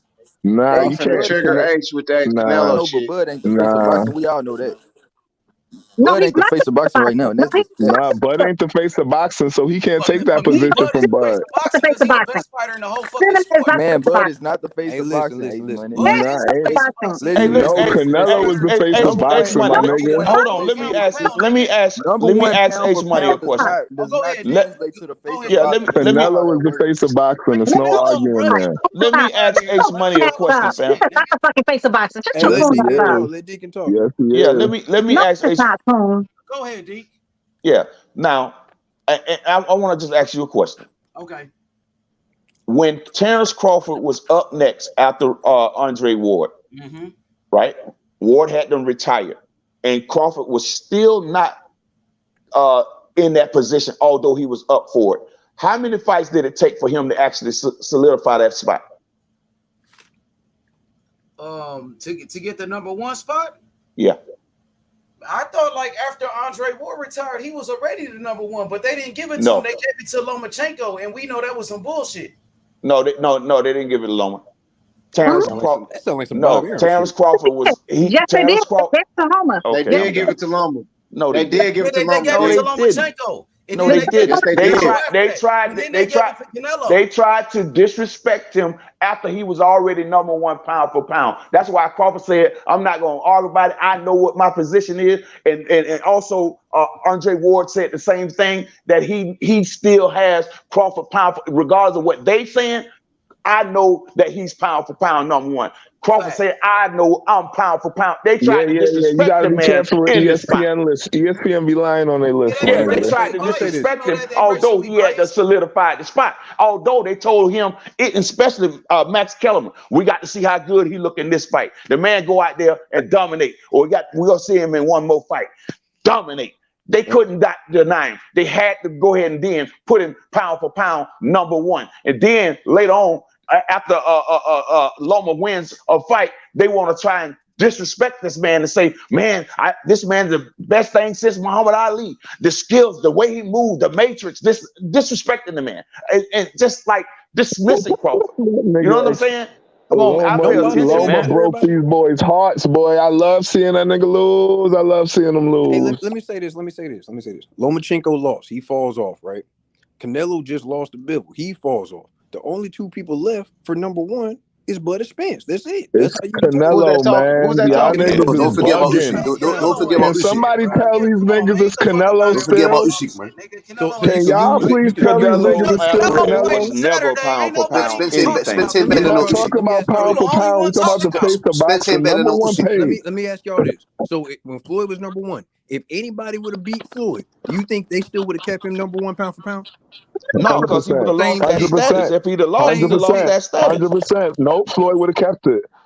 How he would have kept it with a loss? Because how in the world you gonna, because he's the biggest draw. Because he's the biggest draw in boxing. That's why. You can be the biggest draw. It don't matter about that, bro. If he loses, Tank Davis is one of the biggest draws here on the pound for pound. Come on, man. This is getting crazy now, man. This is getting too crazy. I'm sick of this shit. Is it about money or is it about fucking skills? Exactly. Damn, bro. Look at the pound for pound list and you tell me. Look at the pound for pound list and you tell me. These niggas know about who got the most followers and shit. Yeah, like Tank Davis. Tank Davis is a big draw. Is he on the pound for pound list? Tank Davis ain't on the pound for pound list. I don't give a fuck. I'm just saying, hey Butch and H Money, Butch and H, y'all know how I get, bro. I'm with skill. I don't give a fuck. I don't give a fuck what you sell, bro. I care about your skill. What you doing, who you done fought. I don't give a damn about that money you making. Fuck that. Nobody that watch boxing give a fuck about that, but that's not what boxing give a fuck about that, man. I agree with you because you The got face of man, damn, it's 3 in the morning. Damn, for pound. Hey, so you got Jake Paul out here making more money than the fighters. That don't mean you should be on the pound for pound. So you gonna say Jake Paul the face of boxing? No, I didn't say that. I'm just saying. I'm saying when we talking pound for pound list, we talking skills, accomplishments, this, that, and the third. We ain't even talking about no money. I don't even care about no money. We talking about accomplishments. If we talking about that, then Pacquiao should have been number one pound for pound, not Floyd, right? Yeah, you also have to include activity. No, most of the guys are fighting one time a year. I mean, if we really talking at the time before they fought, I'm not talking about after they fought. Before they fought, after. Didn't he get knocked out by Marquez before that? Yeah, he lost. Losing don't make you not pound for pound. Okay then. He on the list. Losing don't affect your status. He's not over Floyd. How you gonna be pound for pound if Floyd Mayweather is already holding that spot and did not lose? But this is what I'm saying. How Floyd is holding the spot when Manny came after, when Manny's more accomplished. Come on, go ahead, don't answer the question. What the fuck? He's not. What? No, bro. No. Who's got better competition? Who fought more world champions? Who fought more world Floyd champions? Mayweather. Floyd Mayweather. Listen. You can sell that shit that Floyd selling to everybody else, my nigga. But all of Wow. that I running through watched this man. divisions and grabbing I watched championships. this man, bro, from a kid. I watched this man. Floyd is great, my nigga. I'm not denying Floyd, but we all know that Floyd dipped out on the accolades for the cash. So don't sit there and say that the man who went for the accolades was not more decorated. He was more decorated. He wasn't even unified. Wow. Hey, Bucks. Out of here. It's money. You Kumbaya the fuck up out of here. Bye, Kumbaya. Bye, sir. Bye. Goodbye and good riddance. The fuck is you talking about, son? Some accolades. So Floyd, Floyd didn't choose his route. Floyd didn't. So why was Floyd never undisputed? Why was Floyd never undisputed? Why was Floyd never undisputed? That was a financial decision he made, right? I mean, was it a financial decision when Pacquiao didn't even unify? Pacquiao kept running through divisions. That's why. But Floyd never unified. He was running Say through that. him. You don't got to unify when you're running through him. Oh, okay. Oh, it's okay for him, but you just dismiss Floyd. How crazy No, I is didn't that? dismiss Floyd. I'm saying Yes, you Floyd. did. I'm not You just dismissing said him. that Floyd didn't even unify. But then when you ask the That's same not what I question about said. I didn't Pacquiao, say that but at you were all. running I through said, people. why did Come on, man. I said my question was, why did Floyd not go undisputed? Floyd didn't go undisputed because it was a financial decision. It was a financial decision. Uncle Rocket, stop talking. You get you down black and ugly to be that damn ignorant. Shut your dumb ass up. You can't be mad. You can't be mad that the biggest, richest boxer in history chose money, my nigga. Just Nah, clearly you chose can't. money. If you choose money, you do a Canelo move. You feel me? That nigga never chose money. It's a difference. That nigga If fought he the most didn't world choose money, champions ever. why did he not go Nigga, you undisputed? get money. Nigga, you get money by fighting competition. Hold on. He was The fuck? 147 damn near the whole time. Why did he not Okay, go you one of undisputed? the only, but he is one of the only fighters to have 3 belts at 147 and 2 at 154. Somebody answer me that question. Why did he go undisputed if it wasn't about the money? Wow. He said it was about the money, so I don't even know why we arguing with this. He said it was about the money. Then why you asking us the question? Floyd held more titles than Because y'all anybody acting like the money ain't got nothing to do with it. at one time than any other fighter. He held more titles at one time than any other fighter.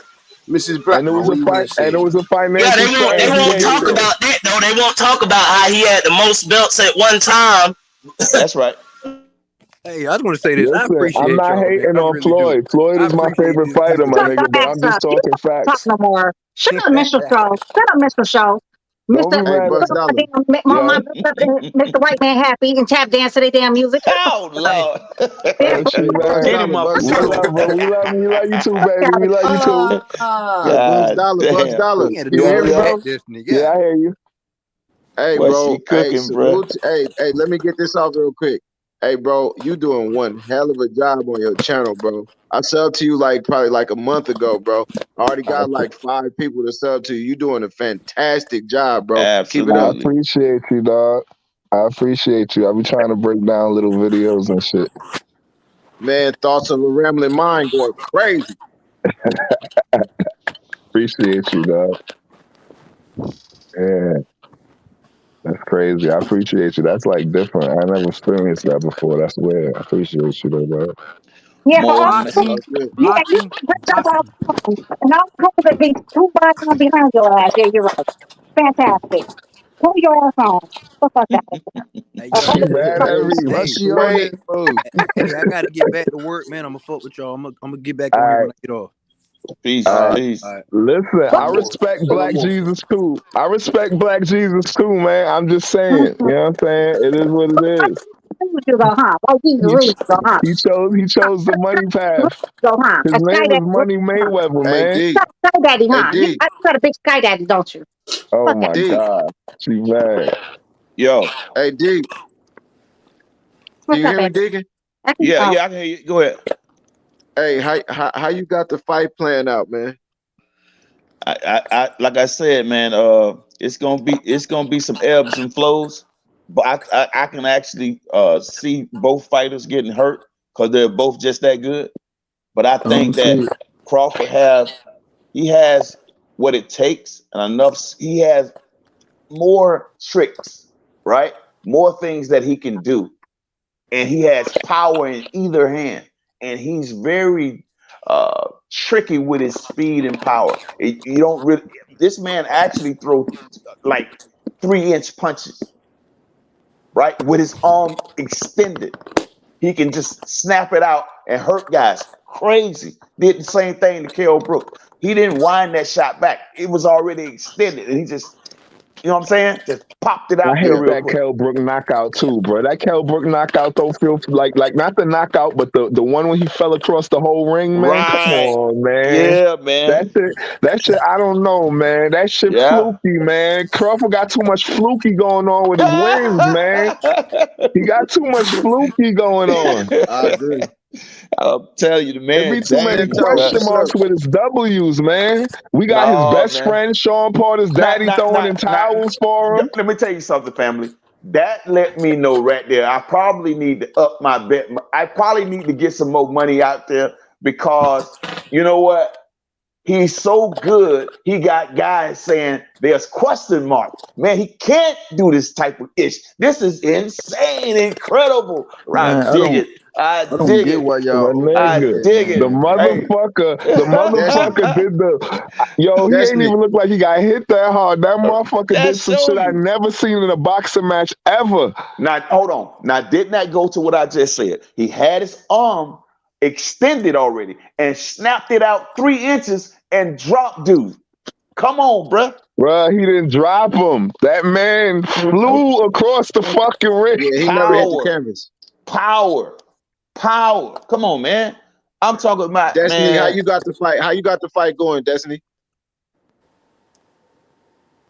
Without getting that's Nardi? just Nardi. Yeah. Oh no, I don't talk to clones. Next. God, you don't talk to what? Next. What she say? Oh man, she might be mixing you up with me. I don't know. Side note, salute, salute to the panel, boy. Hey, y'all motherfuckers cooking. Y'all getting me through, boy. Salute, fam. Hey, you said you don't talk getting his jaw broke. Fuck that. I said it. What up? Yo, Destiny, who you talking about?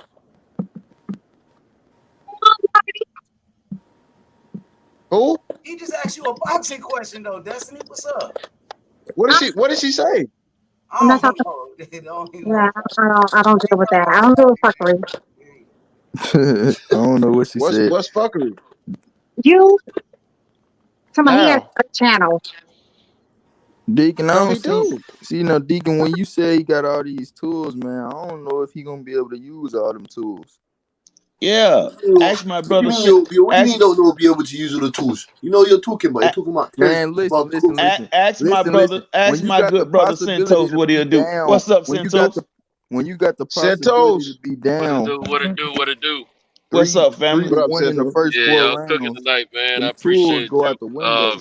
I was so elated to find out after one of my unexpected naps I had earlier today that this fight was on, which I kept telling everyone that this fight was going to happen. I know it's not signed just yet, right? But they apparently they are further along than they ever have been, right? And I was in Texas for the Spence fight back in April, and someone from Spence's camp, which I trust what they say, right, told me and a couple other fellas that this fight was definitely happening this year. So I never had a, I was like everybody else. I had anticipation issues, but I never was getting online talking about this fight ain't gonna happen. I always believed that it was gonna happen. I always knew that I would be in Vegas before the end of the year. Right. And I don't care what the price is, I'll be there. That's what's up. If the Lord gives me the strength to keep living that long, this fight is gonna be one of the greatest fights we've seen in quite some time. Neither guy is a punk. Neither guy's gonna back off. Right. And neither guy runs track. They come forward, they fight. Now it's gonna be a chess match, but it's gonna be some blows of it. It's not gonna be punches, it's gonna be blows in this fight. It's gonna be combinations. It's gonna be exciting from the beginning to the end. That's right. All of us are gonna be on the edge of our seat. I can tell you that right now. I'm gonna have butterflies like I'm in the ring fight. That's right. Who you got, Santos? I love both these guys. I think it's a 50-50 fight, first and foremost. Mm-hmm. But I've been a Bud Crawford fan longer than I've been an Errol Man, fan. don't start it, man. That's right. I think that the kid has more tools Bud in is his finna get toolbox hurt. than Earl. But Earl has something that a lot of fighters don't have. He has grit. He has grind. He has a motor, no quit, and a major heart. So that makes for a good fight. So does Terence both Crawford. fighters have the same thing. But I think when it comes down to tools in the toolbox, I got to go with Crawford on that because Terence Crawford got more tools in his. I don't know why y'all say these tools, man. All right, so can I ask Listen, y'all y'all a say these question? tools. I Y'all keep asking this question to people, and people keep. Let me go, Bucks. Let me go, Go Bucks. ahead. Go ahead. Listen, y'all say these tools in the toolbox. Listen, when you do that, you gotta compare them as if they're gonna be going at the same work rate. That's what you gotta do when you comparing tools. When you got a possibility of being down 3-1, Work rate is a rounds, tool. those tools go out the window. Which possibility? So the Spence has a possibility of being 3-1 down. What sense does that In make? the first 4 rounds, he has a possibility of being down 3-1. Yes, he Errol does. Spence is not the best starter, man. What do you mean? Look how he started against Ugas. He is a fast starter. He starts against Bob Crawford the same way he started against He is a Ugas. fast starter. What are you talking about? But can I tell you why? So why didn't he Can I start tell you fast why against that Ugas? may not be possible in this fight? Can I tell you why? Tell me why. Cause both fighters understand the guy that's in front of them. I doubt like hell that this man is gonna go out there willy-nilly trying to just get Crawford out of there, knowing that what this man possesses in either hand. This is gonna be a chess match. And But it's not a get them out of there kind of thing. Spence don't get them out of there. He just consistent. I'm about to sum it up for you real quick. Man. It's gonna, like I said, one starts faster than the other. It's gonna be levels in this fight, and I can see both fighters getting hurt. But at the end of the day, Crawford will be victorious at the end of this fight. I mean, that's your opinion. I don't agree. All right. I don't All right. So why? I would like to know. I respect that. Favor at all. The only way you I respect that. Why didn't he start fast against Ugas? Why didn't he start fast against Ugas? Huh? What? Neither fighter will be the Why same did he not fighter start that faced fast against Sean Porter Ugas? first. He started his normal speed against Ugas. What you mean? No, he did not. So what are you talking about? He was rusty. He was rust. What are you talking about? Nah, In bro. the first round? Nah, bro. He was rusty. You bugging, man. In the Spence first always round? establishes his jab. After he establishes his jab, he starts coming in with the hooks.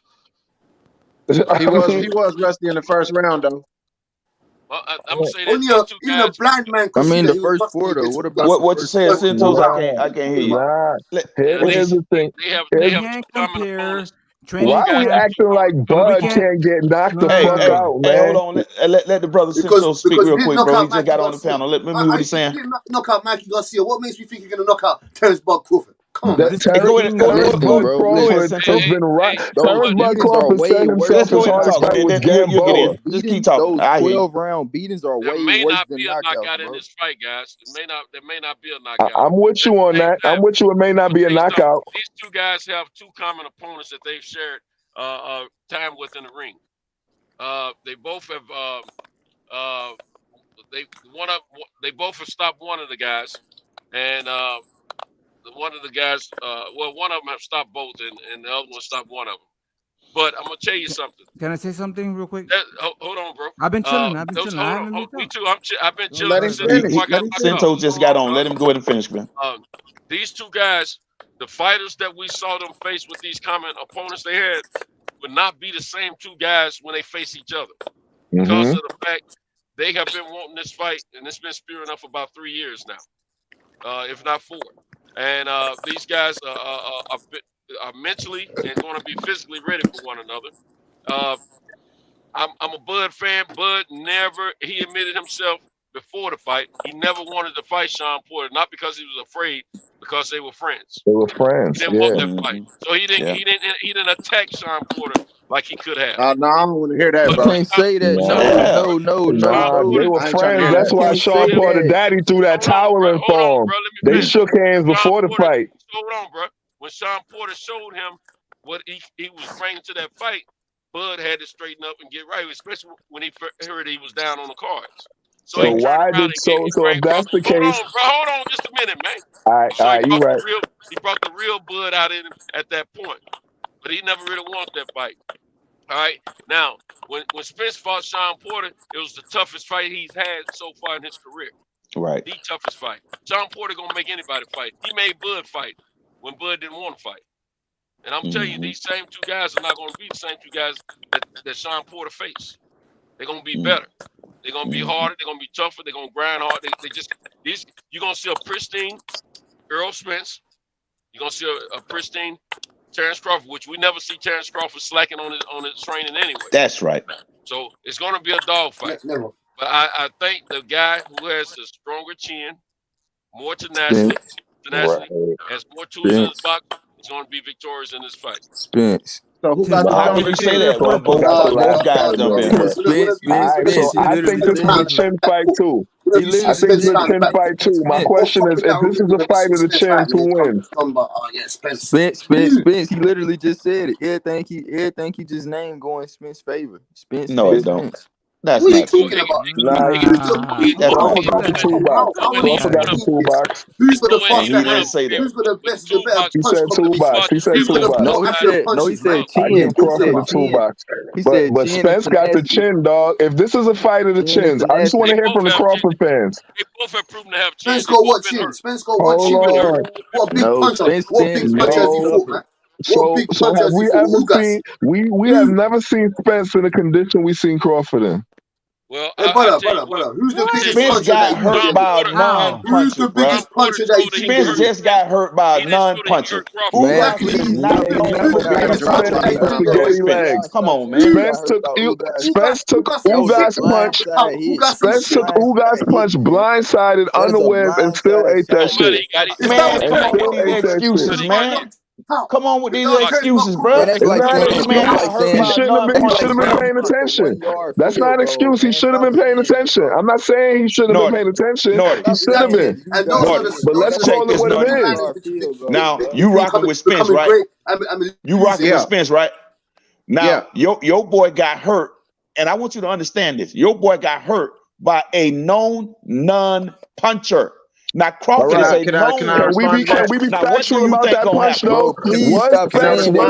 Hold on. Was Spence paying attention when he got hit by that punch? It don't matter. That is a no, it matters. I want to know the answer to the question though. Whether it matters or not, I want to know the answer to the question. He was paying attention because he was in that squared circle. Yes, he was paying attention. He know he was in a fight. You lying for your point. You lying for your point. So you telling me that Errol Spence was in the ring fighting? You said you had credibility. Walker, don't bet your money. If he's in the ring, bet your money. If he's in the ring, hold on. If Errol Spence is in the boxing ring with an opponent fighting him and he's not aware, he need to get the hell out the game. Stop. The ref said stop. Listen, I don't care about none of that. I just want to discuss the punch. It don't matter about the excuses. He should have been paying attention. Why are you He should have been paying attention. I don't want to argue that. At all times. Yeah, he should have. They right about that. I don't want to argue that. Acting like he called it clean, man. Hey, let me say this. Right. Once the mouthpiece came out, when he got hit, was he paying attention? Right. That's my question. That's the whole point. The fact that y'all saying that man got hurt is crazy, man. Look, check it out. Let me say this. So both fighters, to me, that's what make this fight so intriguing, because we done seen both fighters clipped, basically. And then if you look at what they did after they got clipped, Kaviaskis clipped Bud, he walked him down and beat his ass. Come on, Ugas clipped Spence. Spence broke his eye. Now, what I see in the fight is both fighters, what make this fight so intriguing to me is both fighters have holes in their game that the other one can exploit. You know what I'm saying? So I agree with you on that. It's interesting to see who get to who first. I agree with you on that, but can I please just get to the bottom of this Ugas punch, please? When that mouth, I want the Bud people. When the mouthpiece came out and Ugas got hit, was Spence paying attention? Now Spence was wrong for not paying attention. He was in the ring. Why you gonna keep bringing that up? Then I just want to know if he was paying attention or not. Hey, yes, he was. He was not Hold on, paying listen. attention, man. I'm a Spence fan. That's sad to even say, man. To say he was paying attention is crazy, bro. Yo, come on, Hey, dude. look. Hey, I'm a Spence fan, but bro, he got clipped, bro. Whether he He was got paying attention or not. I'm not arguing. Nor to keep We it know real, he man. got Man, clipped, but keep it don't real, say he man. got hurt off that bullshit. Listen, Man, no, keep no. it real. I It might even have say been he got bullshit, hurt. but he got clipped. He got clipped, man. Listen. He Okay, got so- clipped. okay, Yeah, he I'm got with clipped you or on that. whatever, but We don't- not You gotta be arguing honest, that. bro. He got I hurt. just want to know if he was paying attention or not. Yes, he was in the ring with an opponent he was That's a fighting. lie. Whether This he man just was, keep lying. Can somebody else who Come saw it on, just tell the man. truth? He Was was the not man paying looking at the attention. man or not? Come on, Hey, bro. let me Was he looking at his opponent or was he looking at the Let me mouthpiece? speak to the sensible brother, Nordy. Check this out. Let me ask you a question. One Nordy. at a time, bro. One Right, at a right. time, my niggas. Let me ask Nordy a question. If you have an opponent in the ring fighting, right, and he get clipped, I would damn he drop his mouthpiece, spit it out, whatever, and he get hurt. Are you finding an excuse for that, or you gonna just tell the damn truth? The man got hurt.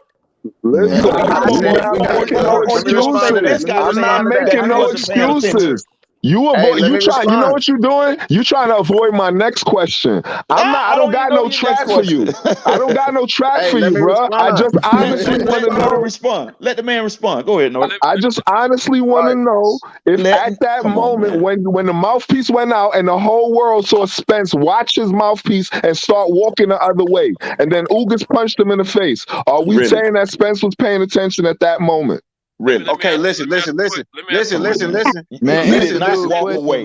Was he got hit in the mouth and the Listen. mouthpiece jumped out of his mouth and he tried to catch it. And that's when he went back the other way after he was hit and hurt. Look. Come on, man.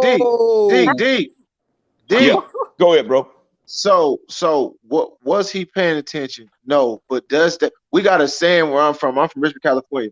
It go point seen, money gone. It don't matter how it happened. Money lost. Listen, I'm not arguing none of that. It don't matter how it happened. Why y'all keep jumping past that? Hold on. I'm with you. I just don't want to jump past that. We're going to agree that Spence was not paying attention when it happened. It happened, but he wasn't paying attention. Hold on. All right. So So now my point is that I'm trying to make. With the dice game. Point seen, money lost. My point that I'm trying to make is if we're gonna say the floor that Crawford is gonna exploit is that Spence don't be paying attention, we gonna say that. What we not gonna say is that Spence got some weak chin because he was hit undefended.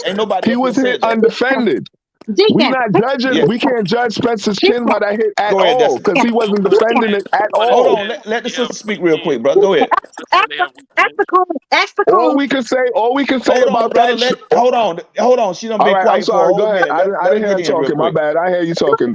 Ask little buddy about when Spence he did a stinky leg in the 7th round though. He was definitely focused then. He was all focused. I ain't never seen Spence with a stinky leg. I ain't never seen that. I don't know if you weren't trying to see that, right? I ain't never seen Spence do a stinky leg. You don't even want to talk about that, right? Yeah, well, go back and watch the fight then.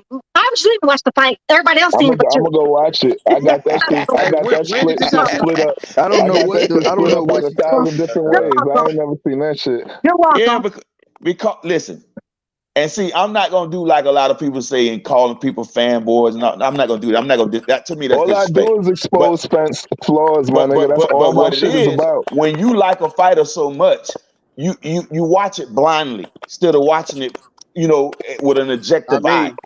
Right? I promise you, if you watch my videos, bro, you will have more ammunition on Spence than anybody else in this chat, bro. All I do is expose Spence flaws, though. That's all I do. You know what I'm saying? Okay. I'm dead serious. That's all my videos is about. All I do is expose Spence's flaws. That's all I do.